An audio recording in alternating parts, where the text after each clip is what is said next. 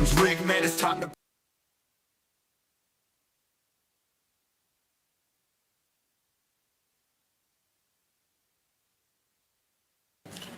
Madam Clerk, I'm ready.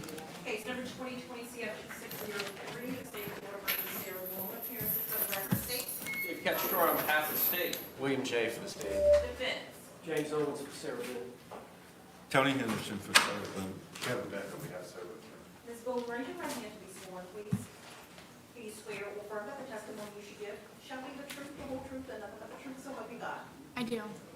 Ma'am, good morning. Can you please state your full name and date of birth for the record for me? Sarah Boone, 10-10-77. All right, Ms. Boone is seated at council's table wearing a light gray suit and a white blouse. She is in custody, however, will not be wearing any restraints. As such, we will continue to stand when our jury enters and exits. We're here for a charging conference. The court has reviewed, I believe, both parties' red lines as to the jury instructions, including, I believe, that was submitted last night, the defense's red line as to the jury instructions that were provided by the court. Let's try to get as much done as we can until our jury arrives. I believe what we had discussed yesterday was starting at the beginning and moving through as quickly as possible until we get to the real meat of some of the issues in the 3.6F and the 3.6G instructions. Mr. J? May I remain seated during the charge conference? Yes, sir, you may. Thank you. All right. I have in my hand a 34-page document that was emailed to the court last night by counsel for the defense at 12:06 a.m. from Lauren Henderson. That's what the court's going to be relying on. Does everyone have that in front of them? Yes, sir. Defense.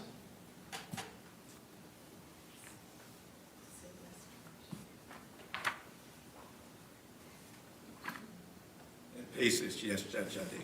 Okay, all right, let's start on page 1 of 34, 3.1, Introduction to Final Instructions. Any objection to the form of this instruction? State. Now I'm confused. I don't know that I have a 34-page document from them last night. There was an attachment. There was an email at 12:06. Hang on, let me make sure. 36F, separate red lines, 36G, separate red lines, 8.9, culpable negligence, red lines, separates. Give me a moment. Then it was what was sent at 11:31 yesterday. That 34-page document I have. Okay. No, 31. I don't know if it's 34. It says 31 to me.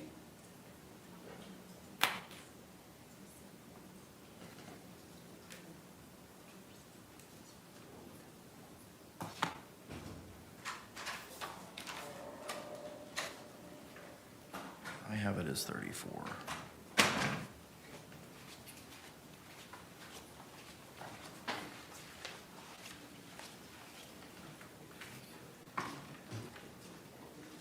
Okay.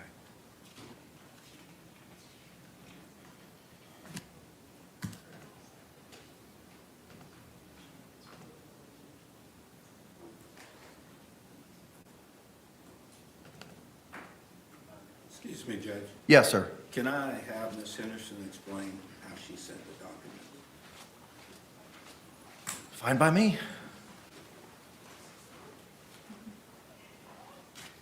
Your Honor, yesterday morning, 11:30, I sent the red line instructions from the defense based off the document you had sent to us yesterday morning.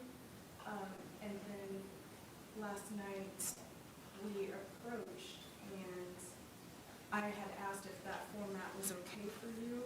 And I believe Mr. J had said, could the defense send separate 3.6, 3.F, so it'd be easy to incorporate in your final instruction. And that's what was sent at 12:05 last Yes, night. sir. All right. Just for more convenience for you. Understood. Okay. Thank you. But the balance of the instructions, because that just addresses those. I'm sorry, what was that? What you just advised only speaks to the 3.6, 3.6G instructions. And F and culpable negligence. Correct. Yes, sir. Okay, all right.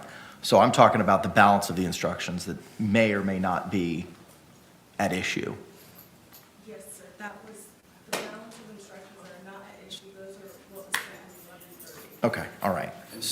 My confusion is the court is indicating they have a 34-page document. Yes, sir. I have a 31-page document that was emailed to us by Ms. Henderson at 11:32 in the morning. Are you looking at October 24 at 11:31 a.m.? Subject, defense proposed jury instructions in red line format? I'm sorry, Mr. No worries. I'm looking at the email correspondence of October 24, 2024, 11:31 a.m. Subject, defense proposed jury instructions in red line format. Is it possible that you don't have your track changes are off, and maybe that's why? That's the difference? Where the track changes be? In Word, under review, or I can just have Madam Clerk print out 2 more copies. And we could just work our way through that. I see track changes.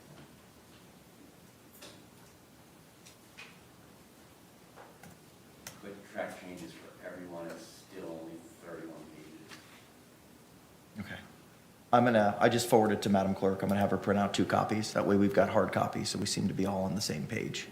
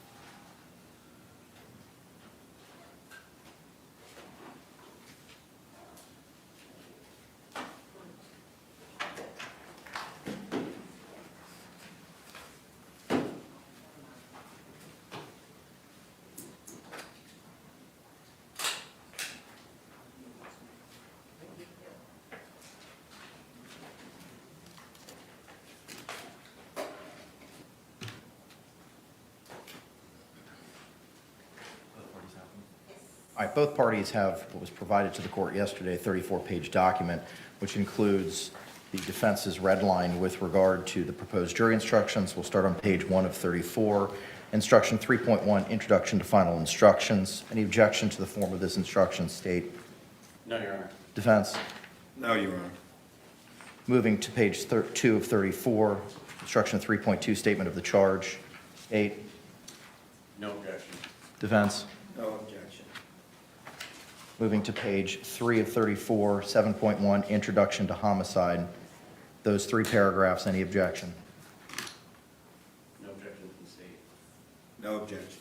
Moving to the next portion, Justifiable Homicide in the singular paragraph. Any objection, state? No objection. Defense? No objection. Moving to Excusable Homicide and the 4 paragraphs, including paragraphs numbered 1, 2, and 3. State? No objection. I have no objection to anything I submitted to the court. Okay, thank you. Defense? No objection. Moving to page 434, 7.4, second-degree murder instruction. Defense, any objection to the form of the instruction? No objection. And also the removal of the lesser-included chart on page 5 of 34, correct? Correct. Moving to page 6 of 34, instruction 3.4, when there are lesser-included crimes or attempts. My only question is, if I understand from the defense, they're looking to see culpable negligence is a lesser-included. Yes, Your Honor. Would that not need to be included here? Yes, Your Honor. Okay, so is the only addition to this, the balance of the 3.4 instruction would be correct with the exception of the last sentence, which would read, the lesser crimes, plural, indicated in the definition of second-degree murder is manslaughter and followed by culpable negligence. Yes, so it should go to R. Yes. State? State objects. There's no evidence to support a misdemeanor culpable negligence lesser included offense for a category 2 lesser to be included in the jury instructions. They both must be supported by the charging instrument as well as the evidence in the case. There is no evidence in this case that he only suffered culpable negligence. The crime for culpable negligence with death is manslaughter. Culpable negligence isn't even a category 1 lesser of manslaughter, it's a category 2 lesser, which includes, by inference, there must be some evidence that her culpable negligence did not result in death.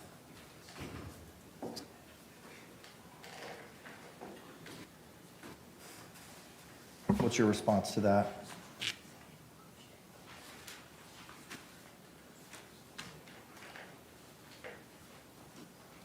Judge, the instruction that we're asking for is 8.9.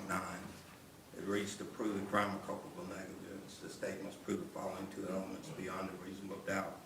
1, Sarah Boone exposed Jorge Torres Jr. to personal injury. And 2, she did so through culpable negligence. As to the fact that there is evidence of culpable negligence as to the case in the fact that Ms. Boone, while Mr. Torres is still in the suitcase, goes upstairs. As to it being charged, it's a category 2 lesser included that's available to the defense. Defense can get category 2 lesser included offenses as long as there's evidence to support the category 2. And there is evidence in this case to support the category 2 lesser included. That's And- why we're asking. Any other further argument, Mr. J? No, Your Honor, thank you. Okay, all right. At this point in time, the court is inclined to include the culpable negligence as a lesser included. We'll get to the instruction momentarily. Any other revisions to the 3.4 instruction, defense? No, Your Honor. Moving now to 7.7 manslaughter, there are some objections. The defense is now objecting to paragraph 2C, the death of Jorge Torres was caused by the culpable negligence of Sarah Boone. So how could you ask for a culpable negligence instruction and then object to 2C in the manslaughter instruction? Logically having trouble understanding that. Because And this is my argument, because I'm not arguing that there isn't evidence of it, because I just said there's evidence of culpable negligence. The difference is, and I think the burden is different from the state, because it's not alleged in their information. Does not the instruction say give 2A, 2B, and/or 2C depending upon allegations and proof? Yes, the allegations would be the information. Okay. Any response, Mr. J? Judge, it's a category 1 lesser. All the theories are included in that. The language does not need to be included in the charging instrument. And quite frankly, it's not inconsistent with the language in the charging instrument. She's accused of having a depraved mind when killing him, and what the evidence has also shown is that she was heavily intoxicated when she made this decision. That supports a conclusion for a trier of fact to reach that this was out of culpable negligence, and if they reject our argument that it was done knowingly and out of hatred, ill will, spite, etc. Any other argument, sir? No other argument. At this point in time, the court is going to overrule the defense's objection as to the objection to 2C in the manslaughter instruction, including the final 2 paragraphs of what the definition of culpable negligence is on the bottom of page 7 of 34. It seems like it's stipulated between the parties that 2B, Sarah Boone intentionally procured an act that caused the death of George Boone, should be Jorge Torres, is not applicable. Is that correct, State? Is that correct, defense? Okay, thank you.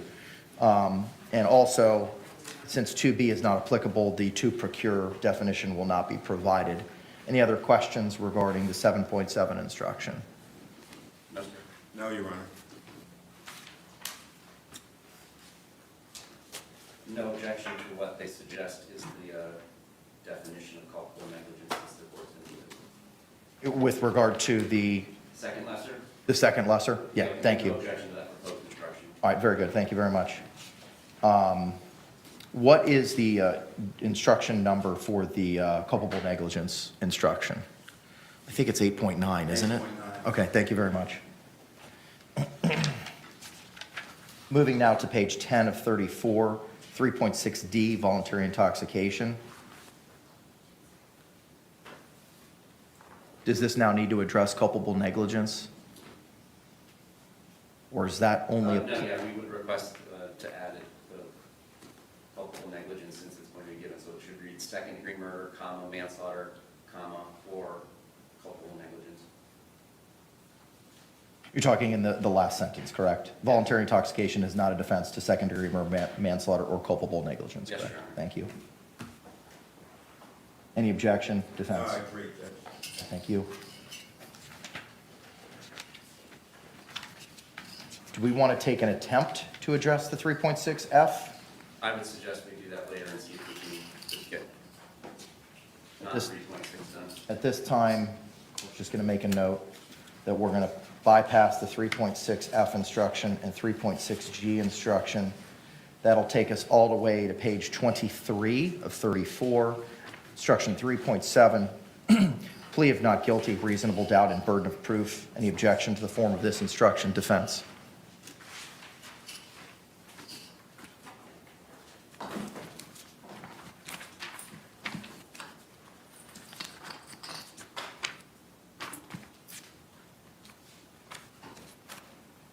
No objection. Moving now to page 24 of 34. Weighing the evidence, 3.9 instruction. Should we go to 3.7, plead not guilty? Did I skip it? Yes, sir, page 23 of 34? I'm sorry, I thought that's what we just covered, Mr. J. I apologize. Oh, I didn't, I was just making sure that there were no edits that either the court made or the defense made, so I was scrolling, but no objection to 3.7. Okay, thank you. Moving now to page 24 of 34, 3.9, weighing the evidence. Looks like give as applicable paragraphs 6, 7, 9, and 10 have been struck. Is that acceptable, State? Yes, Your Honor, I agree that 8, the inconsistent statement instruction, should get bumped up to 6. Agreed. And the remainder should not be read. With those revisions, is that instruction 3.9 acceptable to the defense? Yes, Your Honor. Okay. Moving now to page 25 of 34, the latter portion of the 3.9 instruction. Any objection to the language contained on this page, state? No, sir. Defense? No, Your Honor. Moving now, the 3.9A instruction was struck by virtue of Ms. Boone testifying in this matter, so that need not be addressed. The 3.9B defendant's statement instruction also included the requested language by the state. Is there any objection to the form of this instruction at this time? Defense? No, Your Honor. Okay, Ms. Boone, earlier this week, and I can't recall if it was yesterday or the day before, the state had filed a motion seeking to add additional language to this instruction. And I had read that language to you at that time. Do you want me to read it again to you this morning? Yes, please. Okay, so I'm going to read you the entire 3.9B instruction. 3.9B defendant statements reads, a statement claimed to have been made by the defendant outside of court has been placed before you. Such a statement should always be considered with caution and be weighed with great care to make certain it was freely and voluntarily made. Therefore, you must determine from the evidence that the defendant's alleged statement was knowingly, voluntarily, and freely made. In making this determination, you should consider the total circumstances, including, but not limited to, 1, whether, when the defendant made the statement, she had been threatened in order to get her to make it, and 2, whether anyone had promised her anything in order to get him to make it.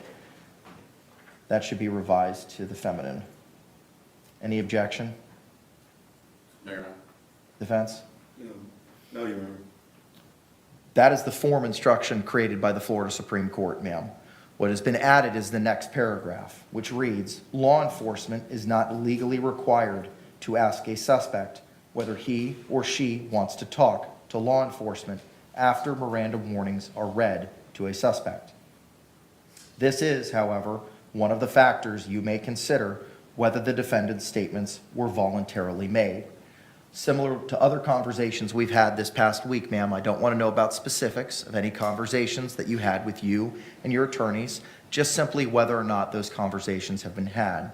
Did you and your lawyers discuss the proposed language that I just read to you? Yes. Do you have any questions with regard to that proposed language? No. Are you in agreement with this additional language being added to this defense? Yes. All right, thank you, or to this instruction, rather. Thank you. The last sentence read, if you conclude the defendant's out-of-court statement, was not freely and voluntarily made, you should disregard it. Any other clarifications to that instruction state? No, Your Honor, thank you. Defense? Judge, in looking at it, it says in the final part, consider whether the defendant's statements, can we replace and put whether Sarah Boone's statements? Where are we specifically, sir? In the state special that I have no objection to, it says, this is however one of the factors you may consider whether the defendant's statements, if we could have Sarah Boone's statements, were voluntarily made. The language used all throughout the instruction is the defendant. Yeah, I tend to agree with the state on that. Okay. Rule 3.10, or I'm sorry, instruction 3.10, rules for deliberation, page 28 of 34. Looks like the parties agree that paragraph 7 is not applicable. Yes, sir. I agree.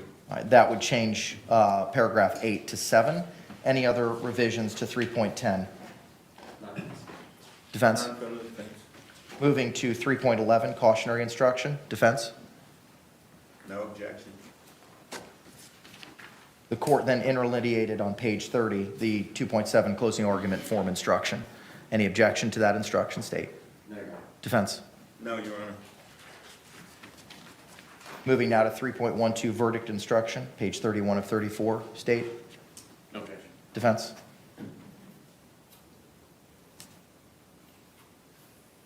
No objection. Moving now to 32 of 34, instruction 3.13, submitting case to jury. The only other question I have for the parties is with regard to, I believe it was Exhibit A, the suitcase. Are we going to send that back, or is that going to be viewable upon writing similar to the baseball bat? No reason that it can't be sent back. Okay, agreed? Agree. Okay, all right. Is this instruction acceptable to the state? Yes, Your Honor. Defense? Yes, Your Honor. Very good. And then moving to, that concludes the, except for the 3.6F and 3.6G instruction, that includes the verdict, or the instructions. I'll have Anita clean that up and send it to the parties so that we have a cleaner red line to work with. The only other question that I think we can address this morning is the verdict form. I received the defense's verdict form, and it looks like manslaughter is no longer being sought in the verdict form. Manslaughter was struck out, and it was just culpable negligence. Under the defense's part, yes. Right. Yes, Okay. So how do we want to address the verdict form then? Because if we're giving instructions on manslaughter, certainly needs to be included in the verdict form. I understand, Judge, but the defense isn't requesting manslaughter, but if it's instructed, it has to be in the verdict. So the verdict form would read, "We, the jury, find the defendant guilty of murder in the second degree as charged in the information. We, the jury, find the defendant guilty of the lesser included offense of manslaughter. We, the jury, find the defendant guilty of the lesser included offense of culpable negligence. We, the jury, find the defendant not guilty." Is that acceptable to the state? Yes, Your Honor. Is that acceptable to the defense? Yes, Your All Honor. right, similarly, I'll have Ms. Barrios make those revisions and submit them to the parties as soon as possible. Anything else, state, we need to address before, Bruce, do we have everybody as of this time? Everybody's here? Thank you, sir. Other than the 3.6 instructions and the state's request for other instructions, which I think we'll have to table for now, Yes, sir. are we prepared to go ahead and bring in our jury at this time? Only thing I wanted to bring to the court and the defendant's attention was apparently yesterday at lunch, there was some sort of domestic violence event out in the quad. A coworker indicated that without believing it was any particular jurors in this case, that he did see people with juror badges in and about the area, so I don't know if that warrants inquiry by anybody. Defense? I think it should be mentioned. I agree. Okay. I agree. Just to see, Sure. we spent all this time, we've got a bunch of alternates. Let's utilize them, but I do have an issue. Yes, what do we got? I think the state attorney, the last piece of evidence is they extracted from Sarah Boone's phone a bunch of pages of text messages. And I believe their intent is to introduce all those text messages, which are quite a few, but I think they want to read specifically out a few to the jury. My only concern is I don't know which ones they're going to read out, and under the rule of completeness, if there's a thread where it needs to be put in context, we would ask that all of that be read. So I don't know exactly what they're planning. Mr. J, any response? It's going back with them, just like I told them during some of the body-worn cameras. Only some of it's published, it's all going to be there for them to use. I do not intend on reading all 108 pages. I don't intend on trying to delineate what contextually is one conversation from the other. I think it's just fair to say this is all going back with you. You're going to have a scrub laptop. You're going to be able to view it all. Okay. Mr. Owens, you can make any objections you deem necessary at the time, and we'll address it. Because it's just hard for me to say what should or should not be. I understand the state's position, but if it's something that's, you believe in the rule of completeness should be provided at that time, regardless of it going back, we'll address it. It's going to be about 40 minutes worth of reading text messages. Are we going to have some people come in to read the messages? Again, I'm not sure how long it's going to take. I did not practice reading what I'm going to be reading in the mirror. Number two, no, I don't understand why a witness would be called. It's in evidence. The lawyers do not publish them. Anything further, Mr. Owens? Okay, all right. Not on that issue, I would like to take like 5 minutes to use the bathroom. Sure, we can do that. Okay, so I don't want to highlight that it was a domestic violence event. So are the parties, is it acceptable to the parties to inquire of if anyone heard or participated, got any information, or observed anything of the event that transpired yesterday afternoon in the courtyard? Is that acceptable? Yeah, you definitely shouldn't suggest what it was. Agreed. Okay, got a thumbs up from Mr. Owens. All right, we'll take a 10-minute recess. We'll just plan on bringing back here at 9:30. We'll bring the jury in at that time. Thank you all very much.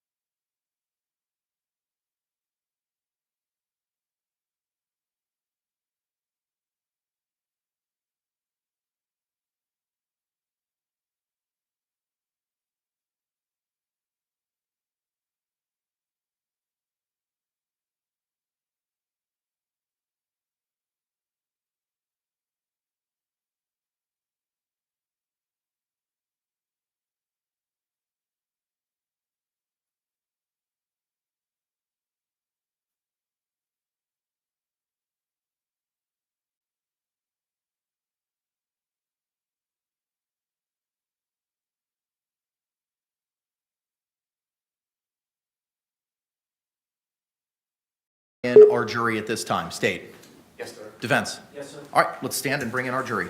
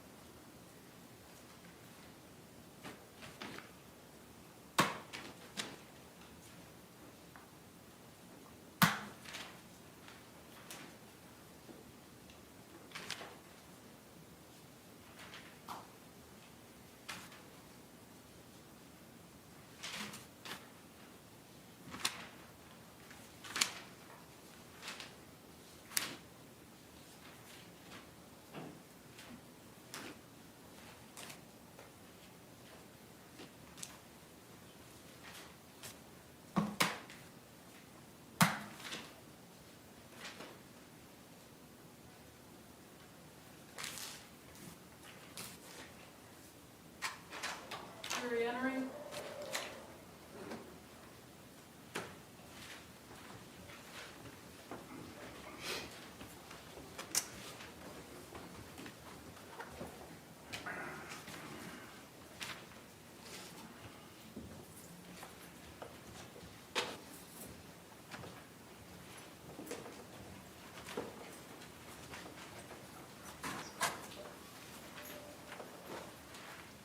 State, do you recognize our jury? Yes, Your Honor. Defense, do you recognize our jury? Yes. All right, members of the jury, you can be seated.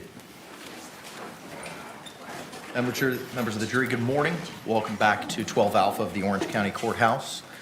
Just again, if you could raise those hands, confirm you complied with the court's instructions. All right, all hands have been raised. Thank you very much. Members of the jury, before the state continues with their evidence presentation today, I just have a couple of questions to go over with you. Yesterday, there was an event in the courtyard of the Orange County Courthouse. Did anyone happen to observe that event? If you did, please raise your hands at this time. What do you mean by observe? We'll get to it. Okay. Okay. Did anyone happen to hear anything during that event? All right, and record reflects no hands have been raised. Did anyone see anything during that event?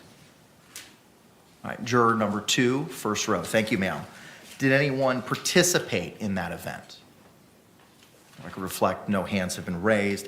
Did anyone receive any writings or review any material from that event? Record reflect no one has raised their hands. Can the parties approach for a moment?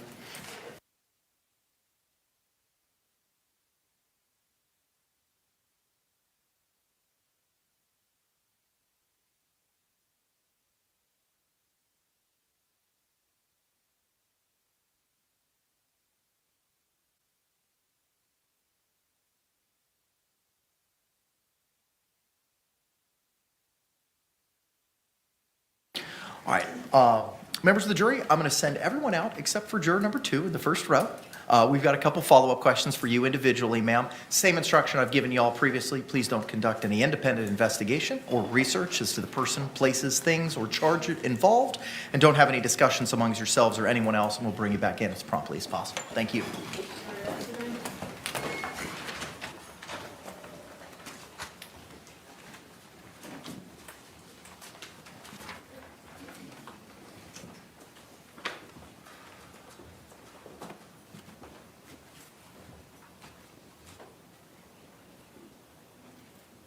You all may be seated. Thank you. Juror in seat 2 on the first row from right to left. You had advised, based on the court's question, that you had observed something, and you said, what does observed means? And instead of getting that out in front of every other juror, we just want to have that individual conversation with you now. So tell me what it is that you saw or heard or anything yesterday in the courtyard yesterday. When we were walking back from lunch, and we saw that they were gathered, and I asked the deputy if he knew what was going on, and he said it was somebody Bain talking about domestic violence. Okay. And you said we were walking. Who's we? Another juror, I don't want to say her name. Okay. All right. Is that a juror that was on our panel here? Yes. Okay. All right. Do you recall where they may have been seated? No, in the back, over there. Okay. All right. Do you recall what color her hair was? Yes, What, would you like me to tell you? please. Dark brown or black? Is it the shorter juror? Okay. Thank you very much. State, any further questions?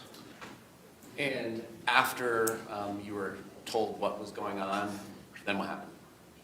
I walked back in. All right. Did you hear any of the speakers? I couldn't hear anything, no. Anything further from the defense? Ma'am, did that affect your ability to be fair and impartial? Thank you. Can the parties approach for a moment?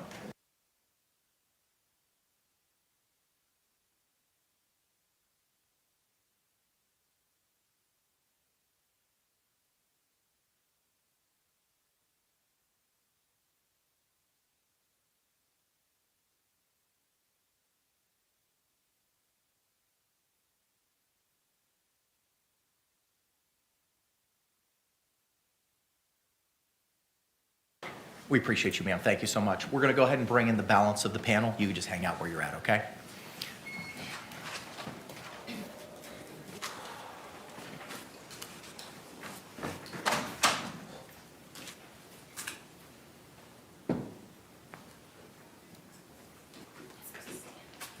We stand for you.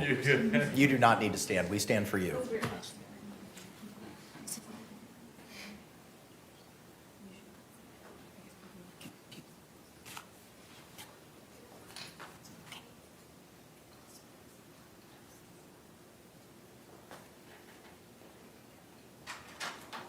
Jury entering.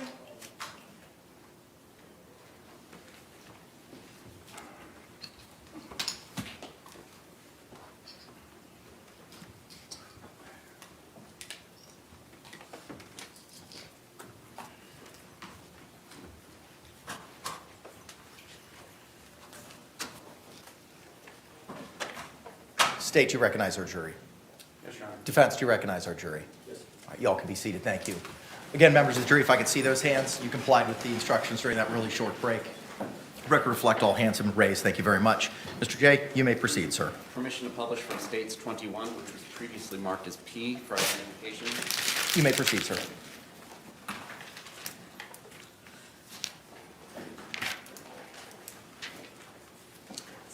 Again, this is a DVD exhibit with 2 folders in the main directory. One entry is in a folder called Attachments.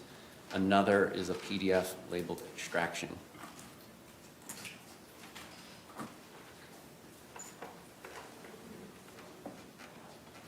And for the record, it is 108 pages, and the entire document will go back to the jury, and there will be a laptop provided to them to utilize this exhibit. For purposes of publication, I'm going to go by page number and date unless something requires more specificity. And for to and from, I'm going to just use the name of the contact if one exists or the phone number if one doesn't. On page 1, creation time for notes, 7:49, asking Jorge or George not to be despicable to me, making more drink after he guzzled his and I shared mine.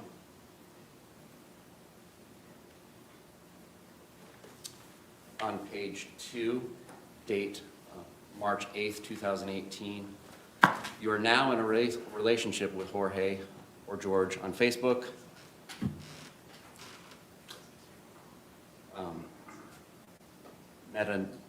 Metadata entry 100014, etc. for Jorge Torres to Sarah Boone, owner. Page 3, May 21st, 2019, from 407-716-8684 to Melissa.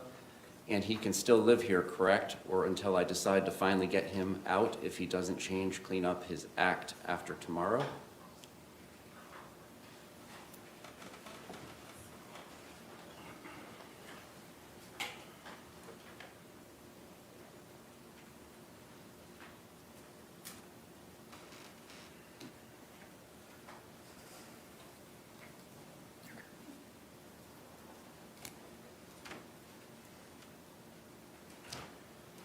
Page 9, May 30th, 2019, from a contact labeled as Mom, Jorge or George, to 407-716-8684, which I will just refer to as owner in future references.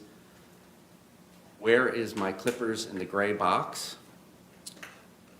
From owner to Mom, Jorge, all capitals, dumpster, separate message, like you, separate message, so is your 2 shirts, separate message, no more Rick and Morty, a response from contact Mom Jorge to owner, okay, okay. From owner to Mom Jorge, Lucas cried when he saw the adventure fund was gone, thank you, no wonder you're out, fuck off. From owner, he's the one that broke it because you took it. From owner, wanted to go on an adventure. On to page 10. From owner, be proud, feel good. You made my, quote unquote, our son cry.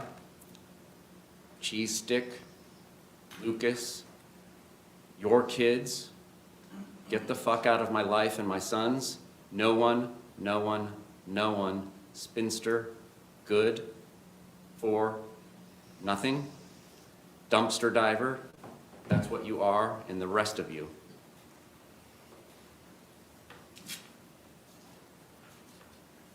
Later on this same page, owner to Mom Jorge, get, all of you, mean, selfish, fuck all you, your firstborn is a joke. Going on to page 11, same date of May 30th, 2019, from owner to Mom Jorge, get the fuck out of my life. Lucas 2, bad influence. From Jorge to owner, I am, as you can see, go drink your life away. From owner to Mom Jorge, your kids are too. Yuck.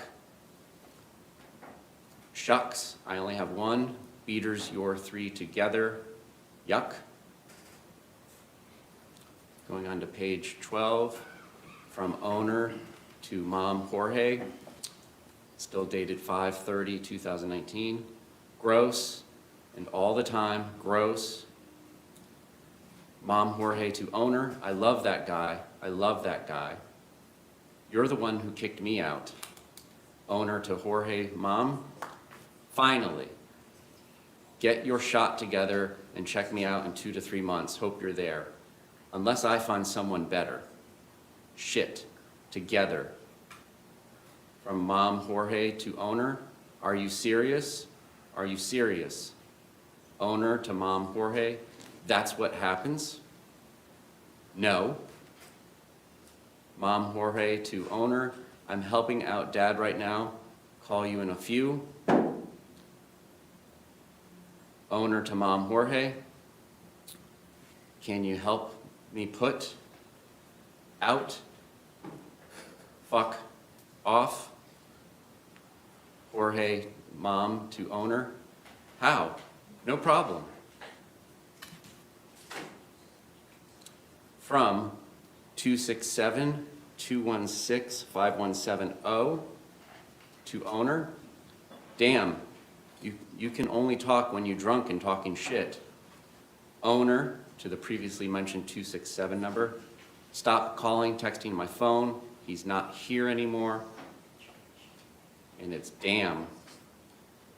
267 number to owner, NP, you didn't have to be a bitch about it.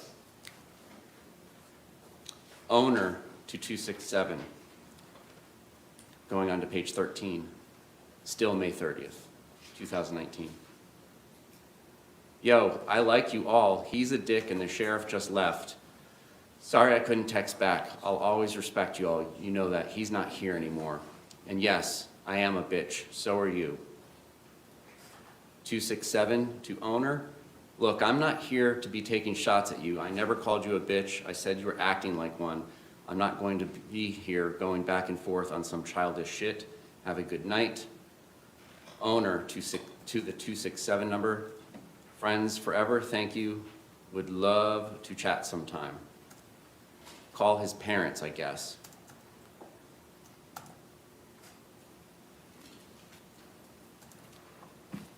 Further down on page 13, now on to May 31st, 2019, from owner to Mom Jorge. Tell Jorge to call me. I want my things he took. I have his birth certificate and propane certificate until then if he wants those back. And I have your quote-unquote art box. Mom Jorge to owner, stop being petty. I did not take anything that wasn't mine, I swear. Owner to Mom Jorge, you're a liar. I never can believe you from all the other lies. You stop being petty and take shit like you always do. Another one bites the dust, Jorge. Hope you're miserable like you've made everyone else. Mom Jorge to owner, I'm not lying. Owner to Mom Jorge, Lucas said he won't miss you either. When I get mine back, you'll get yours. Mom Jorge to owner, I didn't take it. I'm coming over in a few to get my stuff, and I'm coming with Jean and Melissa. Going on to page 14. Owner to Mom Jorge, go for it. Bring mine W. Mom Jorge to owner, I don't have anything of yours, that's why I'm coming with them so they can vary that. Owner to Mom Jorge, I don't care. They're not going to babysit you because you're an asshole and got kicked out after being taken off the lease. Mom Jorge to owner, they seen what I had in my hands. Owner to Mom Jorge, still don't care or believe you. I'm going to get Lucas anyway, so don't waste their time or mine. Mom Jorge to owner, exactly. Owner to Mom Jorge, you were a visitor and a terrible resident, boyfriend too. Just go away unless you bring my stuff. Mom Jorge to owner, I don't have your shit, Sarah. I need my birth certificate. Owner to Mom Jorge, I don't give a shit either. I worked for that birth certificate, voter's registration, and your ID card. Just because your name is on them doesn't make them yours. Even paid for them. I needed you to be a man and take care of me, not beat me, call me names, and make me feel like I'm not a person. Not giving back until I have mine. Mom Jorge to owner, whatever, Sarah. Owner to Mom Jorge, next step is restraining order. Know that. You can come over here 100 times. Doesn't mean I have to open the door. Good one, Jorge. Go away. Mom Jorge to owner, whatever. Owner to Mom Jorge, it's been a great day without you. Will be from now on. Mom Jorge to owner, you need to do. Owner to Mom Jorge, enjoy living with your parents at 41 with no girlfriend and lonely. It was the inevitable, just like it has been before. Owner to Jorge, Mom, did you take Lucas's sunglasses? Mom Jorge to owner, OMFG, no I did not. Turning to June 2nd, page 15, 1:10:57 a.m. from owner to Mom Jorge.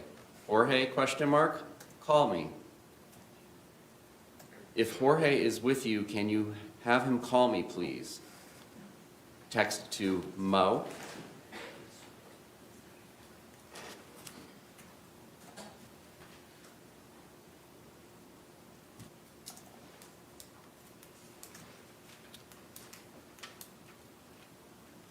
(1:18, 16 seconds on June 2nd.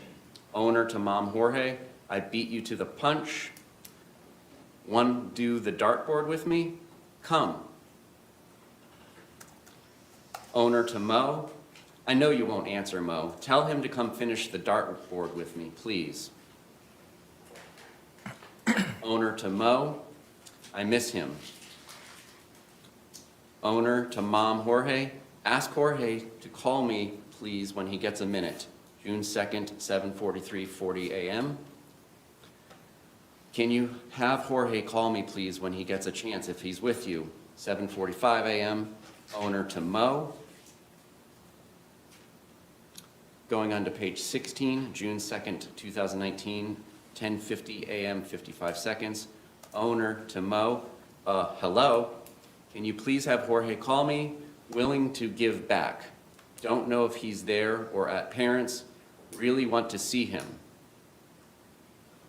Owner to Mom Jorge at 10:52, 16 a.m. Not pursuing after 12 o'clock. Ever again.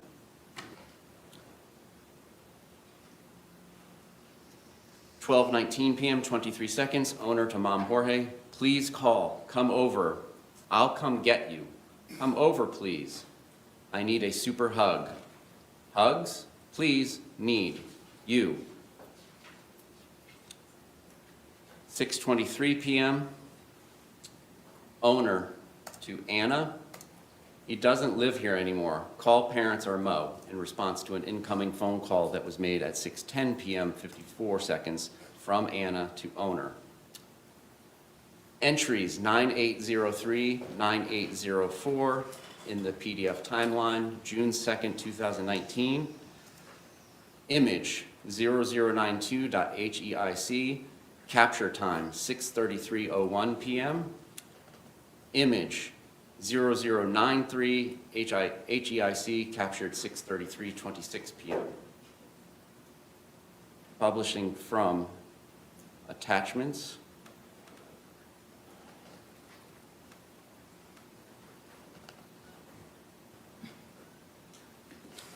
Image _0092, metadata showing 6/2/2019, 6:33 p.m.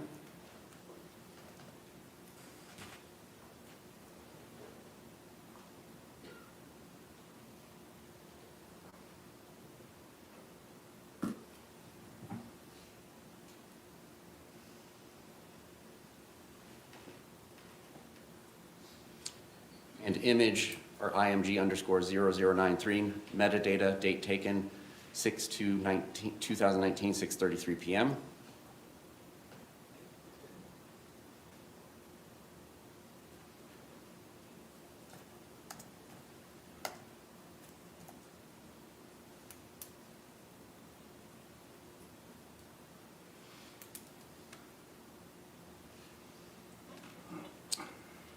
(6:34 p.m., 51 seconds, June 2nd, 2019. Outgoing from owner to Mom Jorge. All up to you now, big boy. And for the record, those images were sent to Mom Jorge at 6:34 p.m., 33 seconds. Look what you made me do. Or maybe your mom will for you. Response from Mom Jorge to owner. Wow, that's really childish. Owner to Mom Jorge, but effective. Mom Jorge to owner, yeah, I see what you are doing. Did Lucas leave? Owner to Mom Jorge, I'm watching shadows. Be gone for good, minus birth certificate. Mom Jorge to owner, okay, cool, enjoy. Owner to Mom Jorge, am, nice, you're not. And nice was from Mom Jorge to owner. Going on to page 17, this is still June 2nd, 2019. Mom Jorge to owner, yes I am. You are not though. Owner to Mom Jorge, to who? Your mom, brothers? Not me. Mom Jorge to owner, to everyone. Owner to Mom Jorge, but me. Mom Jorge to owner, I love you. Owner to Mom Jorge, I'm going out at 8. Get dressed. I've given you since noon. Peace out, Boy Scout. Mom Jorge to owner, I'm coming over with a handle. I was helping Pop all day cut grass. Owner to Mom Jorge, yay you, getting in the shower then out, bye-bye. Mom Jorge to owner. Excuse me, can we approach the bench? Yes.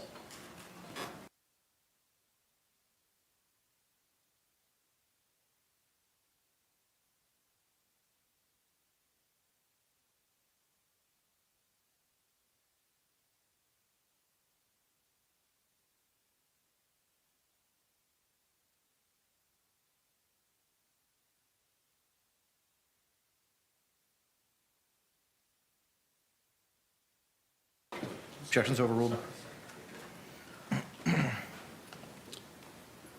I'm already showered and dressed. Mom Jorge to owner. Hello? Text from Anna to owner. You're rude as hell, but okay. Owner to Anna. Your dad is a POS, but okay. At least you know and will stop calling. Owner to Anna. Futile. Anna to owner. CTFU, as you are a piece of shit, but that's God's business, not mine. Have a good day, coke whore. Since you like to switch it up, I'll do the same. Don't text me back either, fake ass.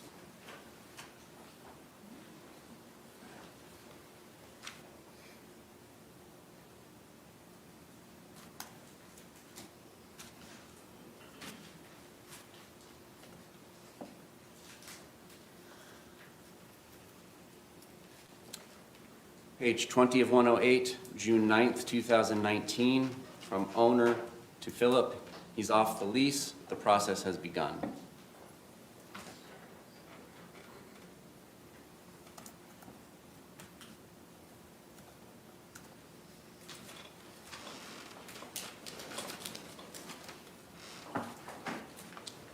Page 22, June 11th, 2019.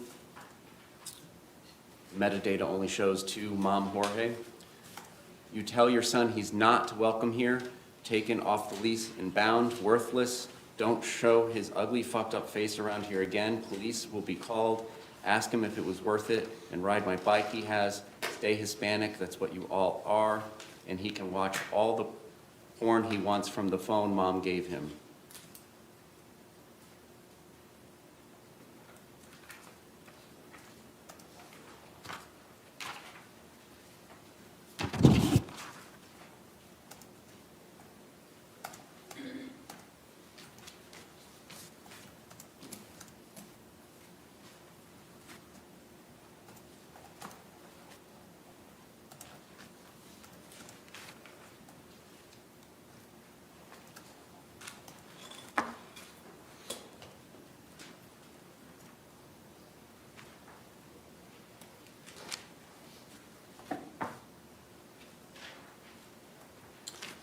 Page 26, June 14th, 2019, 11:38:56 p.m.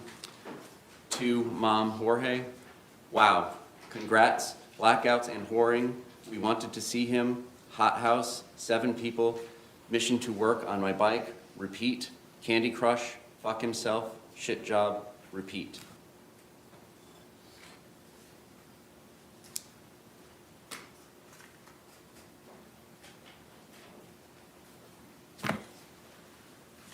Same page, June 15th, 2019, 7:37 p.m., 48 seconds. To Melissa, just an FYI, if my place gets effed up, I'm letting you know. He's in jail. Thanks for the prompts. I'm at my ex's house. Please don't let this reflect on me as a tenant. You said to call cops. I did. He's gone. We're both proud now. I consider you my friend. Melissa, why was he in your apartment?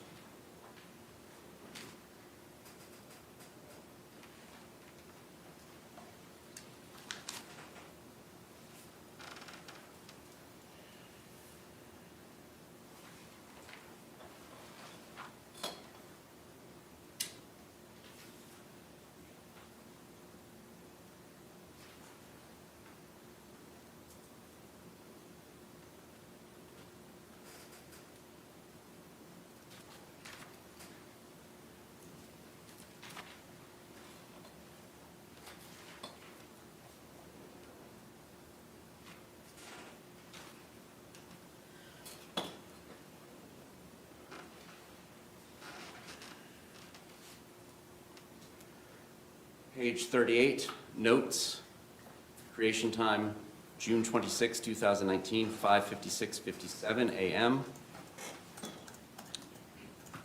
6:14, X videos, 10:03 a.m.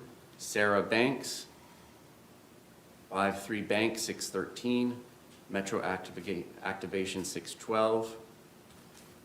Skipping down, X videos, 6:02, 6:13 p.m., X videos 6:1, X videos 5:31, 9:56a. Who's Christine? Paren FB. Going to meet up? Question. Calling her beautiful? Question. Said she thought you were avoiding her when down here. Said no, I was not beautiful. FB-nonchalant Quay. Thanks for adding me. You are exquisite. Facebook messaging Camille 6:13. 9:42, Facebook, or FB, Pamela Erickson sending pictures of yourself, telling her good morning, 7:14, 12:13 a.m.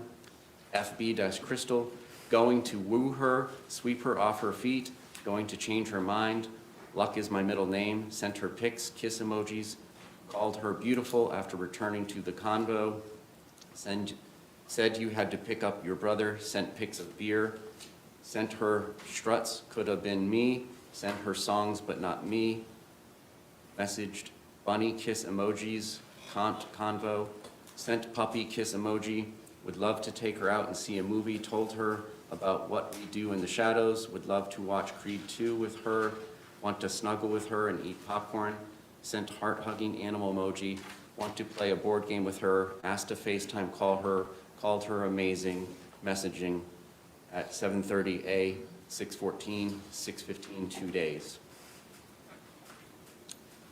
FB-Crystal liking all her posts, quote, losing someone who doesn't respect or appreciate you is actually a gain, not a loss. Can't compare me to the next girl because there is no competition. I'm one of a kind and that's real.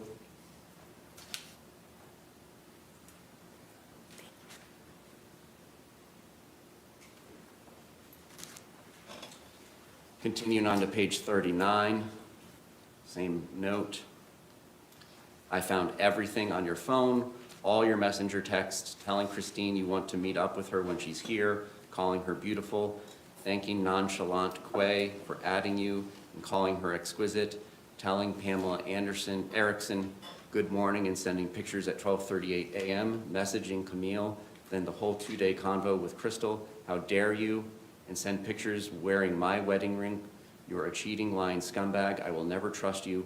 Why don't you put your mugshot up, or I will, since I have your phone, and log in, and tell everyone why you are in jail for the 3rd time. Let them know you beat your wife, and she put you there because she couldn't take it anymore. I want nothing to do with you ever again. I've become a different person since you've been gone, with less stress, anxiety, and worry. I feel safe, comfortable, happier. with you not here or seeing you at all. I can say I do have heartbreak after going through your phone. Thank you for always proving me right. I knew when you told me your mom gave you one that you'd be back to your slimy ways. You will never change. I hope it was all worth it, all of it, including losing my debit card for the 3rd time to buy beer and cigarettes, which put you back where you belong.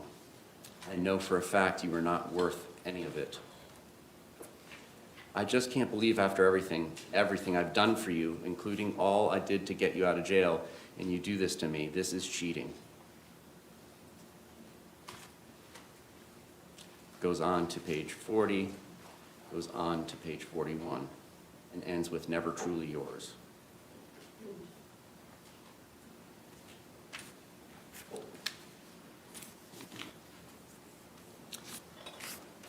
Page 42, June 26th, 2019, 8:06 p.m., 16 seconds. Outgoing from owner to Mo. Just wanted to let you know to tell Jorge I found all his messages, kissy face heart emojis with Crystal and other bitches on FB, along with all his porn after he swore to me he wasn't doing any of that anymore. I'm not doing anything more for him, and he will try and keep him in jail as long as I can. Cheating snake weasel. Ask him all about it or have your parents the next time they talk to him. I'm not anymore. So hurtful after all I've done for him. He can rot in there for all I care. Going on to page 43, to Mo from owner, and I will be there for the hearing next week and his arraignment on both charges. Peace out, fucks, AKA Torres.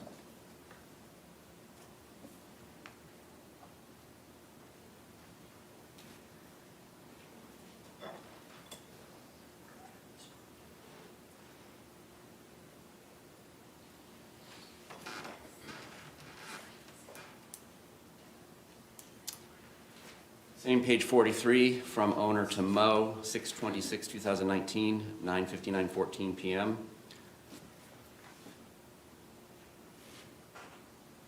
Begins, hi, I was thinking if you could get out, I'd really love it if you'd take me to a movie, or we could snuggle like we do and watch Creed 2, get some popcorn and pretzels, maybe talk about what kind of other movies we like, or find a fun board game to play together.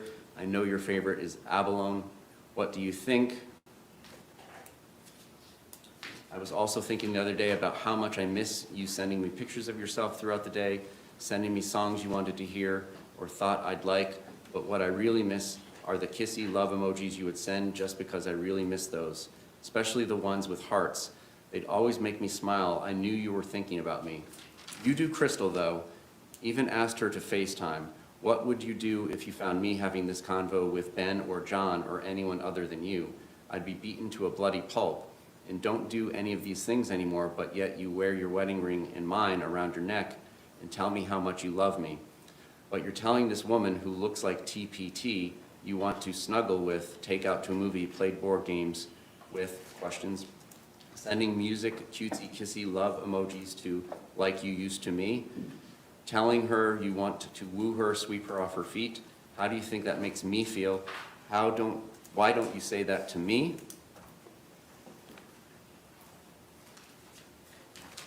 Going on through the rest of page 43, page 44, including on page 44, dirty cheat, enjoy your porn and jerking yourself off secretly so your parents don't see you and your ugly new girlfriends. I can't wait to finally be with a real man, Ben, who will and has taken care of me. Can't wait to see what he's like in bed. I already know he kisses. Hope it was all worth it. I'm free. As you told Crystal in your messenger text, you're single with a little cutesy dancing dinosaur. Wow, now you really are. You're despicable. Next text is XOXO from Mo to owner.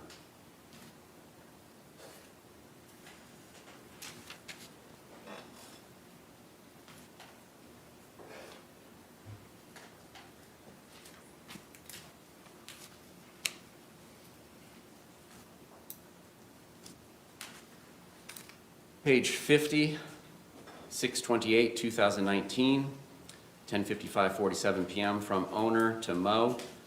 Just know, I can do so much more damage than all of you put together. Know that. Going on to page 51. Try me.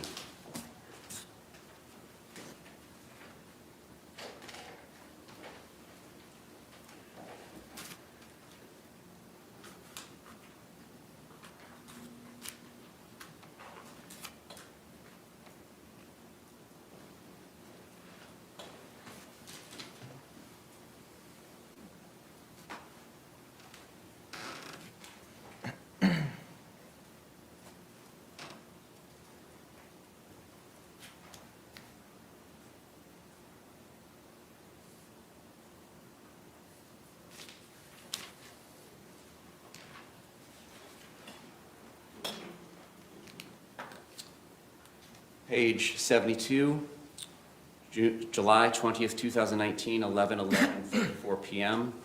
From Janice to owner, no metadata, but from Janice. Sorry it's so late, I just read your text. He seemed fine when I saw him at your apartment this morning. He answered the door right away, but was quite bummed out that he overslept. But I was okay and told him, no problem, just get ready and come to work in about half an hour. Then I texted your phone and asked if he would rather work the afternoon shift and get some sleep, but he never answered, so I have no idea where he is or what he's doing. What happened last night, he had a black eye. He said it was new because I asked him and I told him to put makeup on it. He said he had that taken care of. Did you two get in it again? He acted like when I told him he had a black guy, at first he didn't know what I was talking about. I guess he kind of blacked out. You can call me back if you want.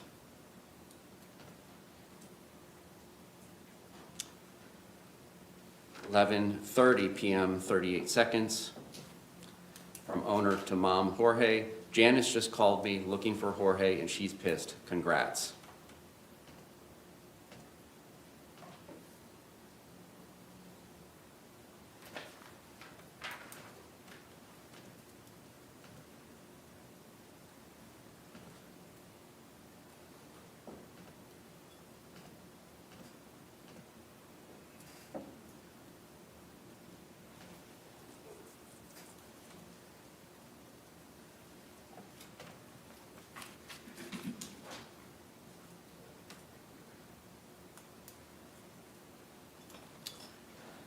Page 82, 8/21, August 21st, 2019. From Jorge to owner. I love you, my friend, my love, my queen, my everything.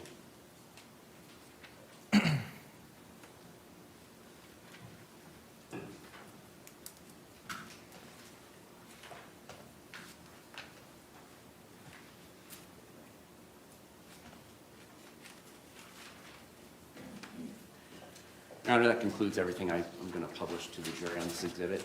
Okay. Judge, will we approach you? Yes.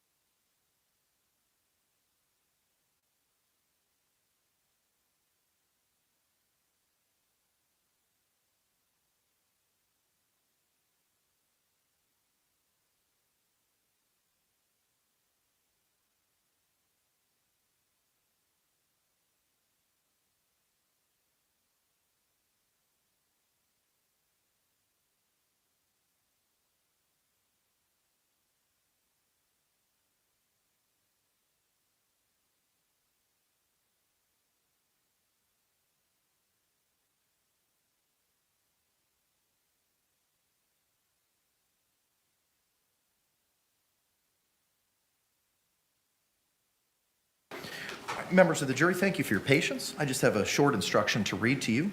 Members of the jury, the state showed you portions of what was entered into as State's Exhibit 21. It is not the entirety of State's Exhibit 21. The entirety of State's Exhibit 1 will go back to you into the deliberation room with a laptop for you to review all the exhibits and text messages and the total conversations over and above what was highlighted by the state. With that, State, do you have any other witnesses, evidence, or testimony to provide? Your Honor, at this time, the state rests its rebuttal case. Okay. Anything further from the defense? You want to approach? I just think we have some issues outside the presence of the jury, outside the presence of the jury that we need to address. Okay, I have one thought, though, that requires a quick vote. come on up.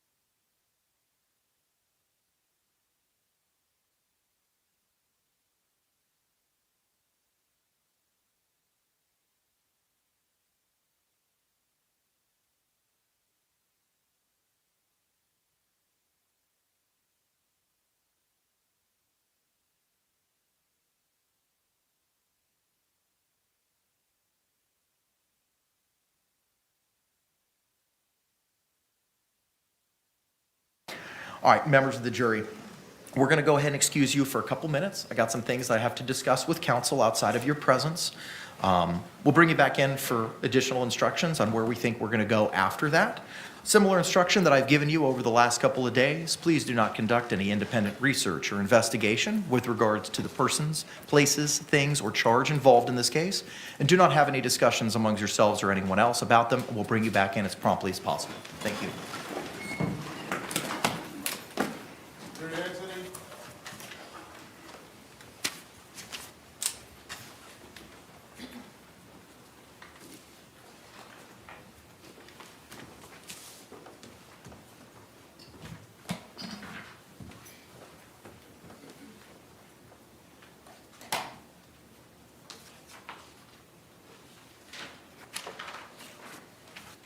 Y'all can be seated. Thank you. The state has rested. Mr. Owens, do you have any intention on putting on a sir rebuttal in this case, sir? I have one more. Yes, sir.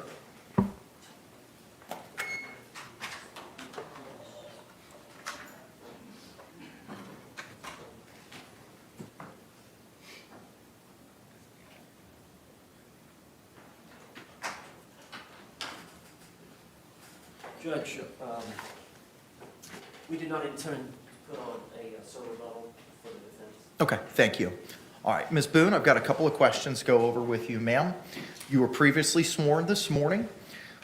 You've had the opportunity to review and participate in the trial. You've had the opportunity to review the rebuttal case as provided by the state. You've had the opportunity to review and listen to that evidence and witness any cross-examinations as it relates to the state's witnesses in their rebuttal case. Are you satisfied with your attorney's representation of you in this matter? Definitely. And are you still on board with the strategy that has been utilized in your defense? Yes. Now, your lawyers yesterday told the court that they may want to put on a surrebuttal, which would be a limited rebuttal to the evidence presented by the state in their rebuttal, both yesterday and today. Your lawyers have indicated that they do not intend on doing that. Similar to other conversations we've had, ma'am, I don't want to know specifics. I just want to know if you and your lawyers have had these conversations. Have you had a conversation with your attorneys about putting on a surrebuttal or a reply in response to the state's rebuttal? Yes. You had that conversation. Yes. Are you on board with the strategy employed by your lawyers that they are not seeking to put on a surrebuttal in this case? I am. Okay, all right. Is there anything else that we need to address, state? No, sir. Judge, you remember you were going to say? Yes, thank you, sir. Ms. Boone, at the conclusion of the state's presentation of State's Exhibit 21, Mr. Owens had approached and had advised the court of some objections, specifically with regard to the co-ownership or co-usage of the phone. The court is not permitted to comment on the evidence, and your lawyer was seeking an instruction from the court to advise our jury that both you and Mr. Torres had access to that cell phone. I am prohibited from commenting on the evidence. Now, that doesn't prevent your lawyer or the state from speaking about that in their closing arguments. Just as a matter of law, I am not able to advise the jury as to what that evidence is. The second request pertained to the state moving from place to place through those 108 pages, moving from timestamp to timestamp. The state chose to present that evidence in that manner, which is why I gave that instruction to the jury that not the entirety of Exhibit 21 was provided to them as to what the state produced, and they'll have to have the opportunity to review that in its entirety when they go to deliberate. Do you have any questions about that so far? So far, no. Okay. The last portion, ma'am, pertained to the cadence or tone in which you and Mr. Torres communicated with each other. I have no knowledge as to how you and Mr. Torres communicated in text form as to what the tone was behind those words. Your lawyer advised me that there was an objection and you had some concerns as to the way Mr. J may have read those text messages to the jury. I found that the way that he read them was benign, in a flat tone, and did not exacerbate or excite any of the language that was in there. He had read them in as a monotone way as possible in presenting to the jury, and I didn't notice any changes in his cadence or heightening or lowering in the volume or tense or tone utilized in presenting that information to the jury. Do you have any other questions for me, ma'am? No. Anything else we need to address, Mr. Owens? No, sir. Anything else we need to address, state? No, sir. Okay. How would we like to proceed with the charging conference? Do we want to bring back on our jury? It is 10:33 and advise them, this is when we think you want to come back because we're going to be addressing the law to provide to you, and that's something I need to do outside of your presence. How do we want to proceed at this time? I think, hopefully, at 10:33 to about noon should do it for 3.6F. It is convoluted, but I think the parties have narrowed it down to really just a couple of things. Okay. So I would suggest saying something along the lines of, we have to finish up getting the jury instructions ready for you. That's something that we have to do now after the evidence is concluded, and we'll see at 1. I say 1:30, Judge, in the abundance of caution, because, Mr. Henderson, I know this is going to be an issue, and it's going to take a little bit of time, and then we want to go to lunch and give them a chance, because there's going to be a 3-hour speech session. I don't know if you give them a break in between the prosecutor's statement and my statement, or how you do that. We may, depending on just the time of it. But from 1:30, that's going to go to 2:30, 3:30, 4:30. So just before 5, I think that's plenty of time in case he goes a little bit longer or I go a little bit longer. And I still have to read the jury instructions as well. So, I mean, with 34 pages, and I read quickly, as Madam Court Reporter will advise me, Are they gonna have yes. the reading along with you? Yes, so once we make all these changes, every member in the box will have a paper copy. You, Mr. Owens, and your team, along with Ms. Boone, will have a copy. The state will have a copy. Madam Court Reporter will have a copy, and I will. And I will read line by line, all the way up into the 2.7 instruction. At that point in time, I will stop. I will advise our jury that we're going to begin with closings. State will go, you will go, state will have an opportunity for rebuttal, and then I'll finish with the verdict and final instructions. Discharge our alternates at that time. I'll go back and thank them and give them their jury certificate forms, and then we'll release the jury. I'll have a final colloquy with your client, and then we'll review all the evidence to send back with the exception of the baseball bat. And perhaps in case they haven't inferred, let them know that they're getting the case tonight, so make plans to stay later. Yes. How late are you gonna keep them? 9 o'clock is the norm. I may, because it's the weekend and it's Friday, I may seek special dispensation from the chief to stay longer. I plan on communicating with the chief during the lunch hour as to that issue, I think that would be great. if she'll let me. I don't know if it's at her discretion. I know I have to seek approval after 7. I'm not worried about that. Back on Monday? I know, and I would prefer them to work late into the evening if they're on board with doing that, rather than coming back Monday. Okay, all right. If you all would be so kind to give me a moment so I can go back up to chambers, get with Ms. Barrios, and I'll give paper copies of everything from the revisions that we made this morning. Let's go ahead and bring back in our jury, and I agree with Mr. Owens. I'd rather us waiting on them than them waiting on us, so I think 1:30 is the way to fly. Let's go ahead and bring back in our jury.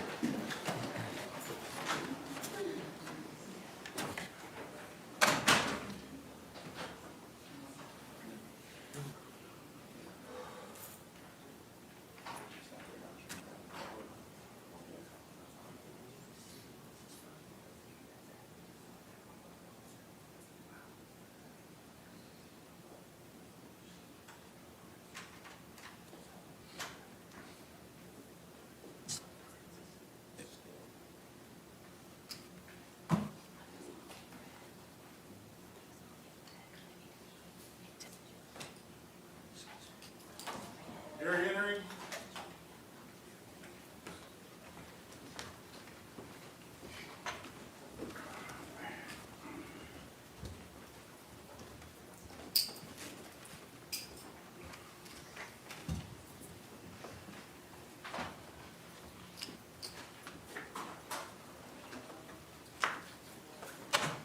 State, do you recognize our jury? Yes, Your Honor. Defense, do you recognize our jury? Yes, I do. All right, thank you. Y'all can be seated.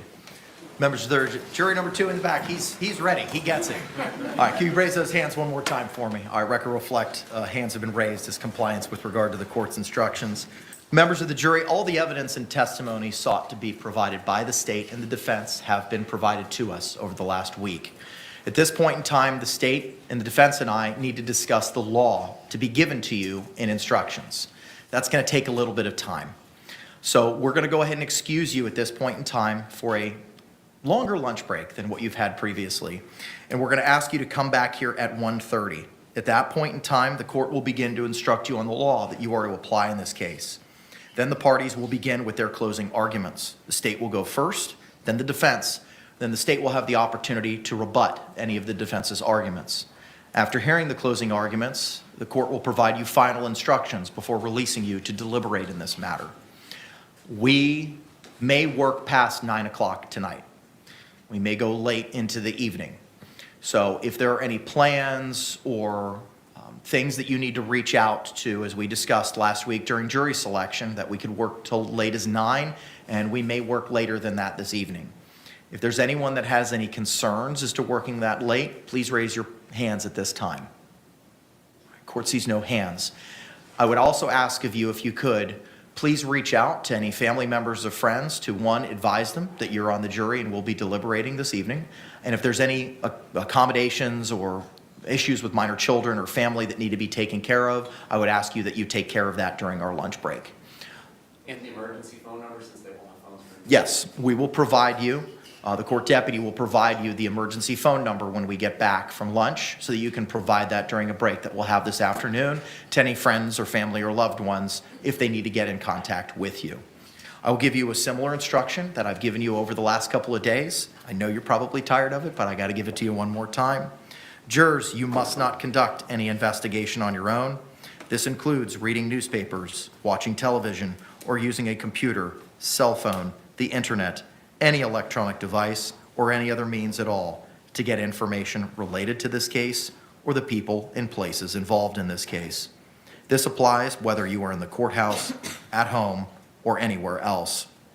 You must not visit places mentioned in the trial or use the internet to look at maps or pictures to see any place discussed during the trial.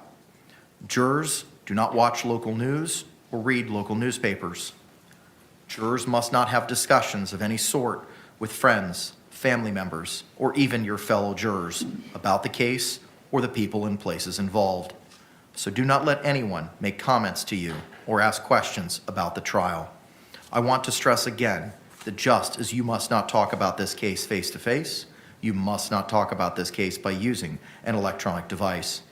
You must not you must not use phones, computers, or electronic devices to communicate. Do not send or accept any messages related to this case or your jury's service. Do not discuss this case or ask for advice by any means at all, including posting information on an internet website, chat room, or blog. With that, members of the jury, I thank you for your attentiveness, service, and sacrifice, and we'll see you at 1:30. Juror number 2 in the back. Yes, sir. Question. So Answer. with the parking, we're gonna be here for some time. Can we leave and come back and get re-stamped with a new thing? Or almost 3 hour long? We will have you that answer when we come back. Okay. Madam Clerk's going to figure that out for you. Okay. All right, thank you very much. Any exit? Yeah.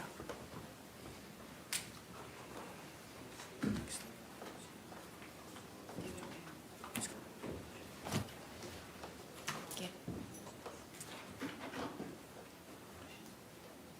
Okay. Ask. Okay. Could you do that, Officer Jones? Oh, I've been advised by, you know what, rather than double speak, could you just tell me what it was, say it for the record, what it was? If judges approve that they are to go off campus or out of the courthouse garage, they can come back and get new stamps, cards, and everything. So they can leave this point during lunchtime? Okay. And I'll approve that.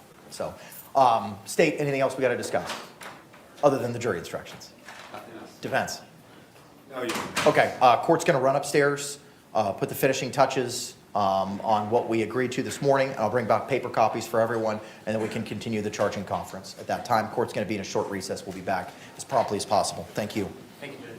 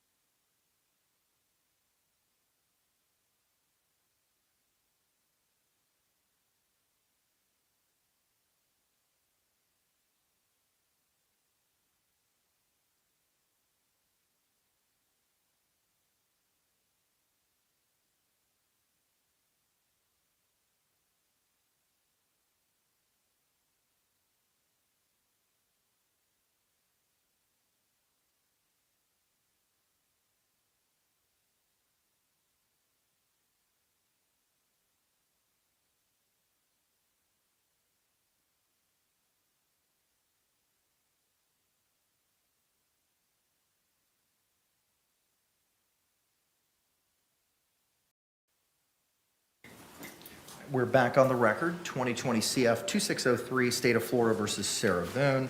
Let me get appearances for the state. Dave Ketchner on behalf of the state. William J. for state. Defense? Tony Henderson for Sarah Boone. Kevin back on behalf of Sarah Boone, Your Honor. Okay. Where might Mr. Owens be? Judge, Mr. Owens is doing some preparation. I am handling Okay.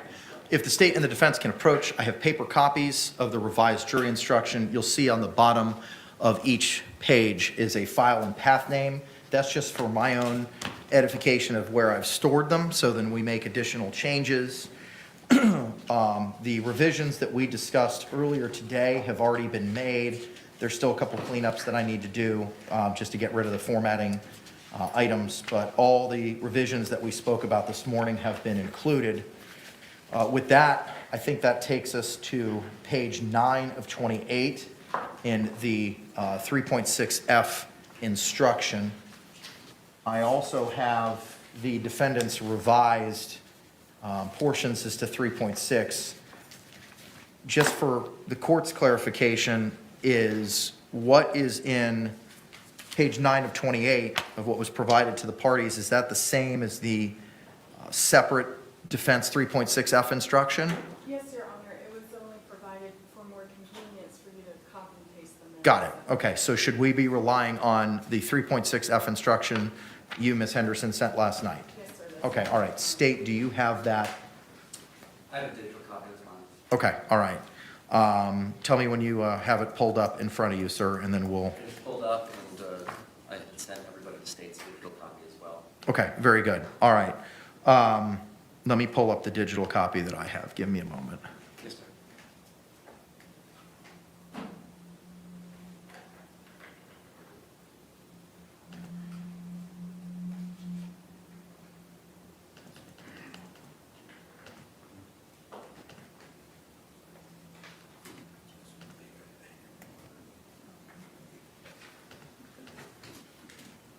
Okay.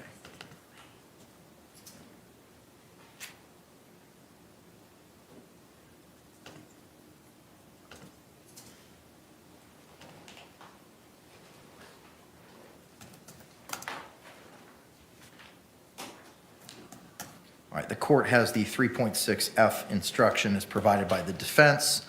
As to the first paragraph, it is a defense to the crime, bracket S bracket, of second-degree murder and culpable negligence if the actions of Sarah Boone constituted the justifiable use of or threatened use of deadly force.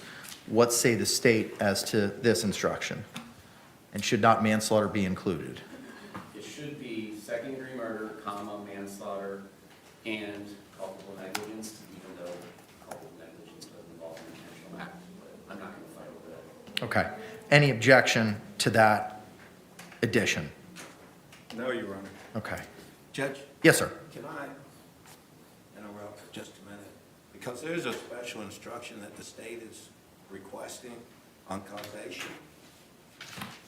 Yes.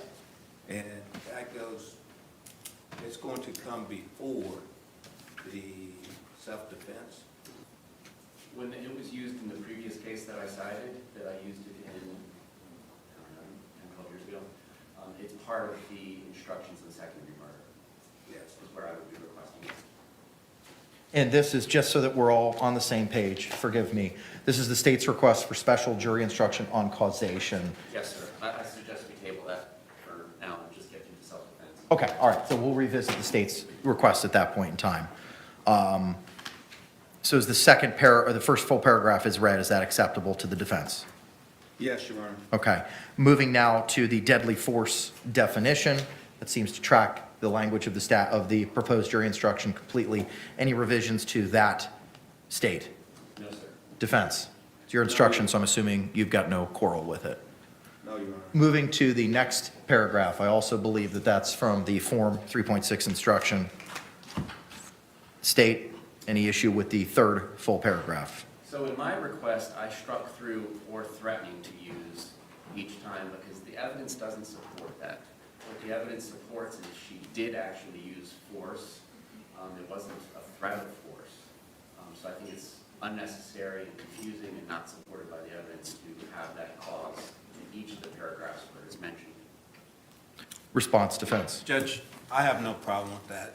I was just, when I put it in, I just was going on some statements that the state had made in different arguments. So, especially when we're talking about aggravated assault. Okay. So just so that I'm clear, you've got no objection to the removal of that language. So the third paragraph would now read, Sarah Boone does not have the burden of proving that she was justified in justified in using deadly force. Instead, for you to find Sarah Boone guilty, the state must prove beyond a reasonable doubt that Sarah Boone was not justified in using deadly force. Is that correct, state? Yes, sir. Is that correct, defense? Yes. All right, very good. Yes, sir. To make it quicker. And Mr. Henderson, you don't need to stand up every time, sir. I appreciate it. I'm sorry, but it's old. I get it. I apologize. But it's out of habit. Judge, every time that comes up, You lose it? yes. Understood. So then just, let's go back to the title then. Can we revise the title to 3.6F, justifiable use of deadly force, and remove that bracketed or threatened use language? It should just be use. Okay, very good. All right. The next sentence, the law on the justifiable use of deadly force is as follows. Is that acceptable? State. Just the strike through Uh, or threatened use. As I read it, yes. Yep. Is that acceptable defense? Yes, Your Honor. All right, moving now, Sarah Boone was justified in using deadly force if she reasonably believed that such force or threat of force was necessary to prevent A, imminent death or great bodily harm to herself. Is that acceptable to the state? It's acceptable, just confirm that they don't want me. Yes, confirmed, only would be read would be A. That's correct. Okay, all right. Is that acceptable, state, with that understanding? Yes, sir. Okay, moving now to the next portion. Sarah Boone had no duty to retreat before using deadly force. I mean, my review of the case law, and I don't recall which one it is that if you're on your own home, you don't have to retreat.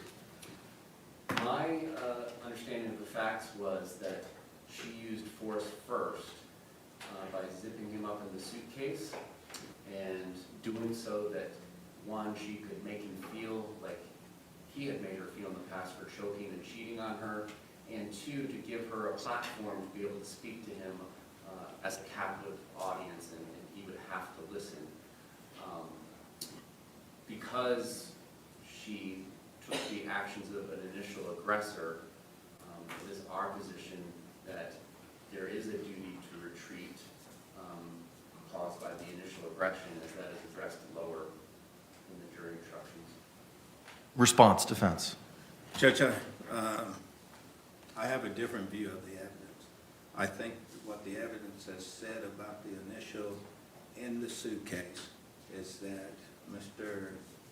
Torres was getting into the suitcase and positioning himself into the suitcase when Ms. Boone came down.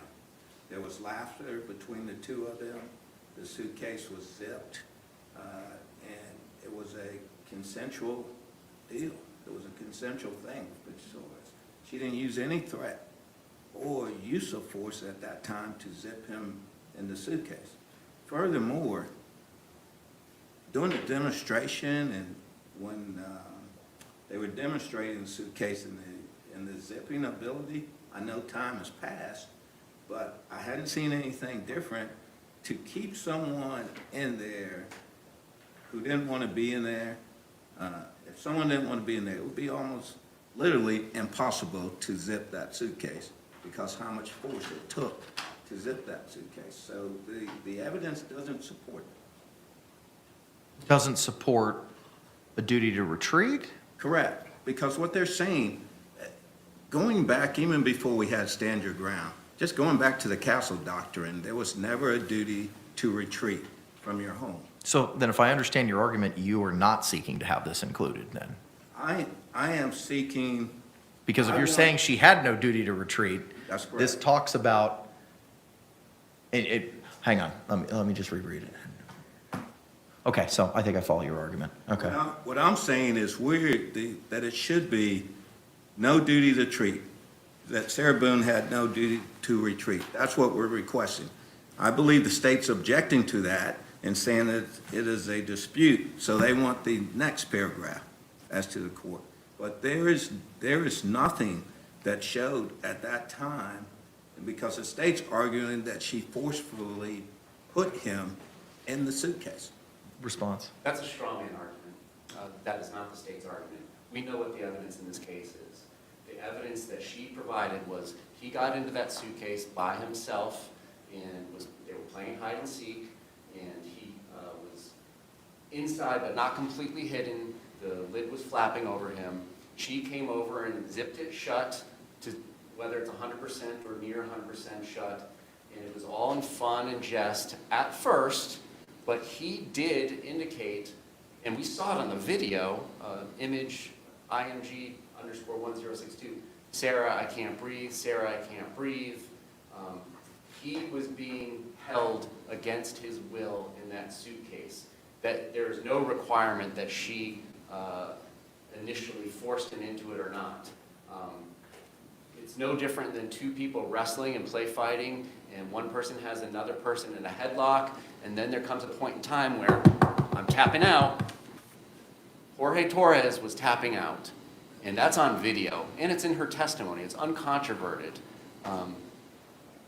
There is sufficient evidence for there to be a dispute as to whether or not she was the initial aggressor, and whether that generates a duty to retreat. And quite frankly, it's undisputed evidence because it's uniquely only her testimony coupled with the video. She restrained him in that suitcase on purpose and intentionally. And if you look at the elements of aggravated assault in our proposed jury instruction, that is exactly what was going on. She intended for him to feel fearful of an inability to breathe, to make it feel like he had made her feel when he had choked her. An aggravated assault is defined as follows: Sarah Boone intentionally and unlawfully threatened, either by word or act, to do violence to Jorge Torres. She would not let him out. She would not release the headlock when he indicated he could not breathe. At the time, Sarah Boone appeared to have the ability to carry out the threat. Well, the video evidence is res ipsa loquitur. He could not get out on his own. He could not get out on his own at 11:12 in the first movie. He could not get out on his own at 11:23 in the second movie. And quite frankly, he couldn't get out at 11:03 during the still photo as well. Element 3, the act of Sarah Boone created in the mind of Jorge Torres a well-founded fear that violence was about to take place. Absolutely. Sarah, I can't breathe. Babe, I can't fucking breathe. Sarah, shh, go fuck yourself. The assault was made with a deadly weapon, element 4. An object not designed to inflict bodily harm may nevertheless be a deadly weapon if it is used or threatened to be used in a manner likely to cause death or great bodily harm. Well, ladies and gentlemen, it did cause death, so that's not in dispute. So it's our position that she was the initial aggressor based on her testimony that we received in court, and that is going to put into play a duty to retreat, and that the parties can argue about that. Anything further, Mr. Henderson? Yes, Judge. I want to clarify this because the initial thing in getting into the suitcase, the act is zipping the suitcase up. That act of zipping the suitcase up was not done forcefully. The testimony was he agreed, he was in the suitcase, he was the one who got into the suitcase to begin with. He agreed, the suitcase was zipped up, and there was no argument at that time. All right, and just by the demonstration that they gave, you could see somebody to get in that suitcase or not get out of it at that time wanted to be in that suitcase. And it's nothing to dispute what she says, that he agreed, she zipped the suitcase, and they both laughed and thought it was funny. Now, the next thing that the state goes to is an omission. It is not an act. It is an omission at that point in time where she's saying, when they say, oh, he can't breathe, well, she doesn't go let him out. So they're saying, so they're trying to make that an act when it is not, when she just did not let him out. It's different. And what we're talking about is just the duty to retreat at this time. We're not even talking about the other parts as the thing, but as to the duty to retreat, she's in her home. And at that point in time, when that act took place, she had no duty to retreat. Here's what the form instruction says. If it is undisputed by the parties that the defendant had no duty to retreat, give the following sentence. Defendant had no duty to retreat before using or threatening to use deadly force. Instruction goes on to read, if the parties dispute whether the defendant had a duty to retreat, give the following paragraph. It sounds like both of y'all, A, are disputing whether or not there's a duty to retreat. Yeah. So I think I have to, based on what the Florida Supreme Court's instruction to me is to give that second paragraph. State, anything further? No, thank you. Defense, anything further? Just note the objection, but I understand the court's ruling. Okay, all right. So the language in the red line from the defense as to Sarah Boone had no duty to retreat before using deadly force will be removed, and I will add in the state's proposed language, which tracks the form instruction. Is there any objection? Do you want me to read that to you, Mr. Henderson? No, I'll read it real quick, Judge. Okay. And I just want to make sure we're all on the same page. That's the state's proposed revisions to the 3.6F on the top of page 2 of 7. Yes. I'd ask that the court would read it. Sure, okay. If Sarah Boone was not committing any crime other than the alleged second-degree murder or manslaughter for, okay, I will add that, thank you.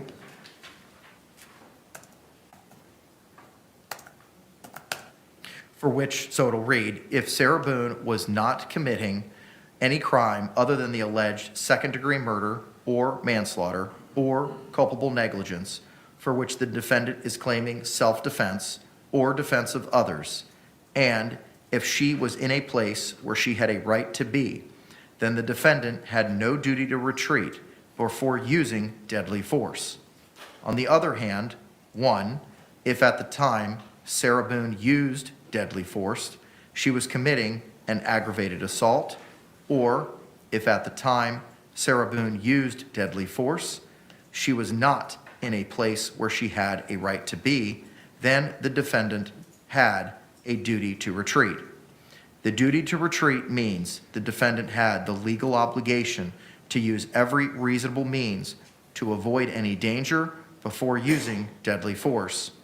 The law does not require the defendant to retreat if she was placed in imminent danger of death or great bodily harm or imminent danger of the commission of, parentheses, applicable forcible felony, end parentheses, against herself, and it would have increased her own danger to retreat, or if retreat would have been futile. But if the defendant had a duty to retreat, and if she could have safely retreated but did not do so, then her use of deadly force was not justifiable. I do have a question as to the applicable forcible felony I portion believe of they that. were waiving B. That's for her, for the A and B that we already previously discussed, not for the. That is correct. So then that sentence would be revised to, the law does not require the defendant to retreat if she was placed in imminent danger of death or great bodily harm, and it would have increased her own danger to retreat. Yes. What say you, Mr. Henderson? Judge, I enter objection as to the instruction, as the state has included to get this instruction, an aggravated assault, which is not charged in the information. State response. Judge, I'm happy to hop into that one as well. Okay. I understand what Martinez versus State says, and I'm sure we've all read the opinion, it's in my motions, and I understand what it holds. What it says all throughout the opinion is there needs to be an independent forcible felony. And then at the very, very end of the opinion, it says there needs to be an independent felony charged. Why I'm asking for a special jury instruction, and I've made that request in writing, is because under the standard jury instruction that we are going through right now, it says, according to Martinez versus State, that the independent forcible felony needs to be charged. The whole purpose of this is you can't engage into a circular logic argument that defeats Ms. Boone's right to self-defense. So it would be preposterous to include in this jury instruction, Ms. Boone did not have a right to use justifiable use of deadly force by committing second-degree murder against the victim when that's the charged offense.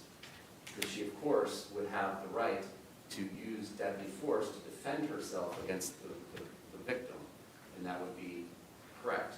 But what we have in this case, and what the state has alerted the court and the defendant to well before trial, was the evidence shows that she committed a separate aggravated assault.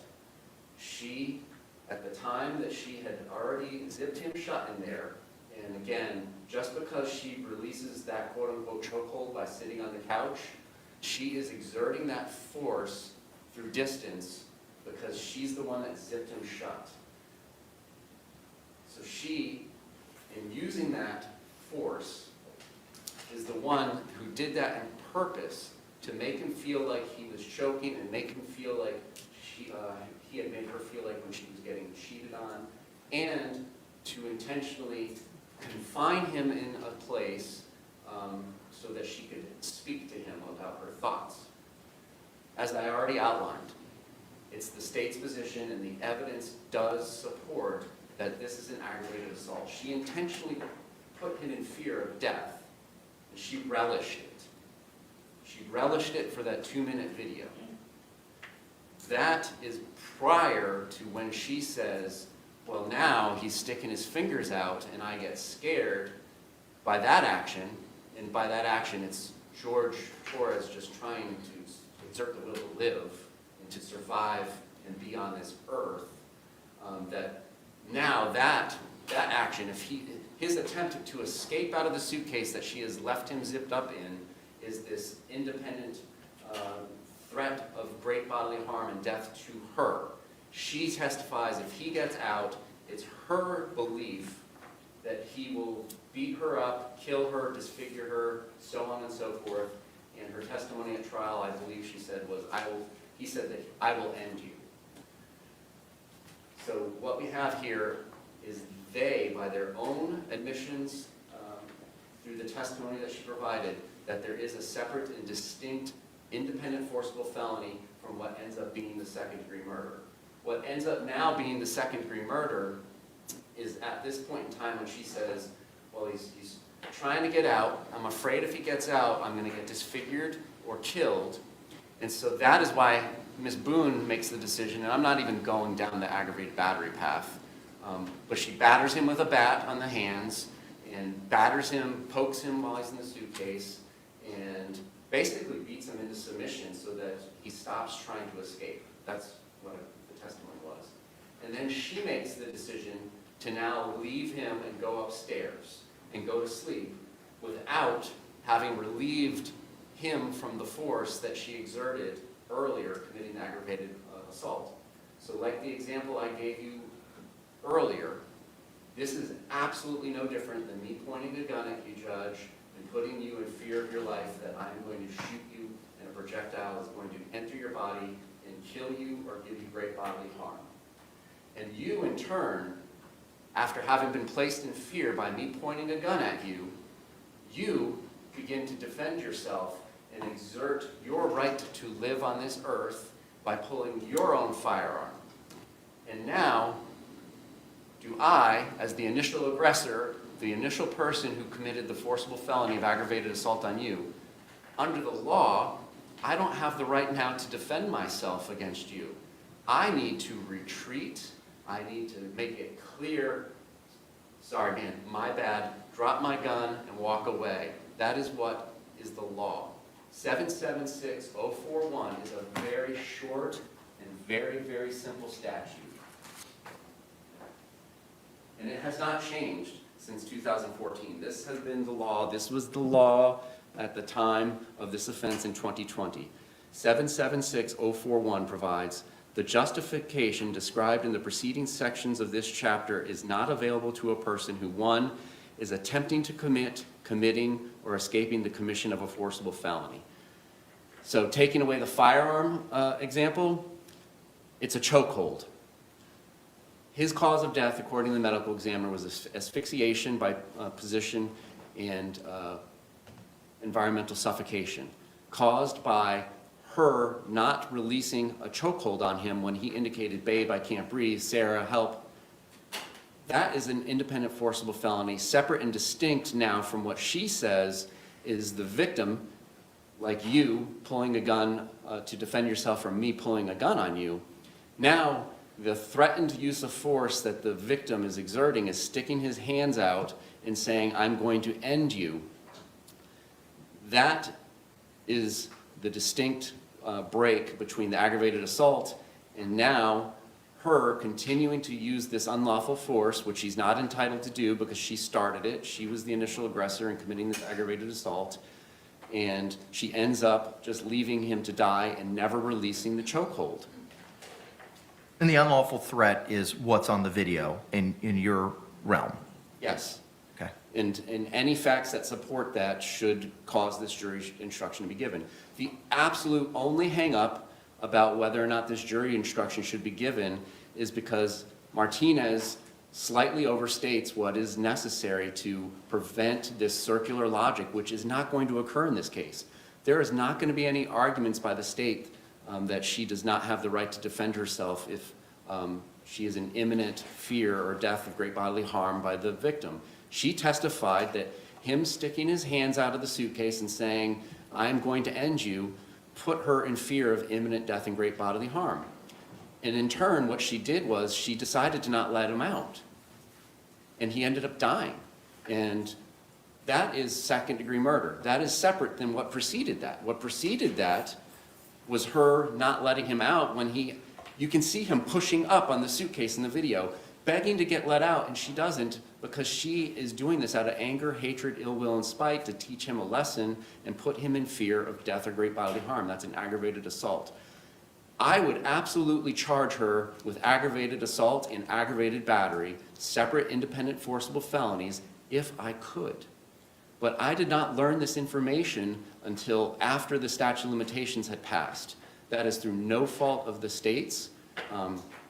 So we absolutely would, if we could, and we are not going to make the argument and defeat her defense of second-degree murder by saying, well, you can't defend yourself with second. I understand what they're getting at in Martinez. That's not this case, though.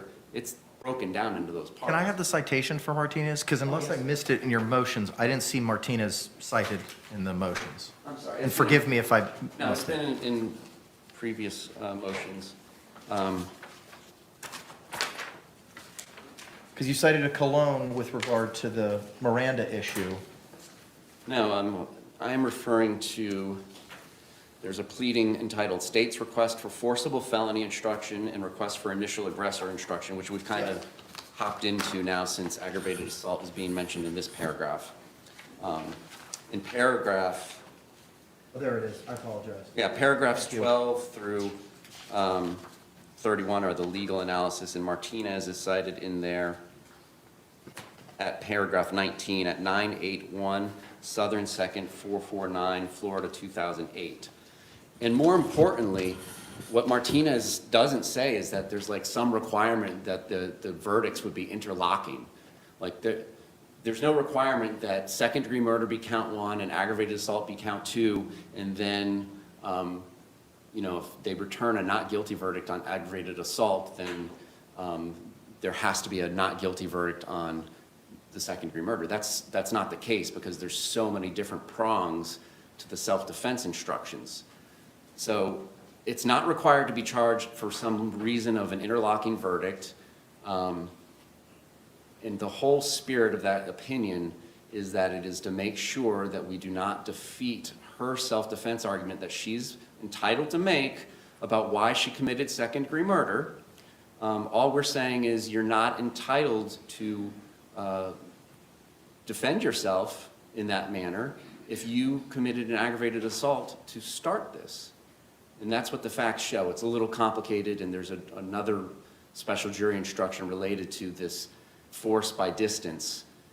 It's like tying somebody to some train tracks and walking away. I mean, are you still choking the person? No, but are they restrained in a manner that if a train comes, they will die? Yes. So the special circumstances of this case and the facts are going to warrant, in the state's estimation, the forcible felony paragraph, and then that language being placed into this initial paragraph that we're talking about.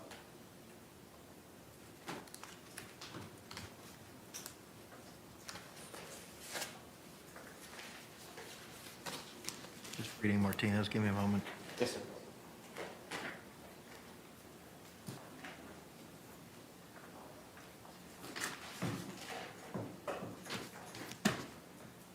And then just for the record, the 3 prongs for a special jury instruction, which I cited in a couple of my other pleadings. A special jury instruction is warranted when A, the special instruction is supported by the evidence, which is the case. It's in fact undisputed since there was only one person there. B, the standard instruction did not adequately cover the legal theory it is meant to. That is also true. And C, the special instruction was a correct statement of the law and not misleading or confusing. That is also the case. Stevens, Stephen's versus State, 787, Southern 2nd, 747, and I mistakenly put 657, I imagine. I think it's 755 is the pinpoint. Yep, 2001. Yeah, I reviewed that already, thank you. Response? Response is clear, Judge. They're trying to make exceptions for the law. That doesn't work here.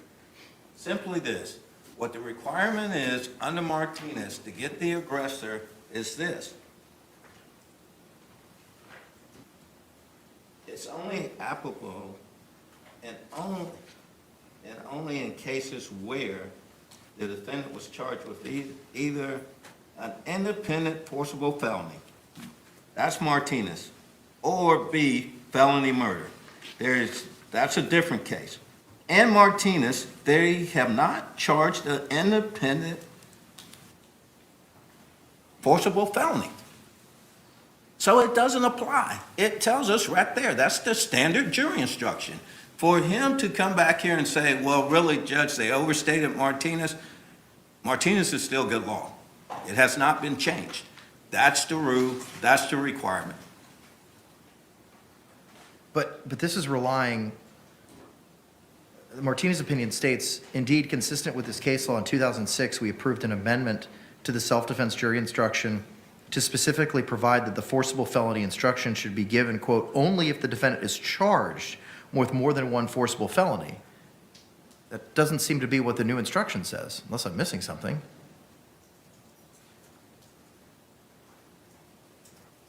I'm sorry, can you repeat that? Sure. The sentence says, indeed, consistent with this case law, in 2006, we approved an amendment to the self-defense jury instruction to specifically provide that the forcible felony instruction should be given, quote, only if the defendant is charged with more than one forcible felony. And unless I'm missing something, a 3.6F instruction doesn't say that now. The form instruction. Judge, when it comes to the aggressor in the standard jury instructions, when it comes to aggressor, and they're talking about under 776.041 sub 1, it's to only be given if and only in cases where the defendant is charged with either an independent forcible felony. You cannot give this instruction unless there's an independent forcible felony that Ms. Boone has been charged with.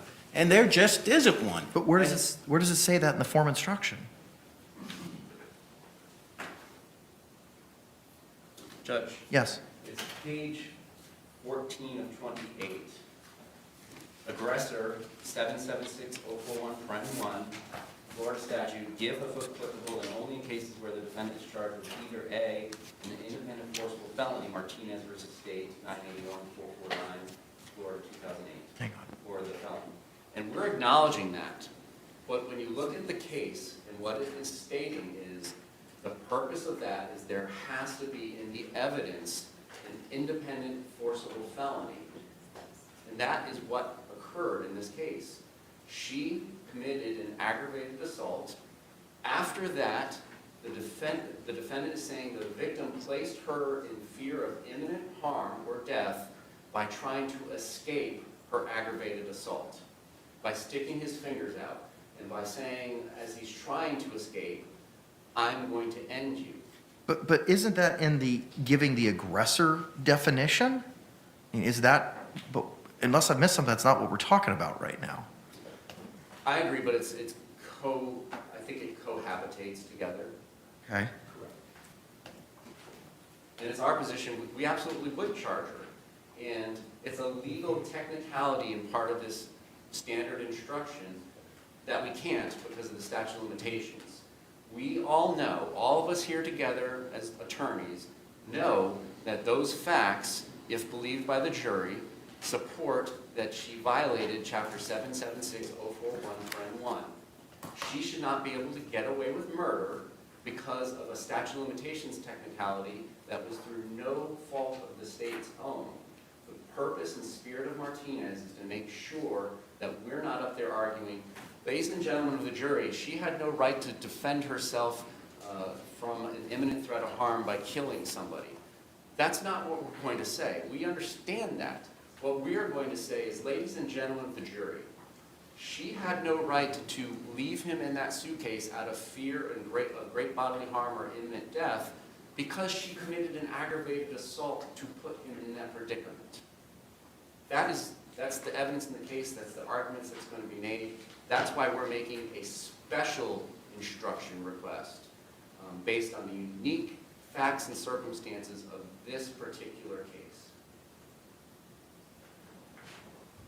Give me a second. Yes, sir.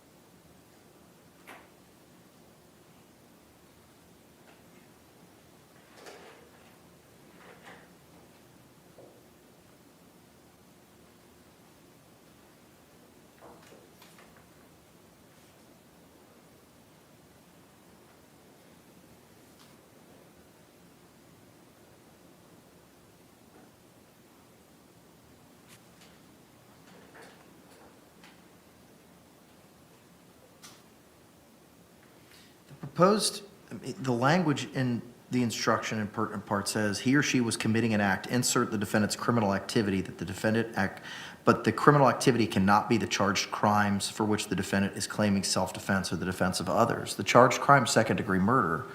So I'm struggling with understanding as the other crime is, because I'm not hearing any argument as to the applicability of aggravated assault. Judge, because, and I didn't make any argument about aggravated assault applying because they can't get over the first hurdle. The first hurdle is it has to be charged. It's not charged. That's what the case law says. I mean, this is pretty clear to me unless I'm looking at it wrong when it says this is not to be given if there isn't an independent forcible felony charged. Any other response, State? Just that it defeats the purpose of the statute and is manifestly unjust when it is a legal technicality of no import. there is no interlocking verdict required. If we were able to charge aggravated assault, there's no requirement that they both be found guilty.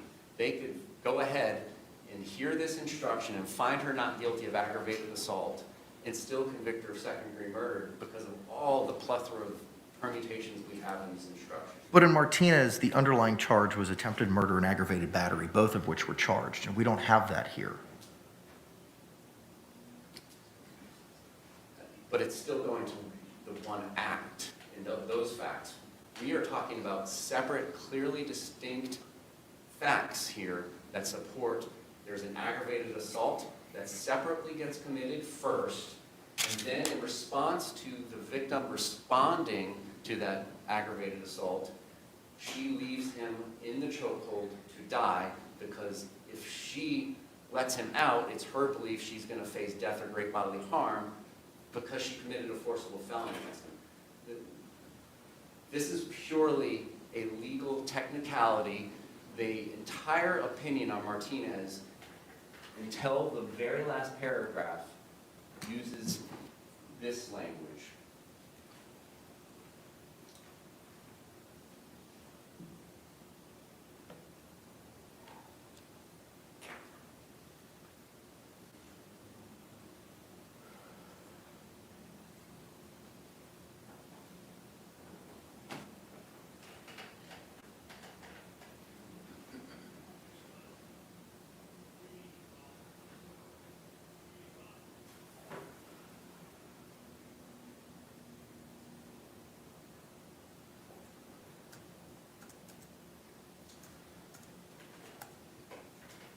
They use language like, the underlying facts of the present case demonstrate why it would be illogical to conclude that section 776041, paren 1, applies where there is no independent forcible felony.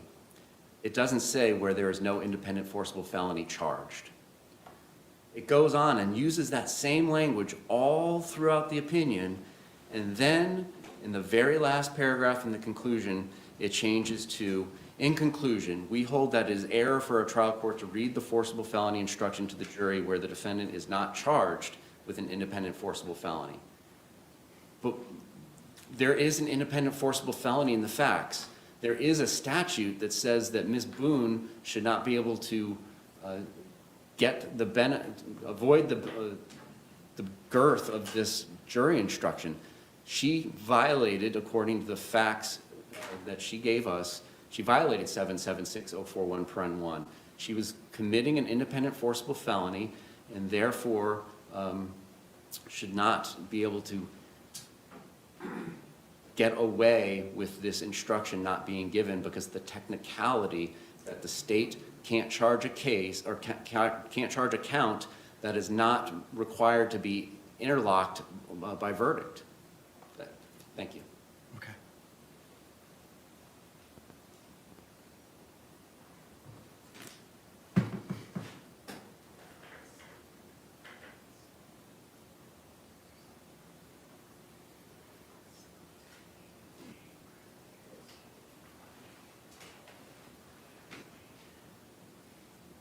Footnote 4 provides, explanation in the Martinez opinion as to certain circumstances and whether or not, in that hypothetical that the Supreme Court gave, whether the robbery is a separate and independent forcible felony and the forcible felony instruction is applicable.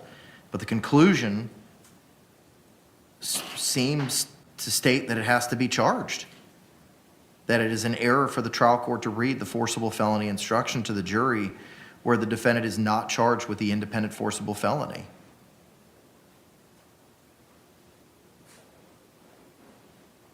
Anything else, Mr. J? No, sir. Then how do we want to accomplish this? Because I don't know how I can read the proposed language by the state, and there's a disagreement as to whether there's a duty to retreat. It's not undisputed. It is, in fact, disputed. Well, their complaint is in the sentence, on the other hand, if at the time Sarah Boone used deadly force, she was, and I just think we strike through committing an aggravated assault. We go to, if at the time Sarah Boone used the deadly force, Okay.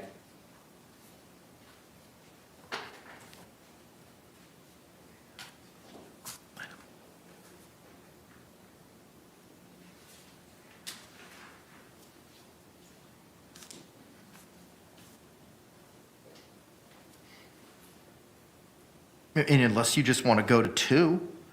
On the other hand, if at the time defendant used deadly force, she was not in a place where she had a right to be, then the defendant had an obligation to, or excuse me, then the defendant had a duty to retreat. Just excise 1 completely. I don't know what else to do. But she has the right to be there. Right, under the Castle Doctrine and the case law. Okay, then I think we go with the first paragraph and then we just deal with the initial aggressor at the end, which is kind of the exception to that. So Okay, so then Sarah Boone Sarah Boone had no duty to retreat before using deadly force. Yes. Okay, is that acceptable to the defense? Yes, I think it puts us back in the position where we started at anyway. yes. Okay, all right.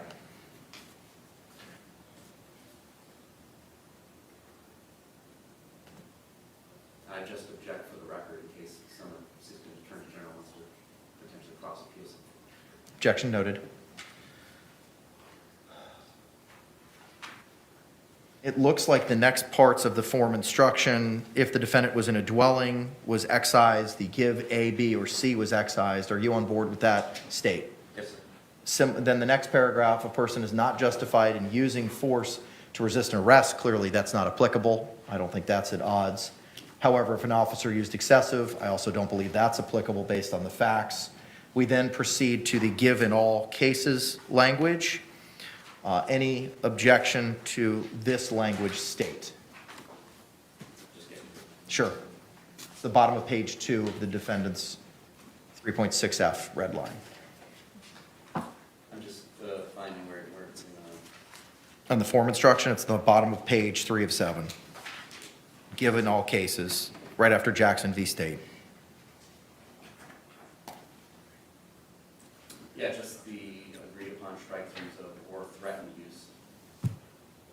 So just being deciding whether Sarah Boone was justified in the use of deadly force, you must consider the circumstances at the time. Any objection?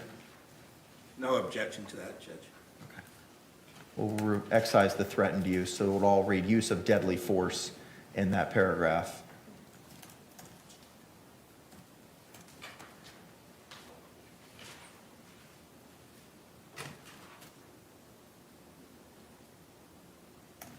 All right.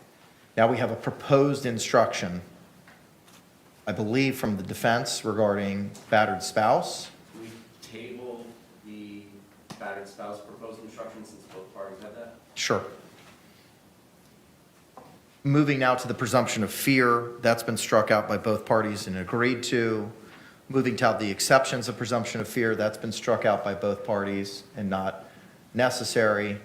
That takes us to a person who unlawfully by force enters or attempts to enter, that's not applicable. Definition of dwelling is not applicable. Residence and vehicle are not applicable. That takes us now to the aggressor language. No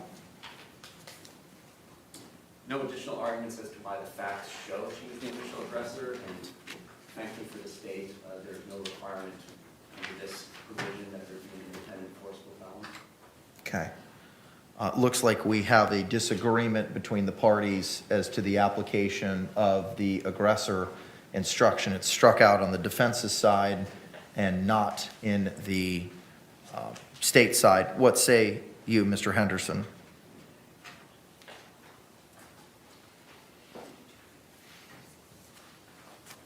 Give me 1 second. Sure. Please. Yes, sir.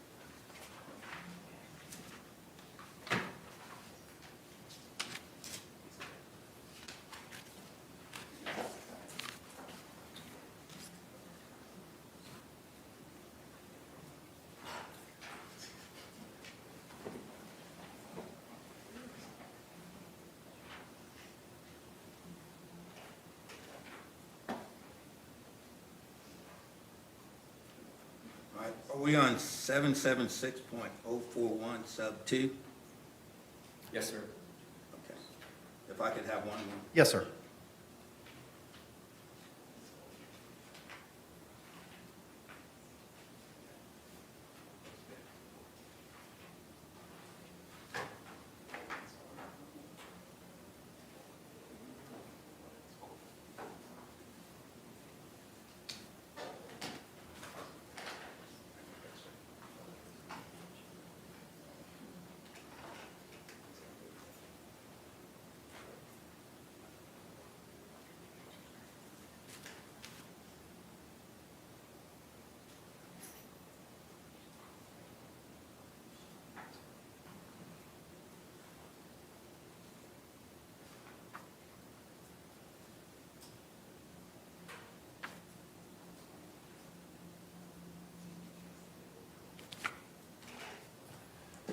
Judge, my own argument would be that the only evidence, well, the evidence from Sarah Boone stated that she did not do anything forcefully wise until after Mr. Torres had made verbal threats and was coming out of the suitcase.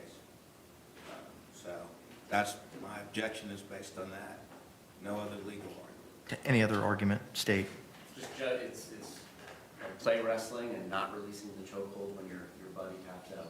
And, I mean, isn't there evidence as to what Ms. Boone had told the experts, which seems to be at odds with that issue, and it's really a factual issue and a determination for the jury to make that determination on what the real facts are? I can't disagree with that. Okay. Then with regard to the proposed language as the 776.041 sub 2 instruction, however, the use of deadly force is not justified if you find that Sarah Boone was attempting to committing, or escaping after the commission of aggravated assault. An aggravated assault is No, defined. sir. No. No? That's the friend one. Am I on the wrong section? I apologize. I am at the wrong section. Forgive me.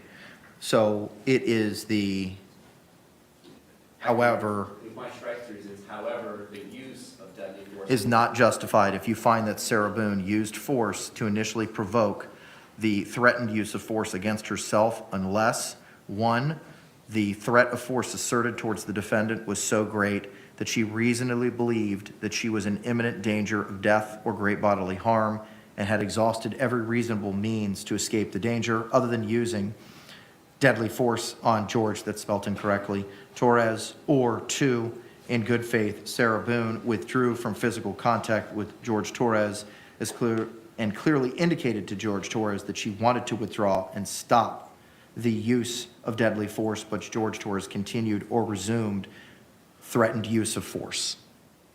Yes, sir. What's your, just for clarification purposes, anything else as to that instruction, defense? Just one thing I need to put on the record, Judge. Yes, sir. The force at that time, as testified to, was the poking of the bat on the outside of the suitcase. There was one strike when the hand was outside. These were bruises. I think there was something that came to the injury to the head area, though.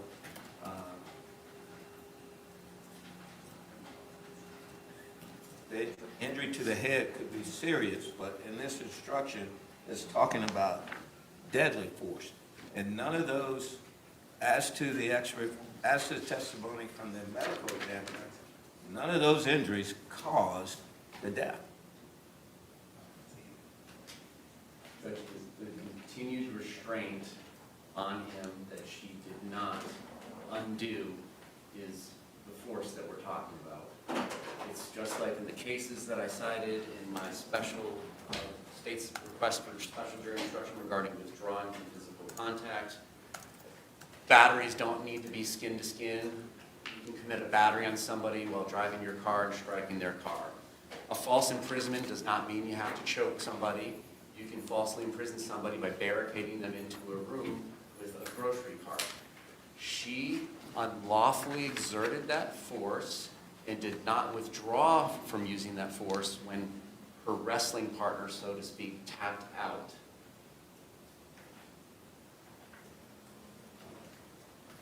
Okay. I'm going to include the instruction for now. The next paragraph reads, if you find that Sarah Boone, who, because of prior threats or difficulties, No objection from the state. all right, that'll be included.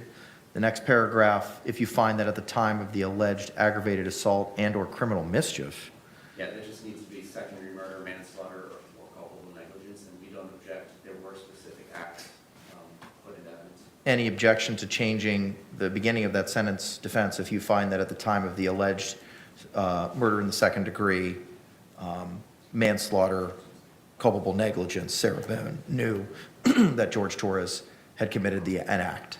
Yes. Okay, thank you. And we requested the strike through at the end of or threatened to use. Agreed. Give me a moment.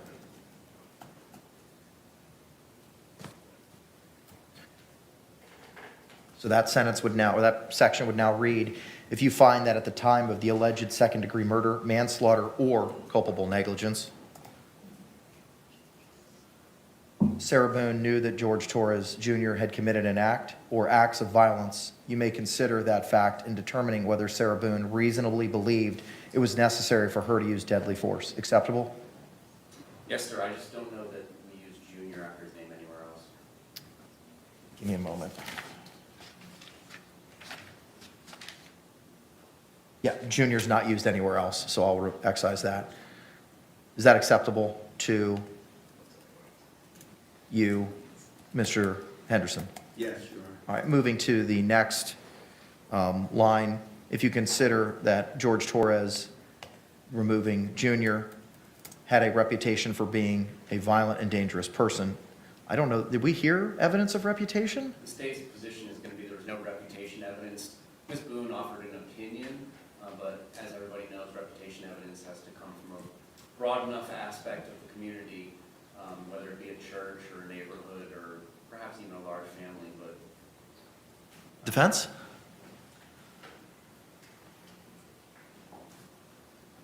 I'm rethinking that, Judge. No worries, take your time.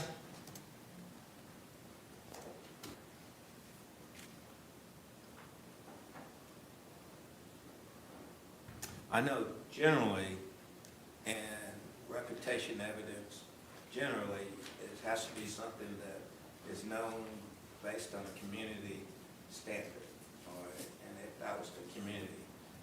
I know the only thing that I can relate to is the fact that individually, she experienced certain things that could build that reputation, but that's on her.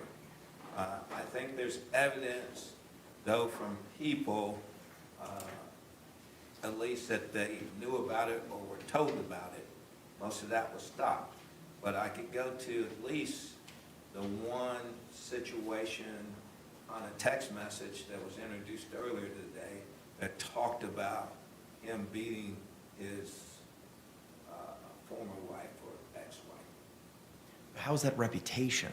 That sounds like that's a specific instance based on that text message. Correct. I agree. Okay, so in agreeing, we're going to excise the reputation Yes. section, correct? Okay, thank you.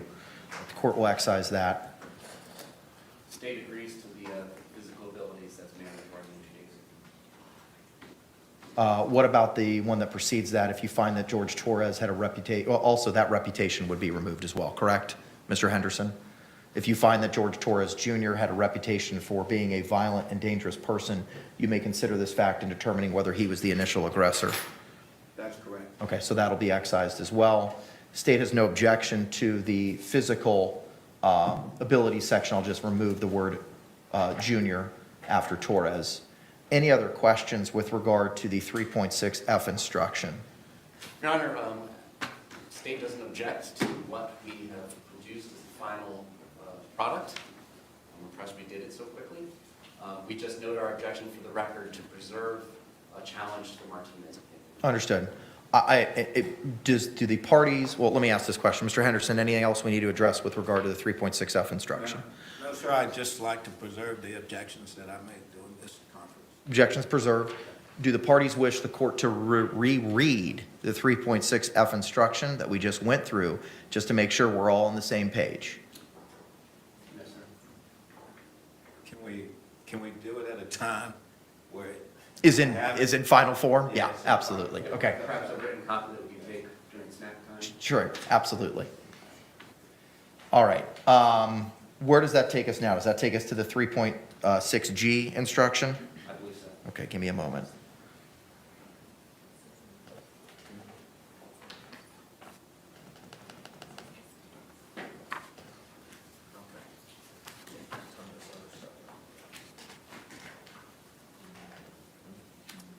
I have the state's proposed 3G instruction.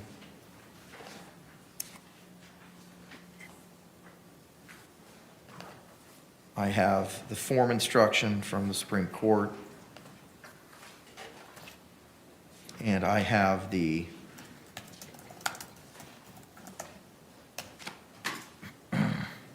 defense's proposed revisions. Just move everything around here, give me a second.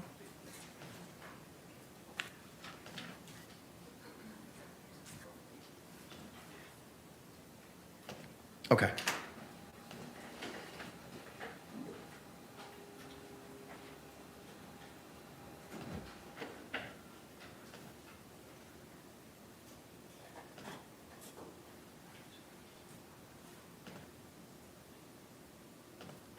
All right.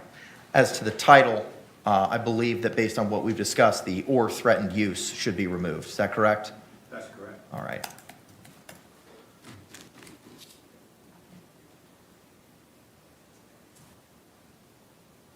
As to the first sentence, it is a defense to the crimes of second-degree murder and culpable negligence if the actions of Sarah Boone constituted the justifiable use of threatened use, as we're removing justifiable use of non-deadly force. Would be removing threatening, and we would also be including manslaughter, correct? That's correct. State? Yes, sir. It is a defense to the crime of second-degree murder, manslaughter, and Oxford, or culpable negligence if the actions of Sarah Boone constitute the justifiable use of non-deadly force. I, too, am a big fan of the Oxford comma. So the defense would, or the instruction would now read, it is a defense to the crimes of second-degree murder, manslaughter, and culpable negligence if the actions of Sarah Boone constituted the justifiable use of non-deadly force. Acceptable state? Yes, sir. Acceptable defense? Yes, Your Honor. Definition of non-deadly force is not at issue. Next paragraph. Sarah Boone does not have the burden of proving that she was justified in using non-deadly force. Instead, for you to find Sarah Boone guilty, the state must prove beyond a reasonable doubt that Sarah Boone was not justified in using non-deadly force. Acceptable state? Yes, sir. Defense? Yes, Your Honor. The law on justifiable use of non-deadly force is as follows. Sarah Boone was justified in using non-deadly force against Jorge Torres, excising Jr., and had no duty to retreat if she reasonably believed that such conduct was necessary to defend herself against A, Jorge Torres, excising Jr., imminent use of unlawful force. Is that instruction acceptable? Yes, sir. I don't know if you mean to include the A if we're not using the B. I would just suggest you make one sentence. Any objection? No objection. Okay. Any other issues with the instruction as read so far? State. No, sir. Thank you. Defense. None, Your Honor. Okay. Looks like there are several agreements with the balance of this instruction as to the defense of property is not applicable, the 776.0134 dwelling in residence and vehicle, and force with regard to law enforcement, all of which is not applicable in the instant case. That takes us to the give in all cases. We would be removing the threatened use of non-deadly force in that section. Any other changes is to the give in all cases section. Nothing to say. Thank you. Defense. None, Judge, no objection.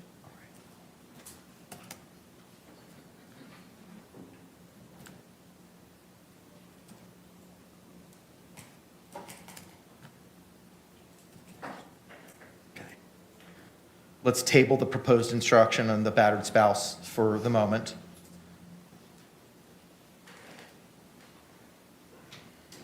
Then the state will be making its request for the forcible felony instruction. Under Martinez. Yes, and we understand the court's ruling, and we're sending a strongly worded disagreement to the Florida Supreme Court. Received and understood, but based on what the court said earlier as to the conclusion in the Martinez section, I'm disinclined to add your proposed instruction. I understand why. That takes us now to the 776.0412 section. Looks like we have a little bit of a disagreement here. Is it the same arguments that we received in the 3.6F instruction? It's the same fact. Any other additional arguments, sir? No, Your Honor. All right, for the reasons previously identified, the court will accept the state's proposed portion as to the 776.0412 instruction.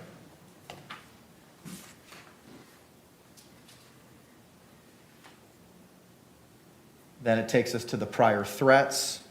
Same requests and objections as in 3.6F from the state, sir. For the end of the instruction. I agree that it should track what the,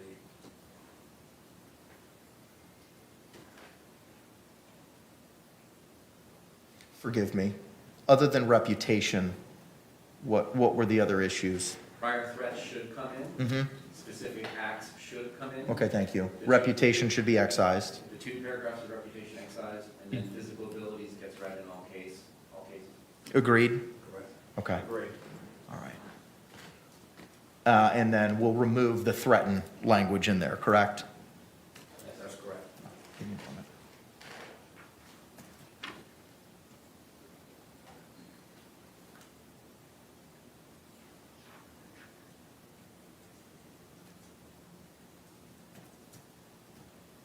Okay, any other questions with regard to the 3.6G instruction state? No, thank you, sir. Defense? None, Your Honor. Okay. I believe then, just double check my notes.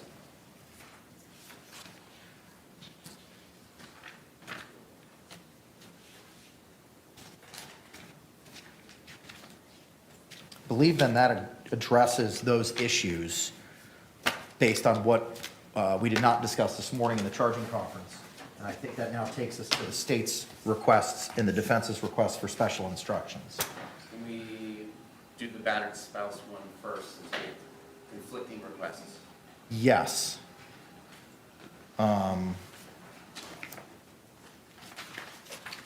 Specifically, we're making reference to the state's request for special jury instruction regarding battered spouse syndrome filed, I believe it's not dated, but I think it was either the 23rd or the 24th that you filed these, Mr. J, and the court record will speak for itself as to when they were filed. Okay. Courts reviewed that motion and reviewed the proposed instruction by the defense. State, let me hear from you first. With their instruction, I think the problem with it is that it kind of blurs the subjectivity component versus the objective reasonable person standard. So if we make this change to their instruction, then I'm actually okay with it. What I would suggest that change be is in the second paragraph. If you find the evidence that Sarah Boone suffers from battered spouse syndrome credible, you may consider this evidence to assist you in determining whether a person in Sarah Boone's circumstances would reasonably believe that such force was necessary to defend herself against the imminent use of unlawful force by the victim, No Jr. I don't know if it's necessary with the date. That makes it clear, because that's what the case law says. The case law makes it very clear it's about the objective component. I agree with you. And then I would just ask for my last sentence, which is like other witnesses, you may believe or disbelieve all or any part of the testimony regarding battered spouse. What say the defense?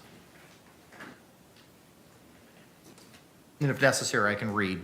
Yes, could you do that? So it looks like there's no, first of all, just so the record's very clear, Stevens v. State identifies the special instruction circumstances. Special instruction is supported by the evidence in this case, yes. Absolutely. The standard instruction did not adequately cover the legal theory it is meant to. There is no standard instruction on battered spouse over and above what's included in the self-defense instruction. The special instruction was a correct statement of law and not misleading or confusing. We're addressing that third prong of Stevens at this time. The proposed instruction would read, "You have heard evidence that Sarah Boone suffers from battered spouse syndrome. If you find the evidence that Sarah Boone suffers from battered spouse syndrome credible, you may consider this evidence to assist you in determining whether a person in Sarah Boone's circumstances would reasonably believe that such force was necessary to defend herself against the imminent use of unlawful force by Jorge Torres." It would then go on to read, "Like other witnesses, you may believe or disbelieve all or any part of the testimony regarding battered spouse syndrome." Agreeable. Okay. Appreciate y'all working together on that. Give me a moment to finalize this.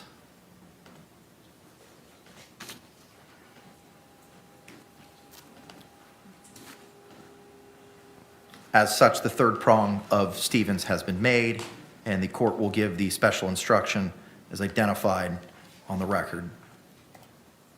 Now, the only question I also have is, do we want this as its own instruction, or do we want this included where it currently is in the 3.6F and 3.6G instruction state? I would suggest it be 3.65, right after the two instructions about use of force.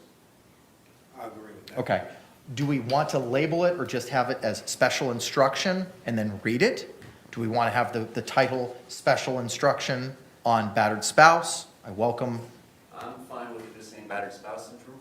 That's fine. Okay, so it'll be special instruction on battered spouse syndrome. Is that acceptable? Yes, sir. Is that acceptable? Yes, sir. All right, thank you.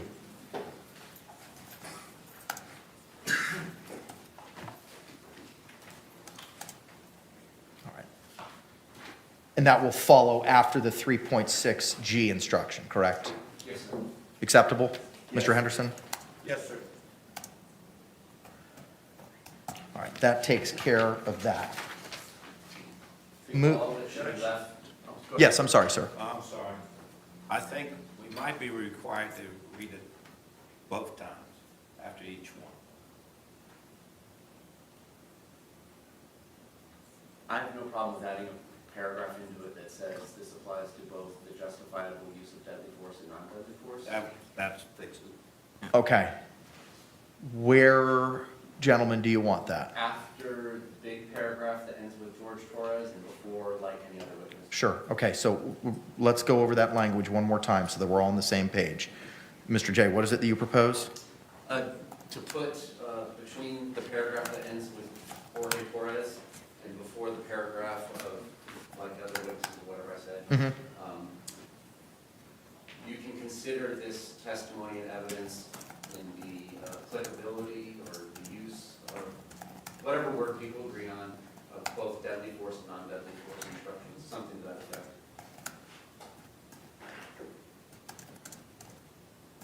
If that's too convoluted, I'm fine with it just being repeated. I tell you what, I'd rather just repeat it. I think so. That gets way complicated. I'd rather just repeat it under 3.6F and 3.6G. Agreed. Okay. Does that work with you, Mr. Henderson? Yes, sir. All right, thank you, sir. All right. Okay. Moving now to the state's request for special instruction regarding withdrawing from physical contact, filed October 23, 2024. Court has reviewed it. I guess the first question is, what say, is there proposed language? Trying to see if I'd actually put that in there. I don't know that I see it, Mr. J. Oh, paragraph 15. Physical contact includes any restraint on Jorge Torres, apostrophe, movement. And this would be after the initial aggressor portion in the 3.6F and 3.6G, correct? Yes, sir. Okay, what say you, Mr. Henderson? If I could have one. Yes, of course.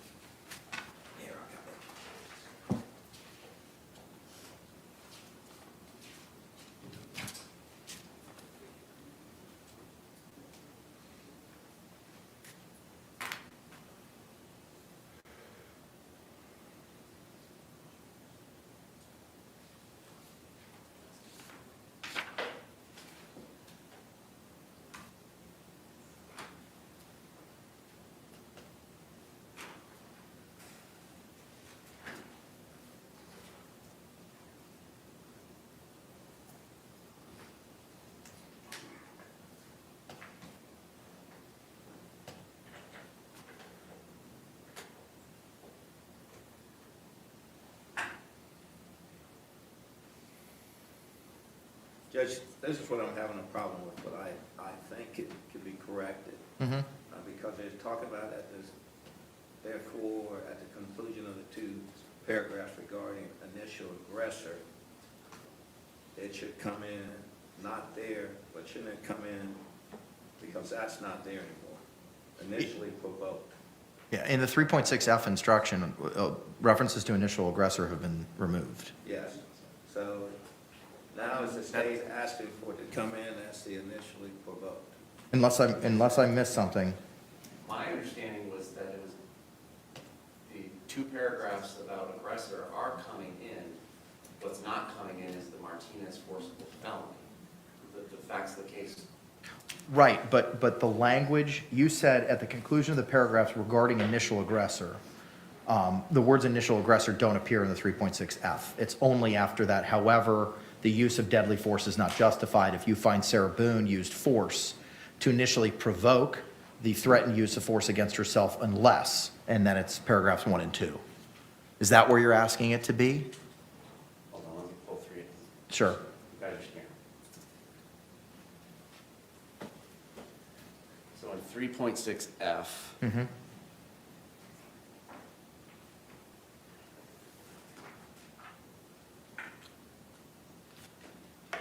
it should be, however, the use of deadly force is not justified if you find that Sarah Boone used force to initially provoke Correct.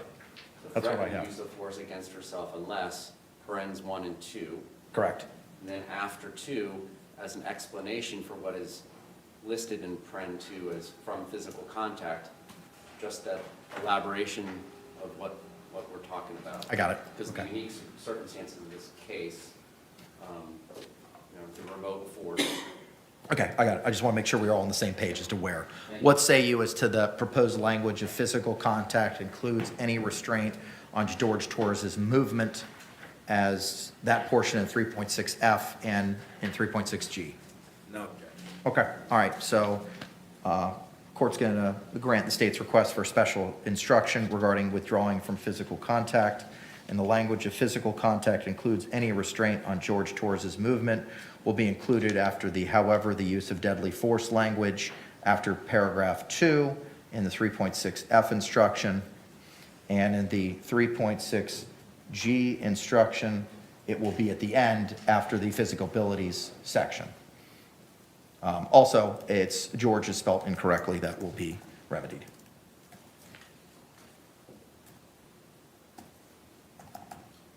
I thought the 2 paragraphs about aggressor were being mirrored in 3.6G. It shouldn't go after physical abilities, it should go after. Oh, I'm sorry. You're correct. I apologize. No problem.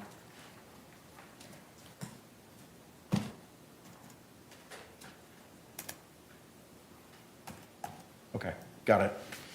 That takes us now to the state's request for special jury instructions on causation, filed October 23, 2024. I have reviewed it and the proposed instruction on paragraph 3 therein. Judge, the reason we're bringing this up is just during the cross-examination of Dr. Z, or Zadovich, we poked the bear a little bit about his cardiovascular condition. My memory of the testimony was that she's emphatic that that was not the cause of his death. But because of that, and because of now the request of culpable negligence, misdemeanor for a lesser, I feel it might be warranted to give this explanation of causation in the second-degree murder and manslaughter instructions. Defense, what say you? Judge, I would object. I believe that just the instruction, the proposed instruction that I have it as one but for the defendant's criminal act, which we have a standard jury instruction that said the death was caused by the criminal act of the defendant, and that's what they're required to prove.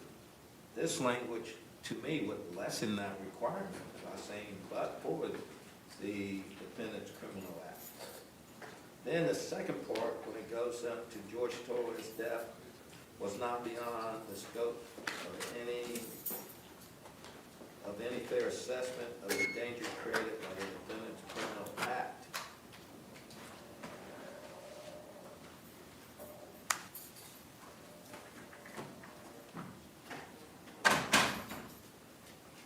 I think that's covered, Judge, in the fact that the state does not have to prove that Ms. Boone had the intent to kill George Torres.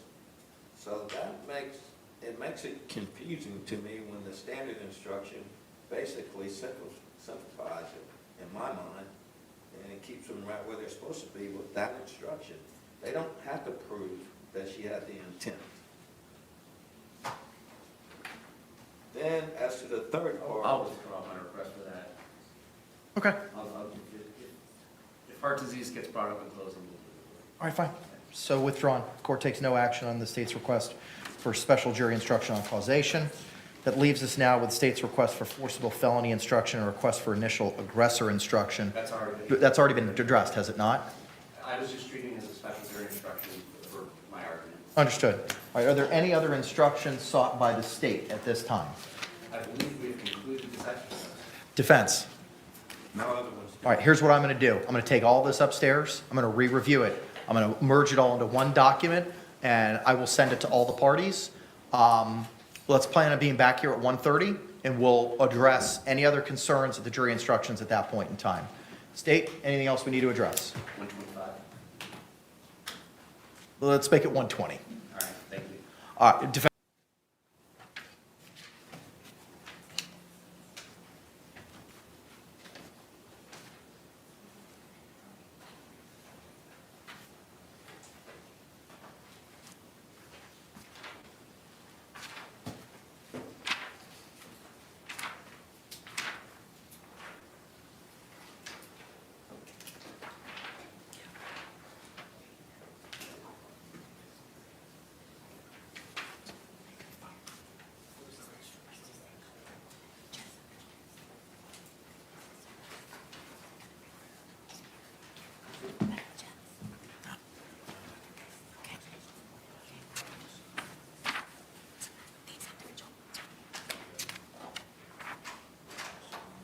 Jury entering.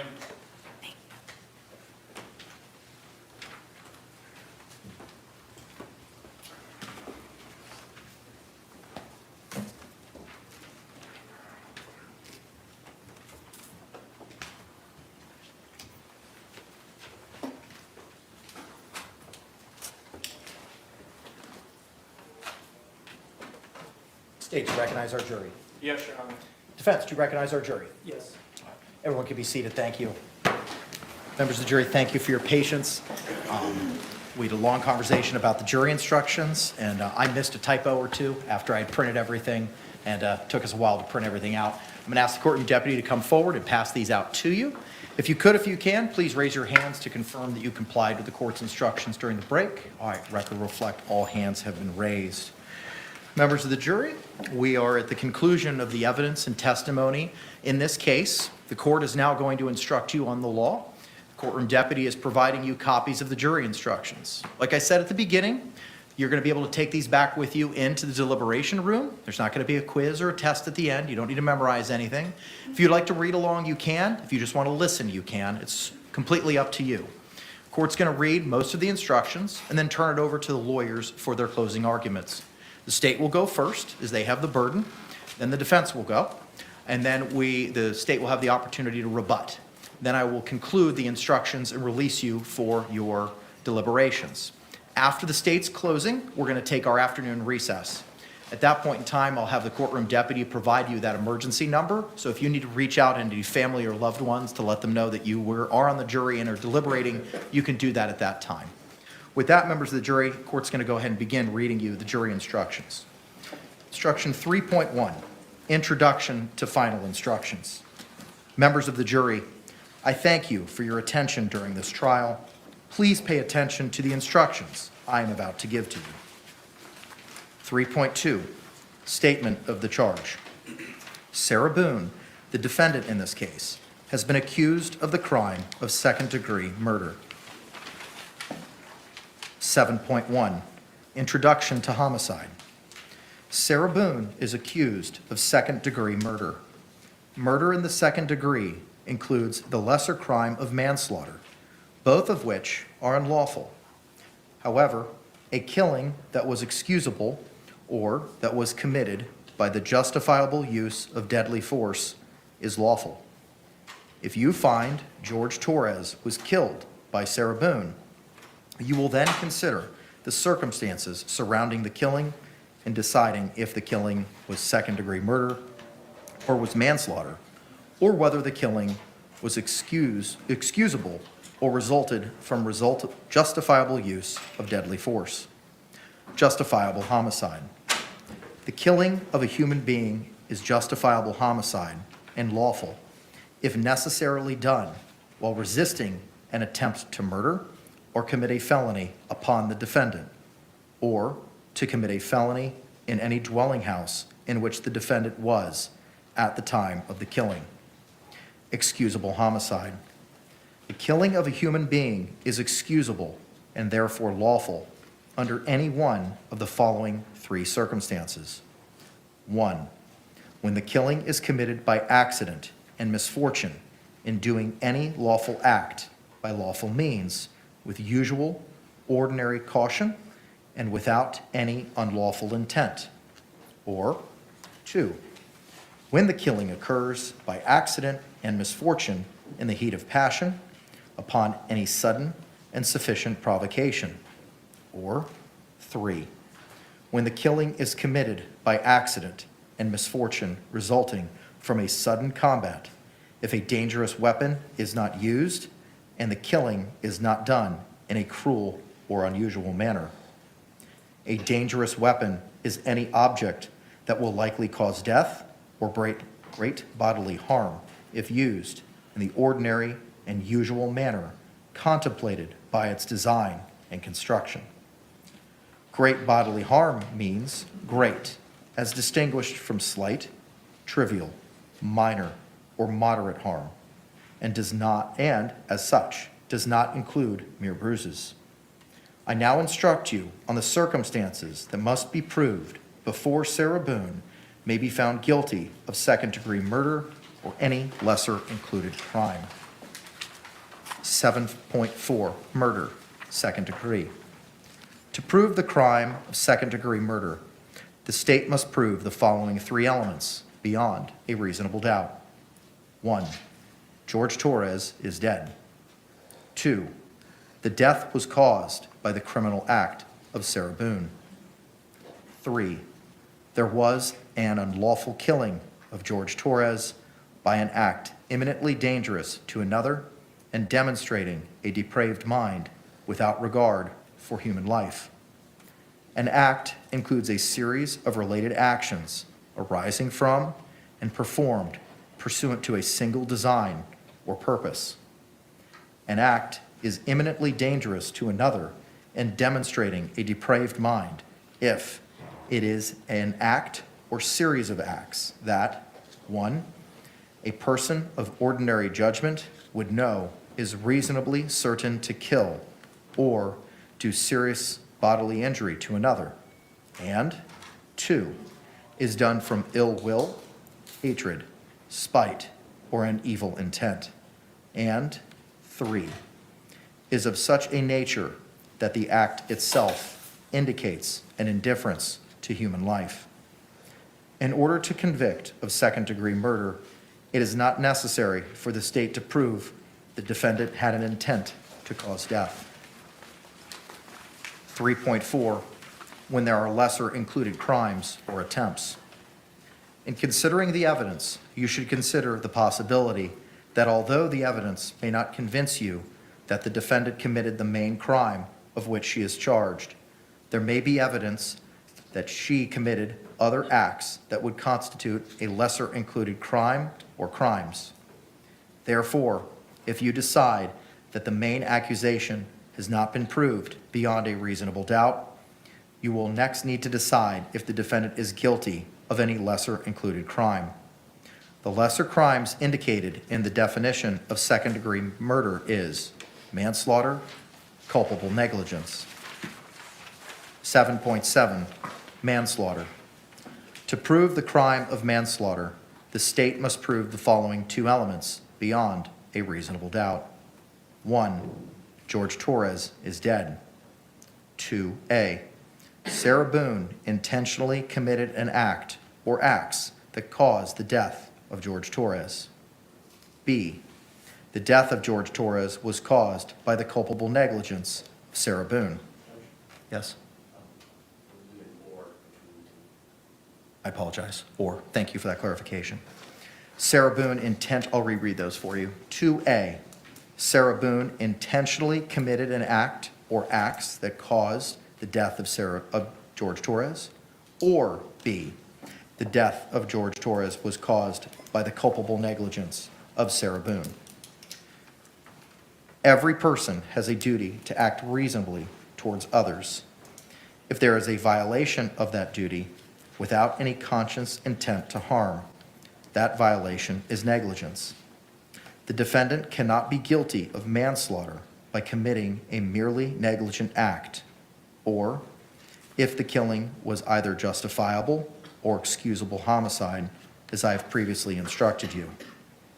In order to convict of manslaughter by act, it is not necessary for the state to prove that the defendant had an intent to cause death, only an intent to commit an act that was not merely negligent, justified, or excusable, and which caused death.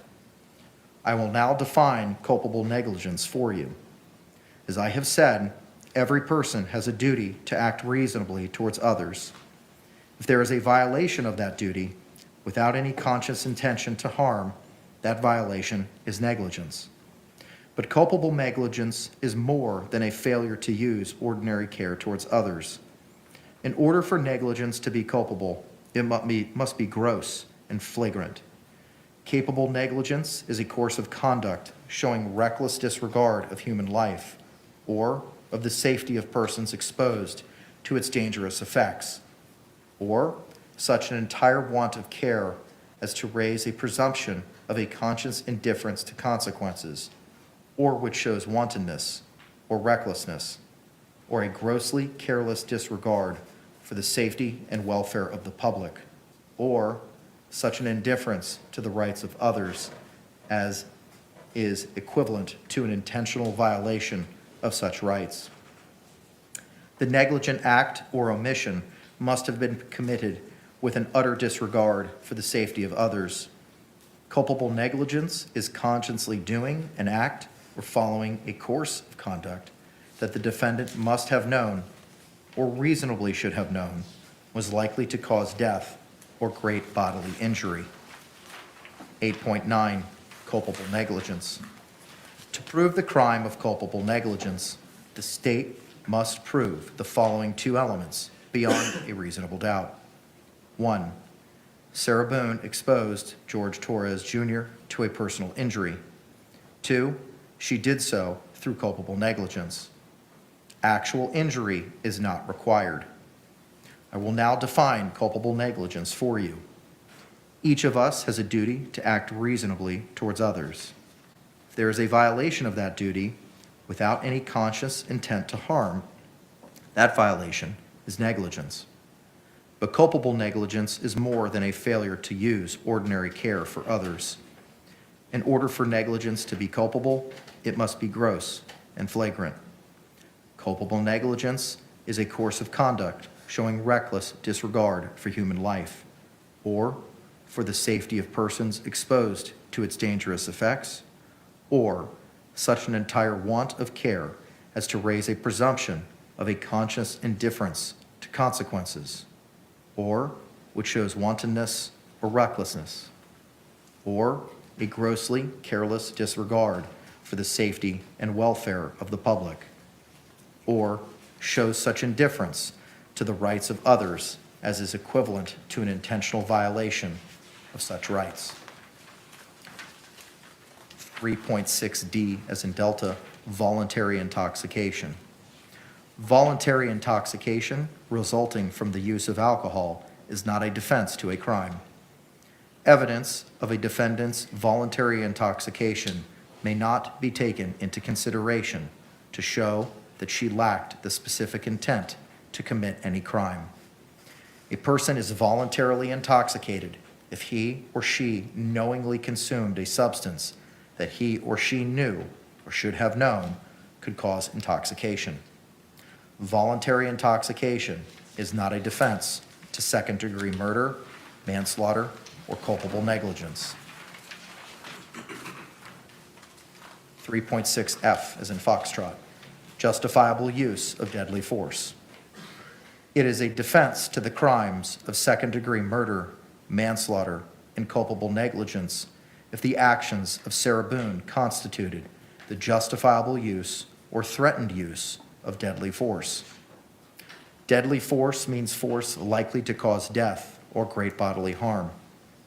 Great bodily harm means great, as distinguished from slight, trivial, minor, or moderate harm.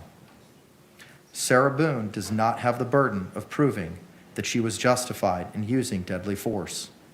Instead, for you to find Sarah Boone guilty, the state must prove beyond a reasonable doubt that Sarah Boone was not justified in using deadly force. The law on the justifiable use, deadly force, is as follows.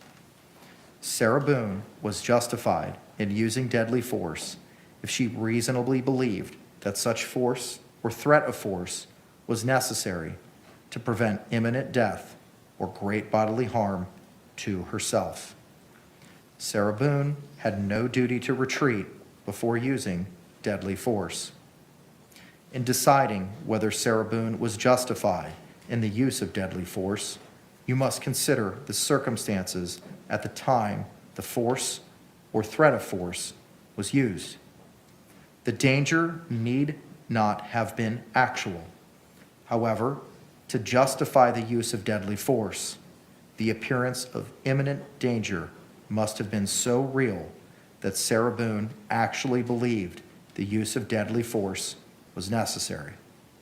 Moreover, to justify the use of deadly force, a reasonably cautious and prudent person under the same circumstances would have believed the use of deadly force was necessary. However, the use of deadly force is not justified if you find that Sarah Boone used force to initially provoke the threatened use of force against herself, unless 1. The threat of force asserted towards the defendant was so great that she reasonably believed that she was in imminent danger of death or great bodily harm. Please silence your cell phones. And had exhausted every... Out. Whoever phone is on, get out right now.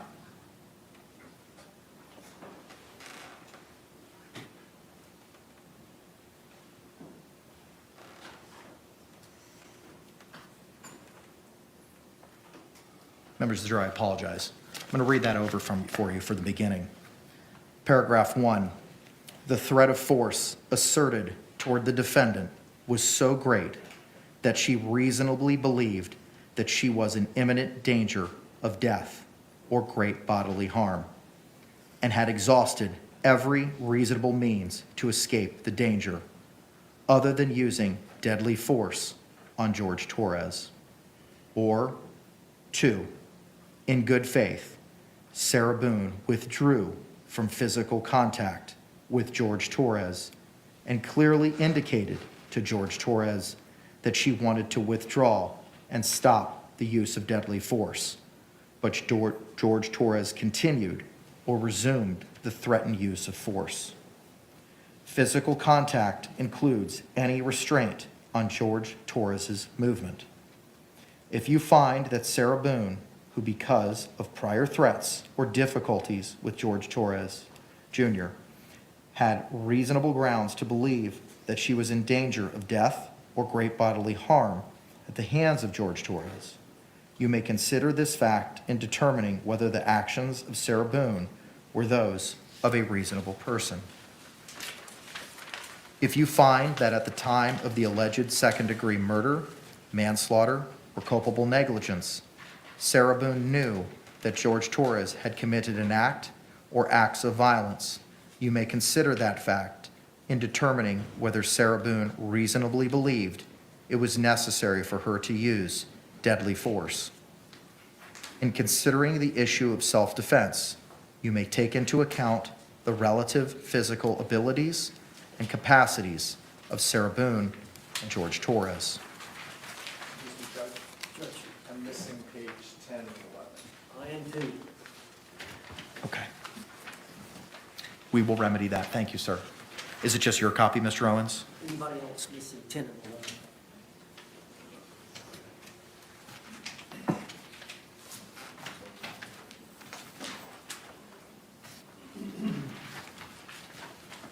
Mr. Owens, your approach, sir.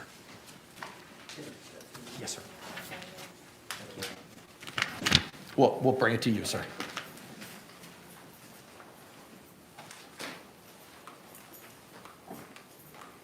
And we'll wait till I have those, sir, and we'll continue. Thank you.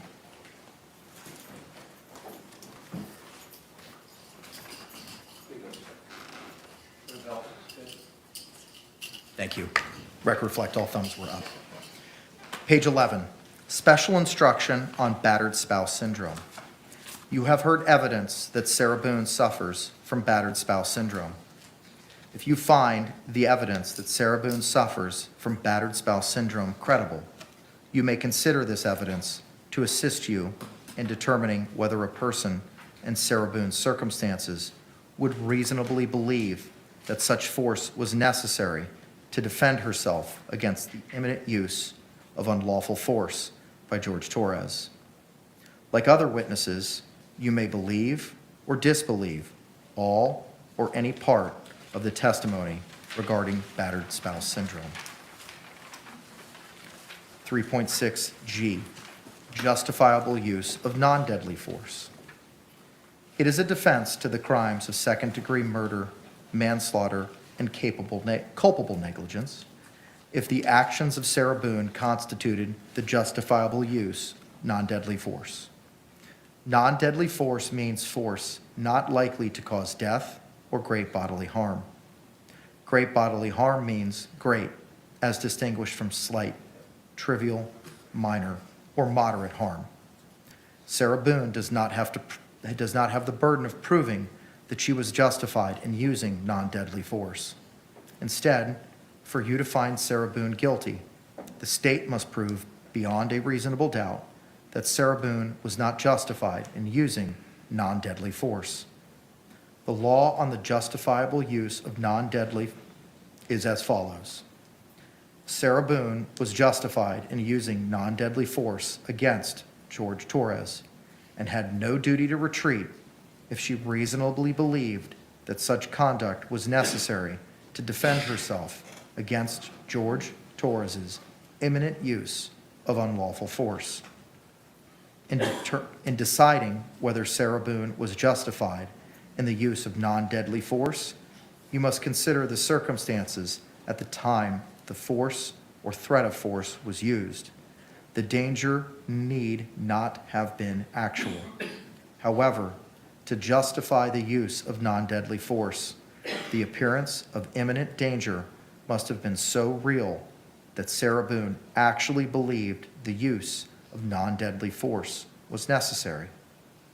Moreover, a reasonably cautious and prudent person under the same circumstances would have believed the use of non-deadly force was necessary. However, the use of non-deadly force is not justified if you find that Sarah Boone used force to initially provoke or threatened use of force against herself, unless the threatened force asserted towards Sarah Boone was so great that she reasonably believed that she was in imminent danger of death or great bodily harm and had exhausted every reasonable means to escape the danger other than using non-deadly force on George Torres. Or, 2, in good faith, Sarah Boone withdrew from physical contact with George Torres and indicated clearly to George Torres that she wanted to withdraw and stop the use of non-deadly force. But George Torres continued or resumed or threatened use of force. Physical contact includes any restraint on George Torres's movement.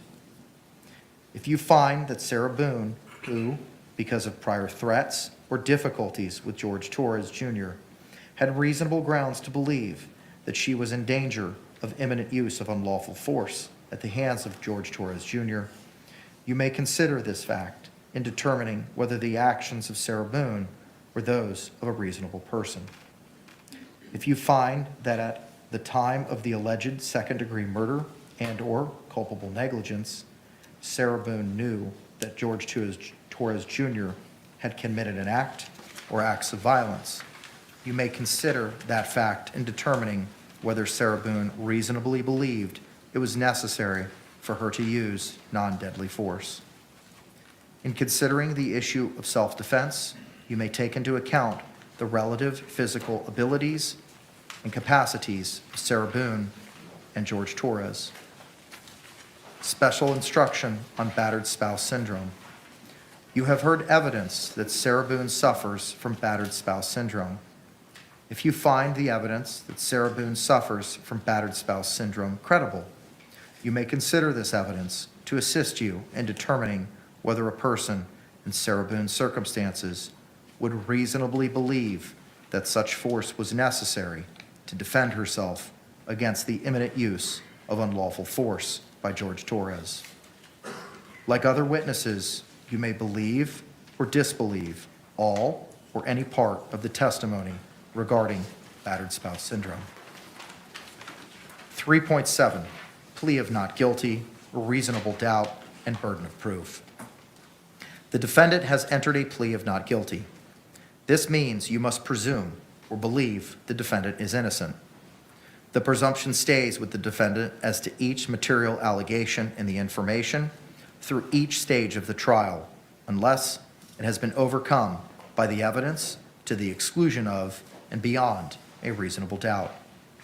To overcome the defendant's presumption of innocence, the state has the burden of proving the crime with which the defendant is charged was committed, and the defendant is the person who committed the crime.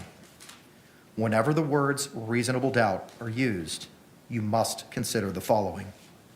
Proof beyond a reasonable doubt does not mean proof beyond all doubt. A reasonable doubt is not a mere possible doubt, a speculative, imaginary, or forced doubt. Such a doubt must not influence you to return a verdict of not guilty if you have an abiding conviction of guilt.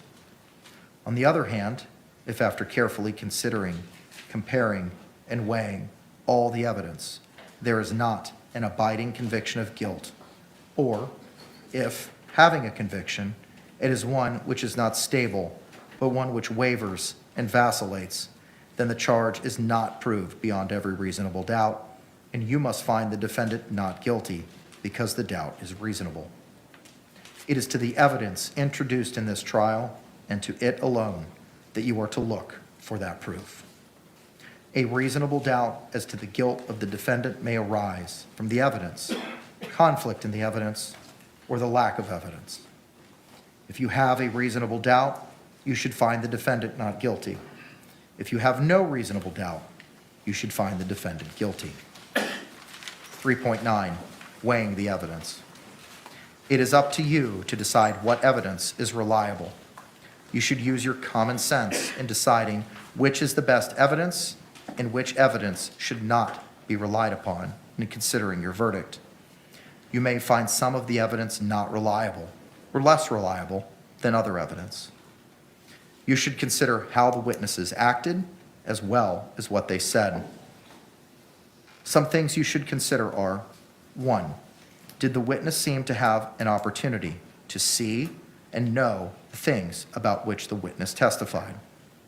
2, did the witness seem to have an accurate memory? 3, was the witness honest and straightforward in answering the attorney's questions? 4, did the witness have some interest in how the case should be decided? 5, does the witness's testimony agree with the other testimony and other evidence in the case?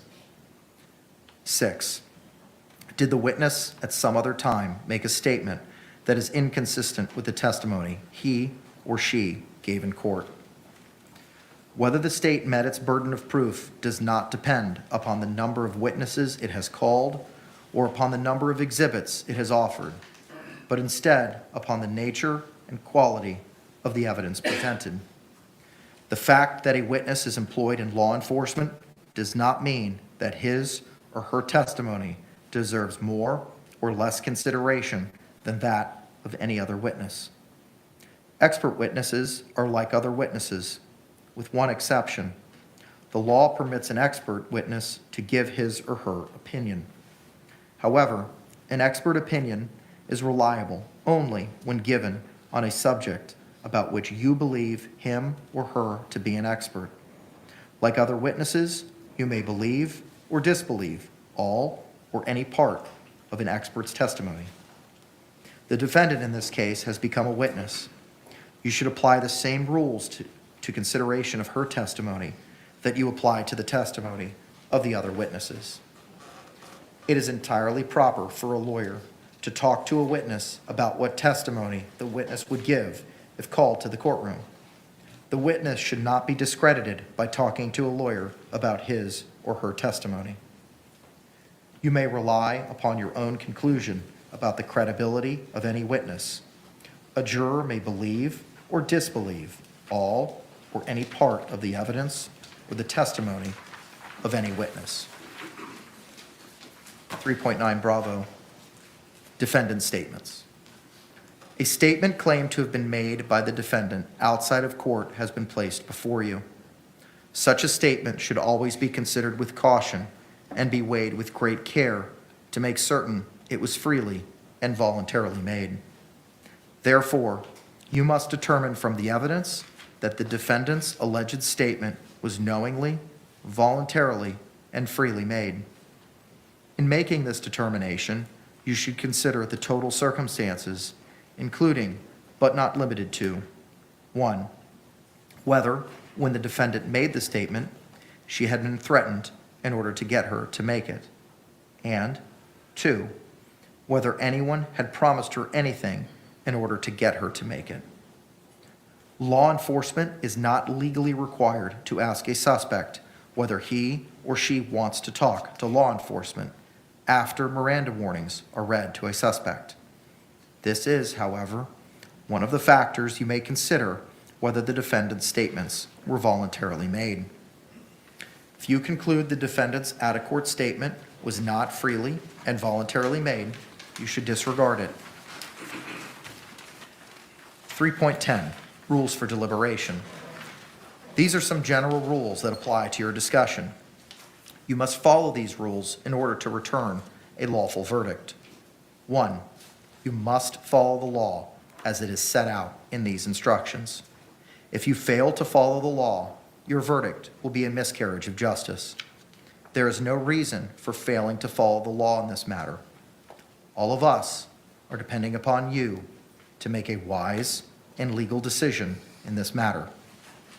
2, this case must be decided only upon the evidence that you have heard from the testimony of the witnesses and have seen in the form of exhibits and evidence in these instructions. 3, this case must not be decided for or against anyone because you feel sorry for anyone or are angry at anyone. 4, remember, the lawyers are not on trial. Your feelings about them should not influence your decision in this case.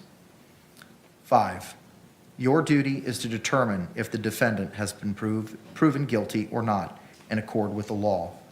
It is the judge's job to determine a proper sentence if the defendant is found guilty. 6, whatever verdict you render must be unanimous. That is, each juror must agree to the same verdict. 7, your verdict should not be influenced by feelings of prejudice, bias, or sympathy. Your verdict must be based on the evidence and on the law contained in these instructions. 3.11, cautionary instruction. Deciding a verdict is exclusively your job. I cannot participate in that decision in any way. Please disregard anything I may have said or done that made you think I preferred one verdict over another? 2.7, closing argument.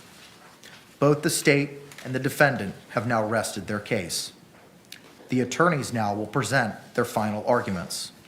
Please remember that what the attorneys say is not evidence or your instruction on the law. However, do listen closely to their arguments.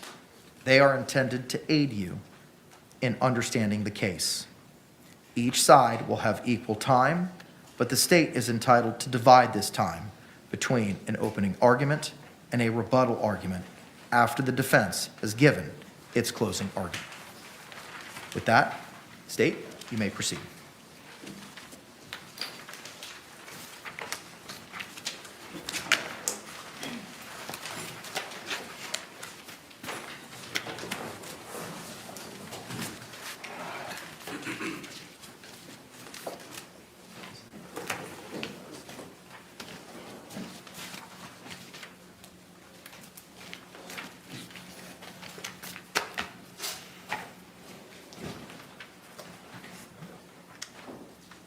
This is a box. This is the box where Jorge Torres was killed.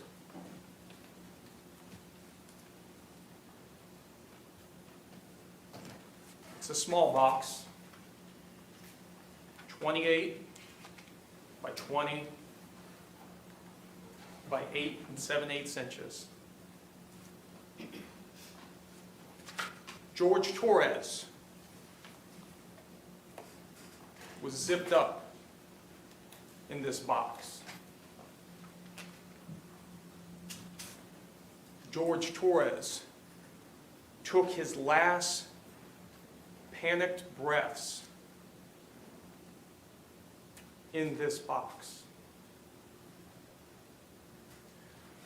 The medical examiner explained to us that with each breath Jorge Torres took in, there was less oxygen in this box.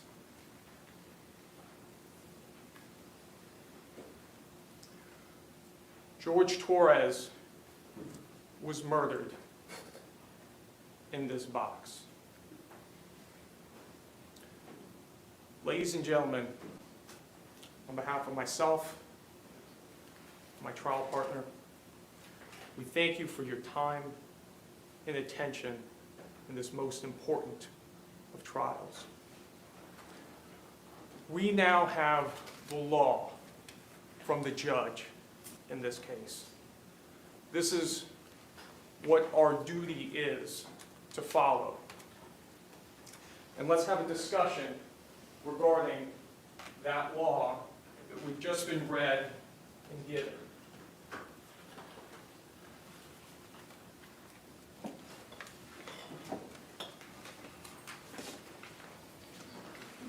first section of note we're going to come to is called Introduction to Homicide.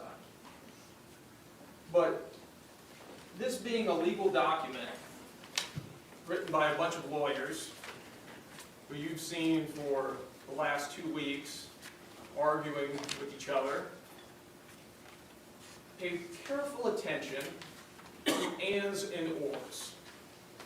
Remember, if an and is somewhere, we're going to need both things or all the things, and if an or is there, then only one of those things we're going to need. So as we start out here on Introduction to Homicide, we come to the first section on justifiable homicide. And it reads, the killing of a human being is justifiable homicide and lawful if necessarily done while resisting an attempt to murder or commit a felony upon the defendant, or to commit a felony in any dwelling house in which the defendant was at the time. Ladies and gentlemen, this section is completely inapplicable. It's inapplicable because George Torres was zipped up in that suitcase. He couldn't commit or attempt to commit a murder on anybody.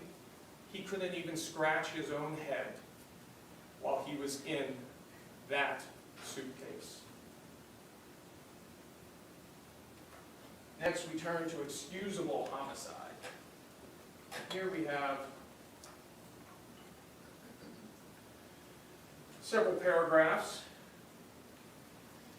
And it reads, "The killing of a human being is excusable and therefore lawful under any one of the following three circumstances.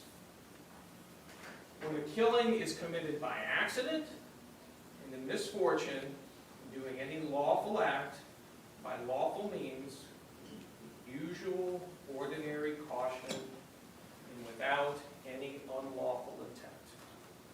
Well, the problem in this circumstance for the defendant is that she took the law into her own hands. Her testimony was that when George Torres was in here, he was laughing and giggling and they were joking. And then he started to complain that he couldn't breathe. And that's when she said that she wanted him to stay in there so he could feel uncomfortable. So he could feel her grievances. Ladies and gentlemen, that is not lawful. That is not the use of ordinary caution. And that is not applicable in this circumstance. Second, when the killing occurs by accident or misfortune in the heat of passion upon any sudden and sufficient provocation. George Torres couldn't provoke anything from his circumstance. George Torres was confined to this box.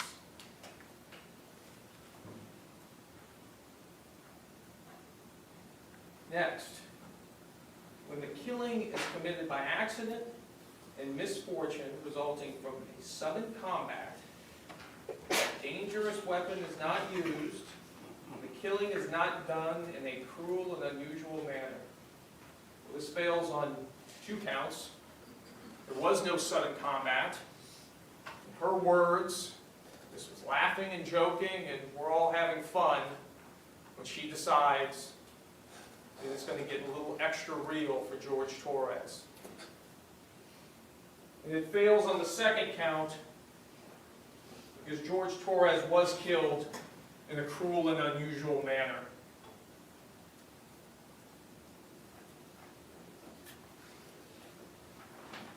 Next, we turn to our main charge of second-degree murder. And the law informs us that to prove the crime of second-degree murder, the state must prove the following 3 elements beyond a reasonable doubt. I think it's important to stop right here. This sentence right here is telling us what has to be proven in order for the crime of second-degree murder to be, for the defendant to be found guilty in this case. We've been hearing all kinds of facts for almost 2 weeks now of trial. But these are the 3 facts that had to have been met by the reasonable doubt standard in order to be found guilty. Ladies and gentlemen, I submit to you that the state has proven second-degree murder beyond all doubt. And the proof of that guilt is overwhelming. But I will cite for each element, just one fact that conclusively proves each of those elements beyond all doubt. As to the first fact, that George Torres is dead, well, we have a stipulation, amongst other things, that agrees to that. As to the second fact, the death was caused by Sarah Boone. Sarah Boone, in her own words, from the time that this case began on February 23rd, 2020, to when she took the witness stand a few days ago, was consistent about one statement. She zipped him up. She didn't zip him out. She zipped him up in the suitcase, and she refused to zip him out. 3, there was an unlawful killing of George Torres by an act imminently dangerous to another and demonstrating a depraved mind without regard for human life. The law goes on to define for us what a depraved mind is, and also what an act is. And it's going to tell us that an act includes any series of related actions arising from and performed pursuant to a single design or purpose. An act is imminently dangerous to another in demonstrating a depraved mind if it is an act or a series of acts that, one, a person of ordinary judgment would know is reasonably certain to kill or do serious bodily harm to another, and is done from ill will, hatred, spite, or an evil intent, and is of such a nature that the act itself displays an indifference to human life. Ladies and gentlemen, her conduct fits every one of those things. And if there was a scintilla of doubt that this was not the actions of a depraved mind, I point to you, IMG 1062, and states 17. Mr. J, may you publish states 17?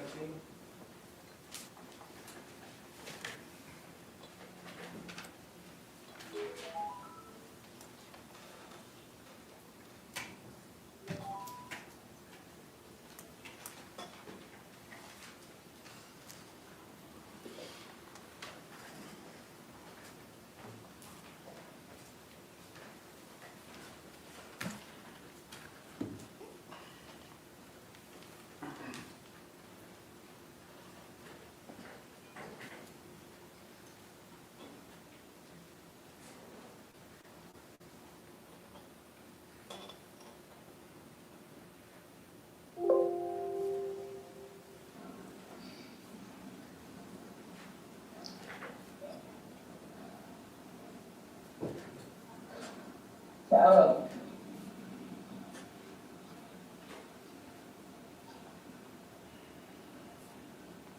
For everything you've done to me. Sarah. For everything you've done to me. Sarah. Fuck you. Sarah. Fuck you. Sarah. Stupid. Sarah. That's my name. Don't wear it out. Sarah, I can't fucking breathe, babe. Seriously. Yeah, that's when you do and choke me. Sarah.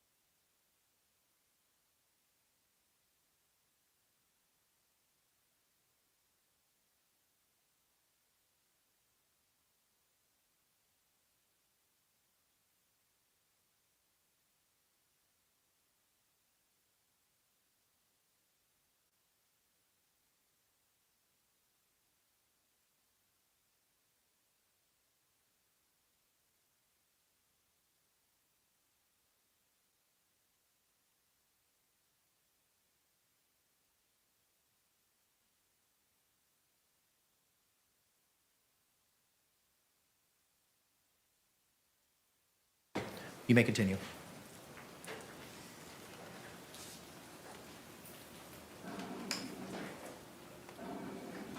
Sarah.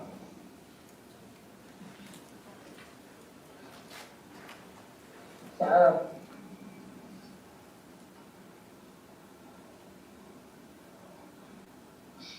Sarah, I can't breathe, babe. That's on you. Sarah, I can't breathe. It's on you. Sarah.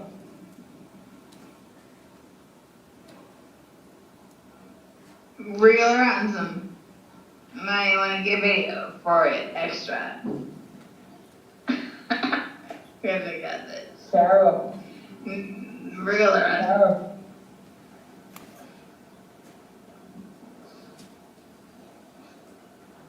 Sarah, I can't breathe, babe. Oh. That's what I feel like when you jingle me. Sarah. Fuck you. I can't breathe, Sarah. Yeah. You should probably shut the fuck up. Shh.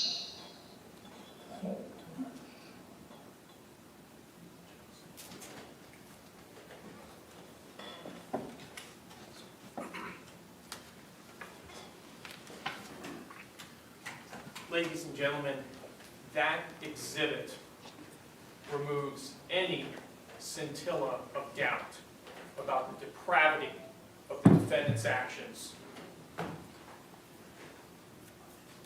But we know from the evidence that this was not the first time she had considered killing Jorge Torres. We know from the evidence that on January 13th, 2020, approximately 1 month prior to Jorge Torres' murder, the defendant had a text message conversation. Please do something with yourself, Sarah. God bless you. And bless you and all of you too. I'll get rid of him, then I'll be better. Torres. But ladies and gentlemen, in this case, the law actually specifically tells us that the intent to cause death is not necessary. In order to convict of second-degree murder, it is not necessary for the state to prove the defendant had an intent to cause death.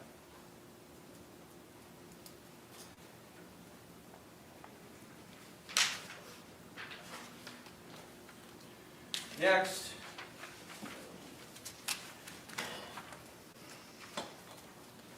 we turn. I'm going to bypass the lesser included offenses because though she is guilty of those offenses as well, the law instructs us that she is to be convicted of for the highest offense in which the evidence supports, which is second-degree murder in this case. So turning our attention towards voluntary intoxication. If there was any question about the fact that Sarah imbibed alcohol on the night that Jorge Torres was murdered, and that maybe somehow that would excuse the conduct or be some type of defense for the conduct. Well, this tells us that that's not the case. Voluntary intoxication resulting from the use of alcohol is not a defense to a crime. Evidence of a defendant's voluntary intoxication may not be taken into consideration to show that she lacked the specific intent to commit any crime. A person is voluntarily intoxicated if he or she knowingly consumed a substance that he or she knew or should have known could cause intoxication. Voluntary intoxication is not a defense to second-degree murder, manslaughter, or culpable negligence. Ladies and gentlemen, there's ample evidence of the defendant's intoxication from watching her on the public surveillance, buying the bottles of wine with Jorge Torres, to her admissions to drinking, to her voice that we heard on the video while she was torturing Jorge Torres. Next, we come to defenses.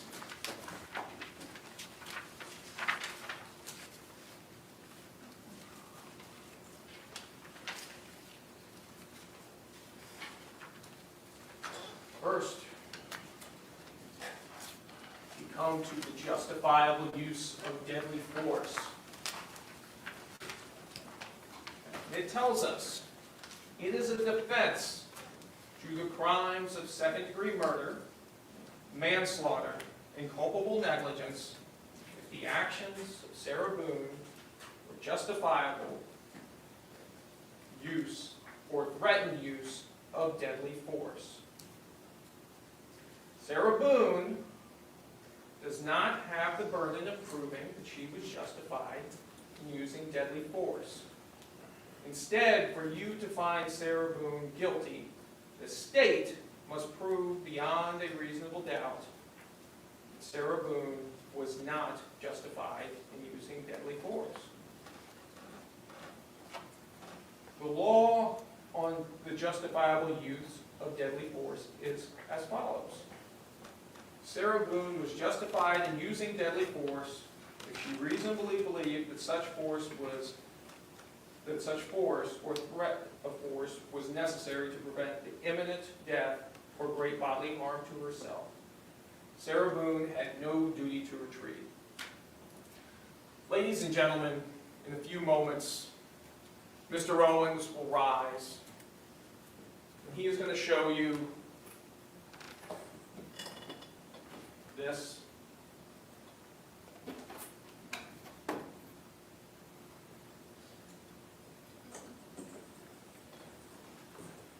And this.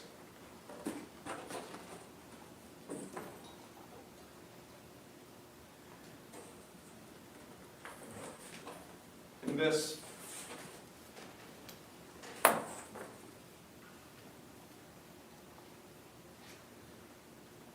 And he's going to talk in this as well about the list of grievances that Sarah Boone had for Jorge Torres. He's going to talk to you about curtain rods.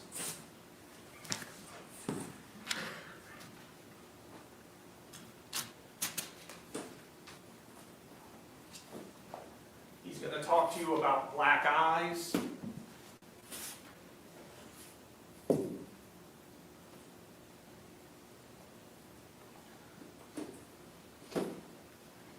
He's going to talk to you about what an awful, awful boy.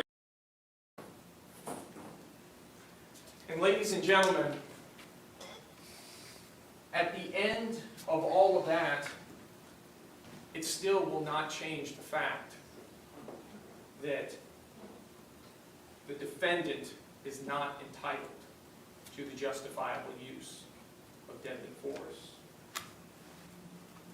Because as we continue to read this instruction, it tells us in deciding whether Sarah Boone was justified in using the use of deadly force, you must consider the circumstances at the time the force or the threat of force was used.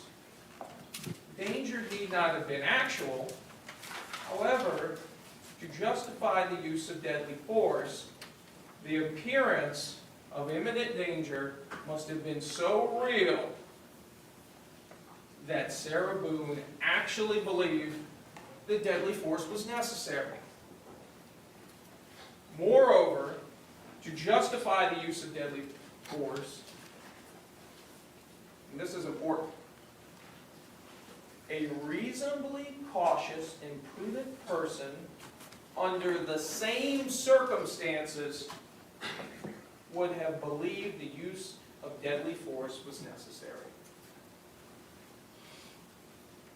Ladies and gentlemen, no reasonably prudent and cautious person would believe that a man who could barely fit into this box, who was incapable of movement, who was begging for his life, who was slowly asphyxiating, suffocating with each breath, would have needed to use deadly force against him. The justifiable use of deadly force utterly fails, utterly crashes like a house of cards. But there's more.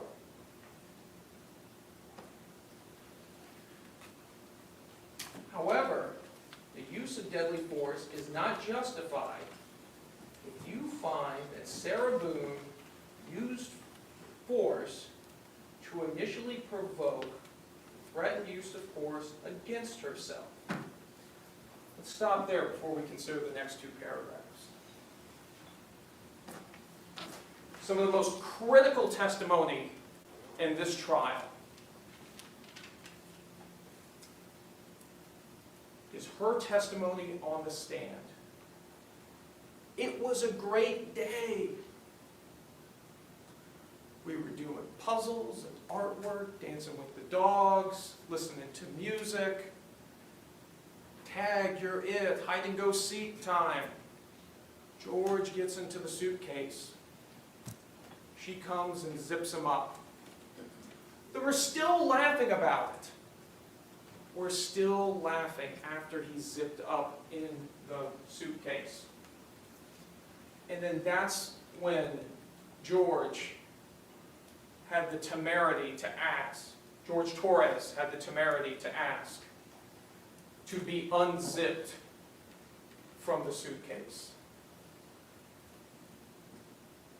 And that's when Sarah Boone decided he needed to suffer.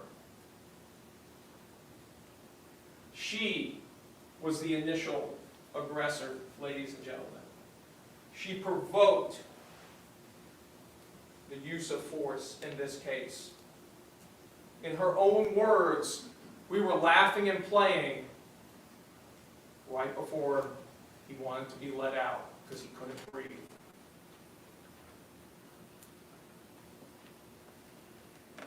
Paragraph 1.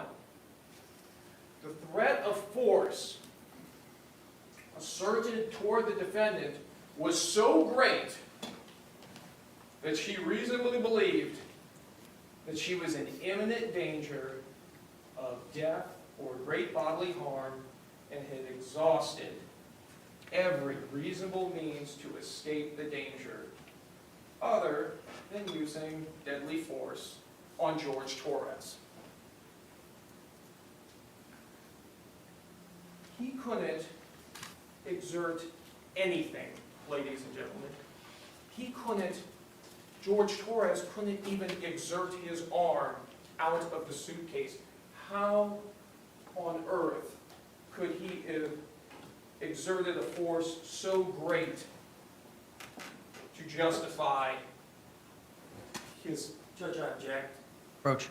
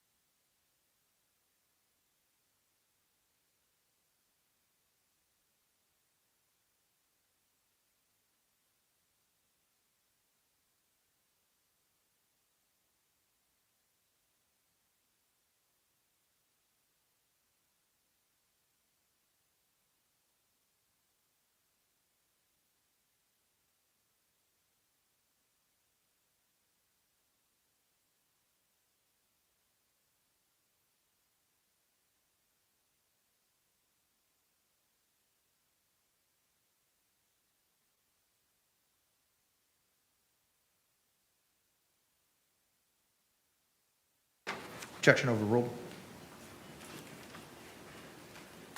This is of no help to the defendant. Second paragraph. In good faith, Sarah Boone withdrew from physical contact with George Torres and clearly indicated to George Torres that she wanted to withdraw and stop the use of deadly force, but George Torres continued or resumed the threatened use of deadly force. Ladies and gentlemen, George Torres never got a chance to do anything. George Torres never was able to mount any aggression towards the defendant. Therefore, this paragraph is inapplicable. And the law tells us as well that physical contact in this case includes any restraint on George Torres's movements. The law also tells us, again, you find that Sarah Boone, because of prior threats or difficulties with George Torres, had reasonable grounds to believe that she was in danger of great bodily harm, of death or great bodily harm at the hands of George Torres, you may consider this fact in determining whether the actions of Sarah Boone were reasonable. Now, we're going to get to battered spouse syndrome in a moment. But again, I submit to you, this will be the opportunity for the defense to air grievances in regards to George Torres. But again, those grievances will not change the law, and they will not change the fact that the justifiable use of deadly force fails as a defense for the defendant.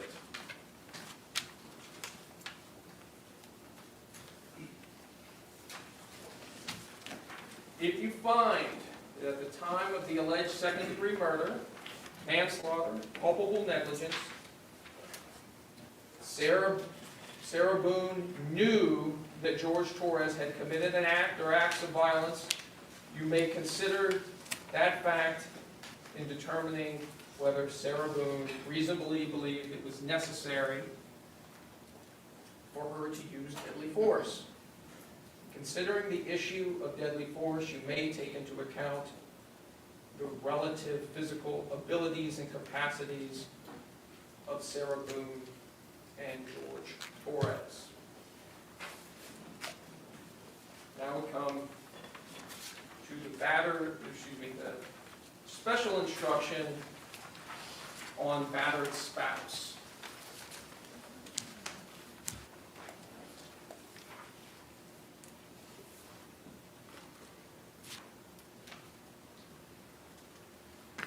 You have heard evidence that Sarah Boone suffers from battered spouse syndrome. If you find Sarah Boone suffered from battered spouse syndrome credible, you may consider this evidence to assist you in determining whether, in Sarah Boone's circumstances, would reasonably believe that such force was necessary to defend herself against the imminent use of unlawful force by George Torres. Like other witnesses, you may believe or disbelieve all or any part of the testimony in regards to battered spouse.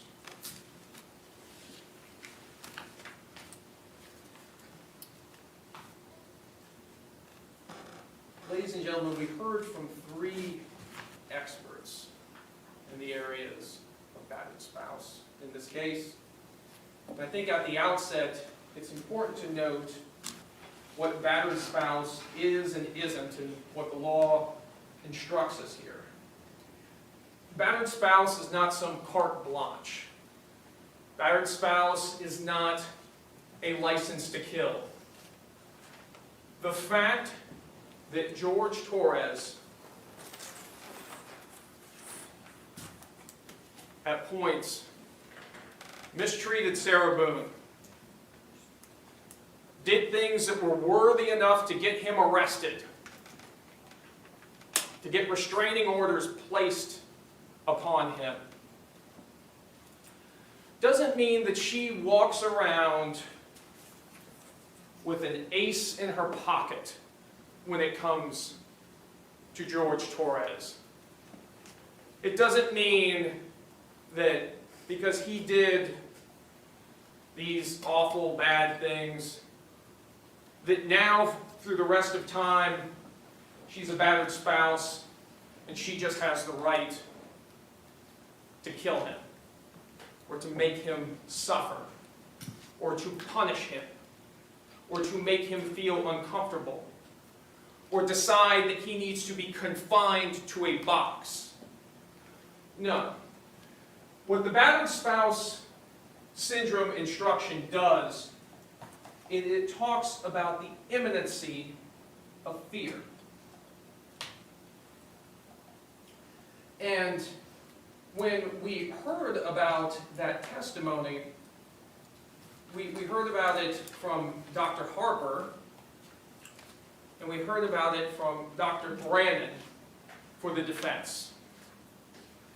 And some of the testimony was a little difficult to understand at points, but there was one point in Dr. Brannon's testimony that was very critical.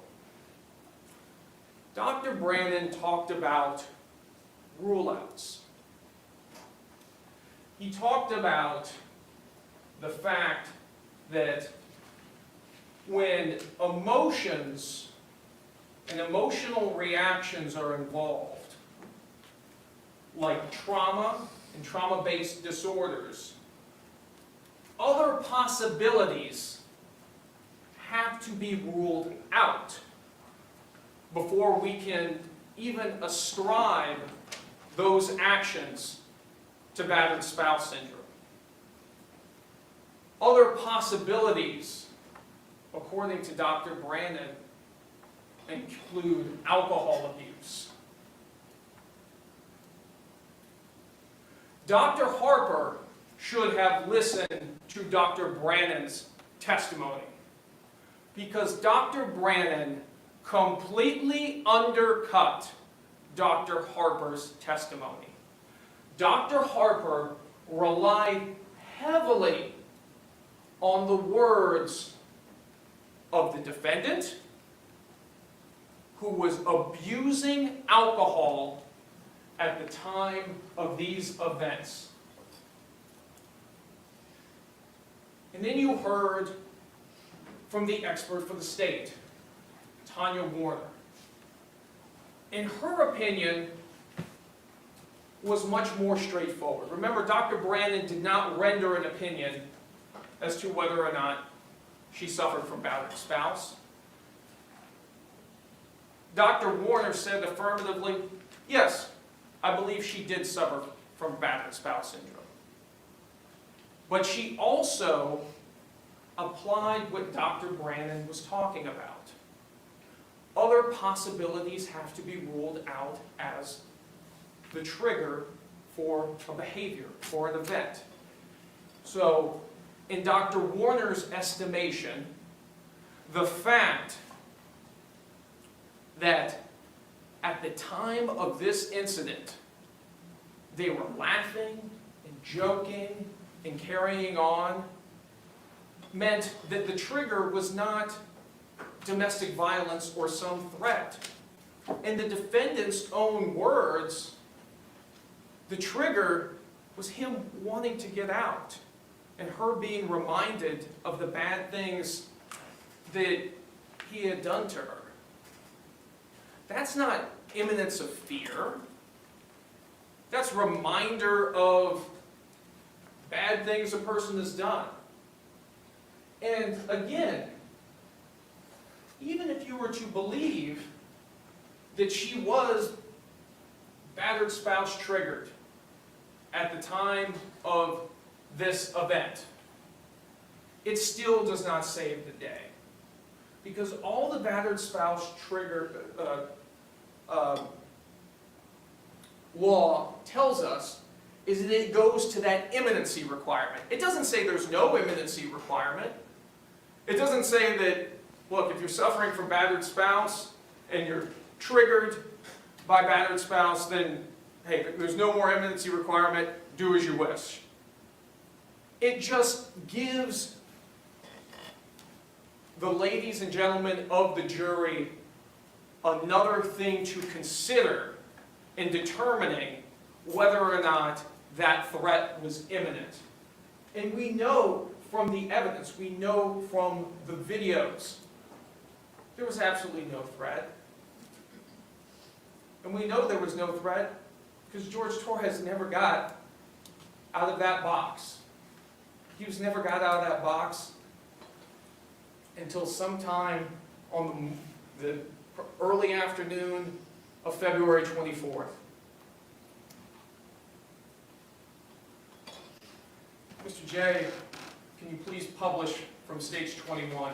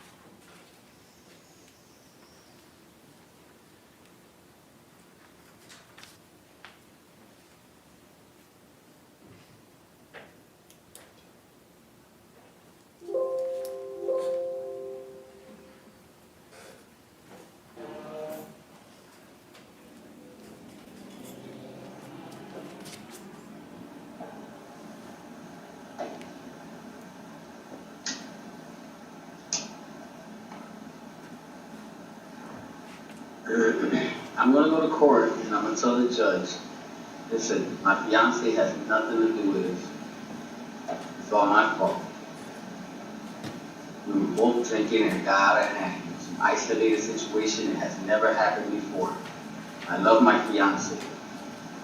She's a good woman.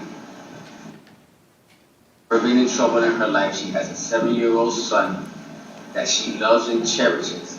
A blind Boston Terrier. She has 2 dogs. One is blind, one is deaf. She goes around and she's driving and sees an animal that's injured. She'll stop in the middle of the street, no matter what kind of traffic it is, just to make sure that that animal doesn't get injured any more than what it already has. We both love each other. We both live together. Yes, every relationship has their arguments, but we are not the type of people that you guys are portraying us to be. She especially. Especially her. So please, if you can, Dismissed. dismiss this case. Closed. Drop it. She is not the type of person. Good person. She's a great person. Angel. I know she'd be an angel, but she's close to it. Best thing that has ever happened to you. Yes, ma'am. And I love you to death. And I hate that we're going through this right now. Sonnet. What? Ain't it good? Ain't it good? I love you, baby. Whatever else you want me to say.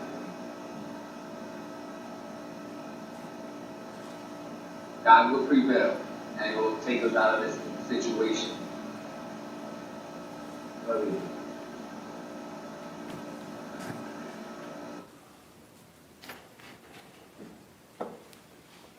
Clearly, George Torres is dominating the defendant. Clearly, George Torres is the one telling the defendant what to do. Clearly, George Torres is the one calling the shots at 4748 France Lane. Ladies and gentlemen, Are we so sure that George Torres wasn't the person suffering from battered spouse syndrome?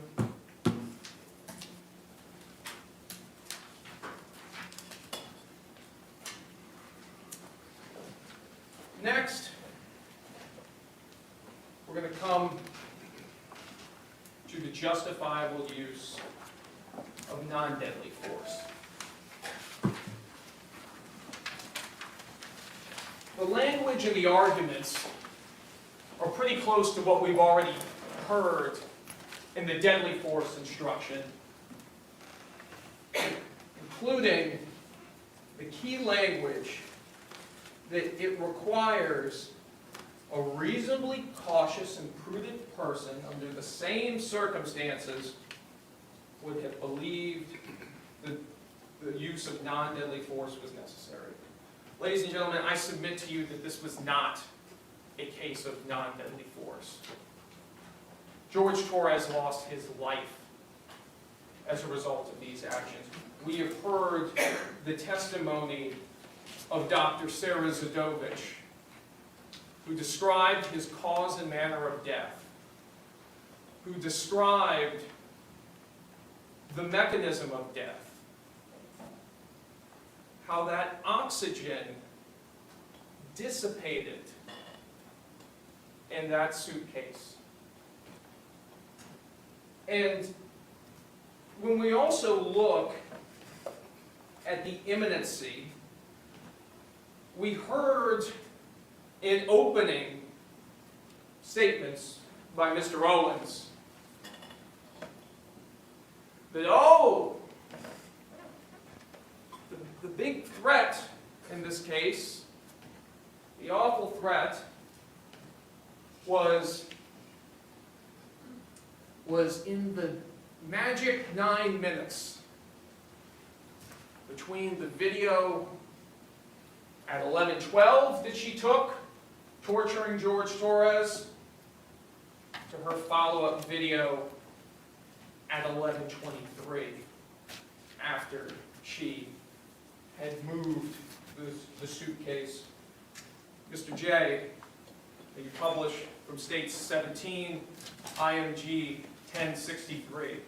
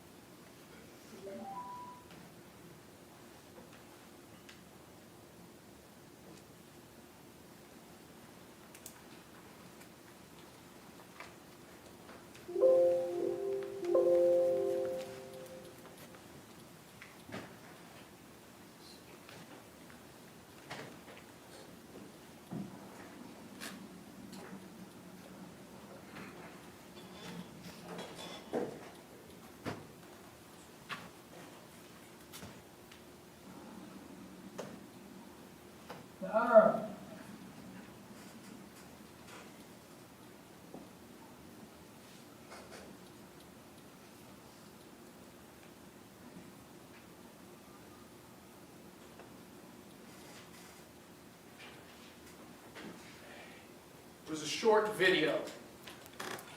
Well, what's one of the things that we notice by this point?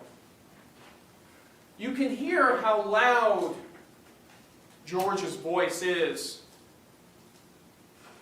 on the 11:12 video. But now,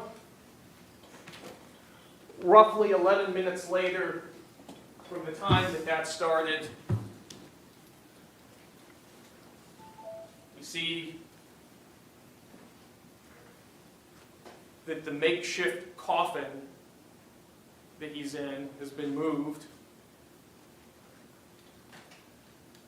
and his voice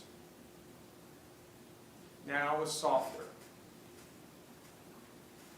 The life is draining from George Torres, and it's evident in that video. And that, ladies and gentlemen, is evidence that there was no threat in the magic 9 minutes that was not recorded. There was only Jorge Torres in this box, slowly being killed.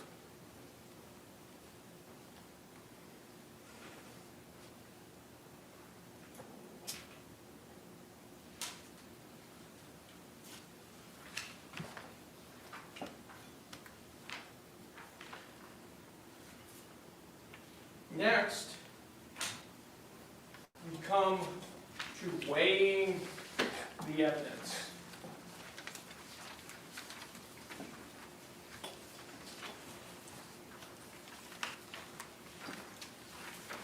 This instruction tells us it is up to you to decide what evidence is reliable. You should use your common sense in deciding which is the best evidence and which evidence should not be relied upon in considering your verdict. You may find some of the evidence not reliable or less reliable than other evidence. You should consider how the witness acted as well as what they said.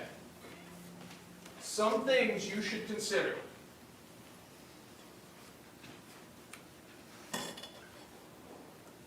Did the witness have an opportunity to see and know the things about which the witness testified? In focusing on the defendant, absolutely. Two people walked through the front door on the evening of February 23rd, 2020 at 4748 France Court. Jorge Torres and Sarah Boone. But only Sarah Boone ever walked out of that front door alive. Did the witness seem to have an accurate memory? This is an emphatic no. And the litany of her intoxication in versions of events is evidence of that. Was the witness honest and straightforward in answering the attorney's questions? I would submit to you she wasn't. 4, did the witness have some interest in how the case should be decided? Clearly. Does the witness's testimony agree with the other testimony and other evidence in the case? And I would say largely no. Because on the issue of whether or not Jorge Torres could have threatened her the way she says that he did, the answer is clearly no, and we know that from the forensic data. We know that from the items itself. Did the witness at some other time make a statement that is inconsistent with the testimony he or she gave in court? In regards to the defendant, it's almost more appropriate to ask about the time she did make a consistent statement. You listen to her version of events on the 911 call, on the body cameras, on her first interviews with law enforcement, and then you hear her in her next interview the next day with Detective Copsell and Detective Lowen, and more details come out. Things change. First, she was never intoxicated, then she was intoxicated. Then there's just the whole fact of she omits the fact of, oh yeah, he was actually trying to attack me. Oh yeah, I was in fear for my life. when she said at every turn, no, it was just a great day. We were having fun. Oh my God, I can't believe this. We were doing good. The only stress we had was about jobs. And now, 4.5 years after the fact, it's time to come up with a new story. But ladies and gentlemen, I submit to you that the truth does not change. The facts do not change. The videos do not change. And on any version of events that the defendant has given, they all add up to the fact that there is absolutely no doubt that she is guilty of murder.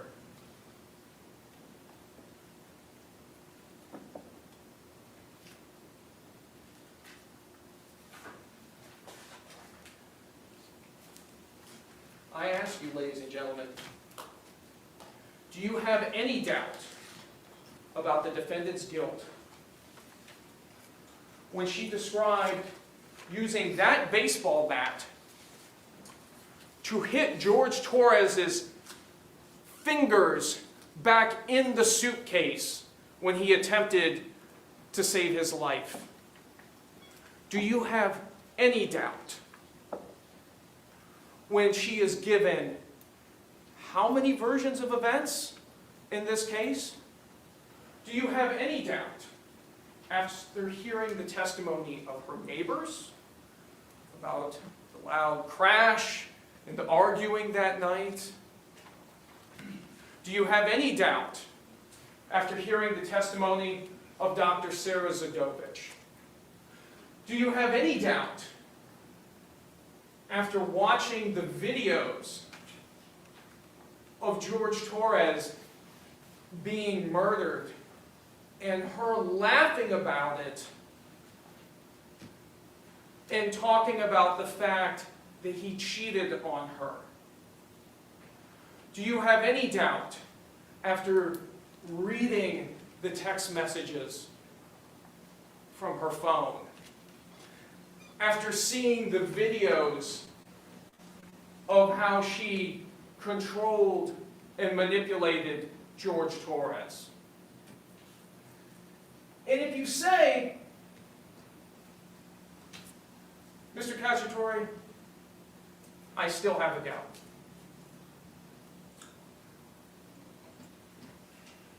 Well, then the law asks you, is that doubt to an element?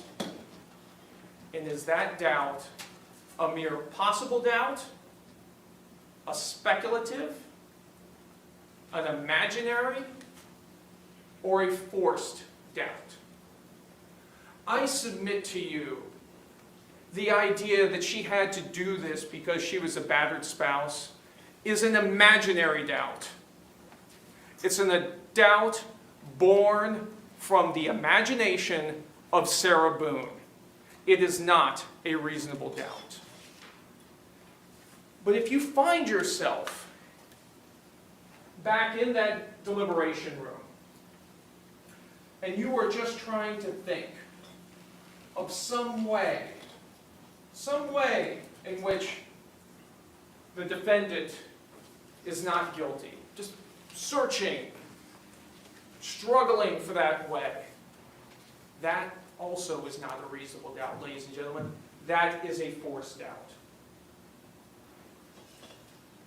Ladies and gentlemen, I'm confident that when you read the entirety of those jury instructions and apply the law to the facts that came out in this case, that you are going to come back with the only lawful verdict, which is guilty as charged, second-degree murder.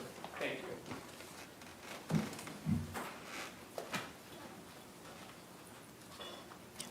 Members of the jury, it is 4:04. As I promised, we were going to take that afternoon break before the defense proceeds with their closing argument. You're going to leave everything behind. Similar instruction that I've given you before. Please don't conduct any independent investigation, research as to the person, places, thing, or charge involved in this case. And do not have any discussions among yourselves or anyone else. We'll bring it back in about 15 minutes. Thank you very much. All rise, jury exiting.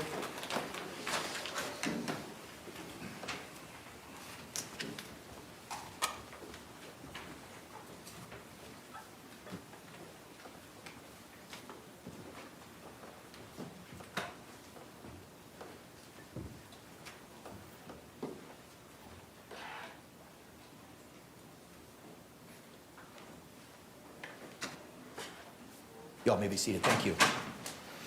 Judge, I've got a motion. Okay, may proceed. Sarah Boone's entitled to a fair trial. I think that right has been compromised here today. I don't know who's scheduled to put the two detectives on the front row with the Torres family, the family of the victim. But they had to have known to tell them that the Suitcase video, which has been around for 4.5 years, was going to be played during opening statement. And the state attorney's office or the sheriff's department had to advise them, or the victim's advocate had to advise them, that if they couldn't take it in front of a jury that's trying to decide the case, they needed to get out of the courtroom. Now, what happened here today should not ever happen. There should be safeguards in place. There's no room for this after 2 weeks of murder trial for something like that to happen. One of the Torres members of the family audibly, during the 2-minute Suitcase video, expressed some kind of emotional reaction. I look back, he or she were bent over in agony, physical pain. The physical pain followed the audible announcement. You can't unring that bell. That's their responsibility to ensure that kind of thing doesn't happen, especially when they know they're going to show a video and the family of the victim is on the front row. I've never heard of such. I asked for a mistrial. Response. I've never heard of such a request. The victim's family has a right to be here. They were advised as to what will be used during closing arguments. I cannot make a decision for the victim's family and the homicide survivors as to whether or not they believe they can handle it. She clearly, or he, I don't know, couldn't, and I believe the appropriate thing was done. They left the courtroom. But again, to say this is intentional sabotage and all the accusations that continuously get made are unsubstantiated. And it does not warrant a mistrial.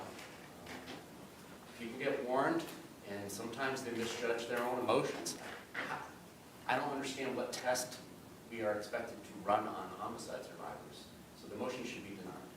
Motion's denied.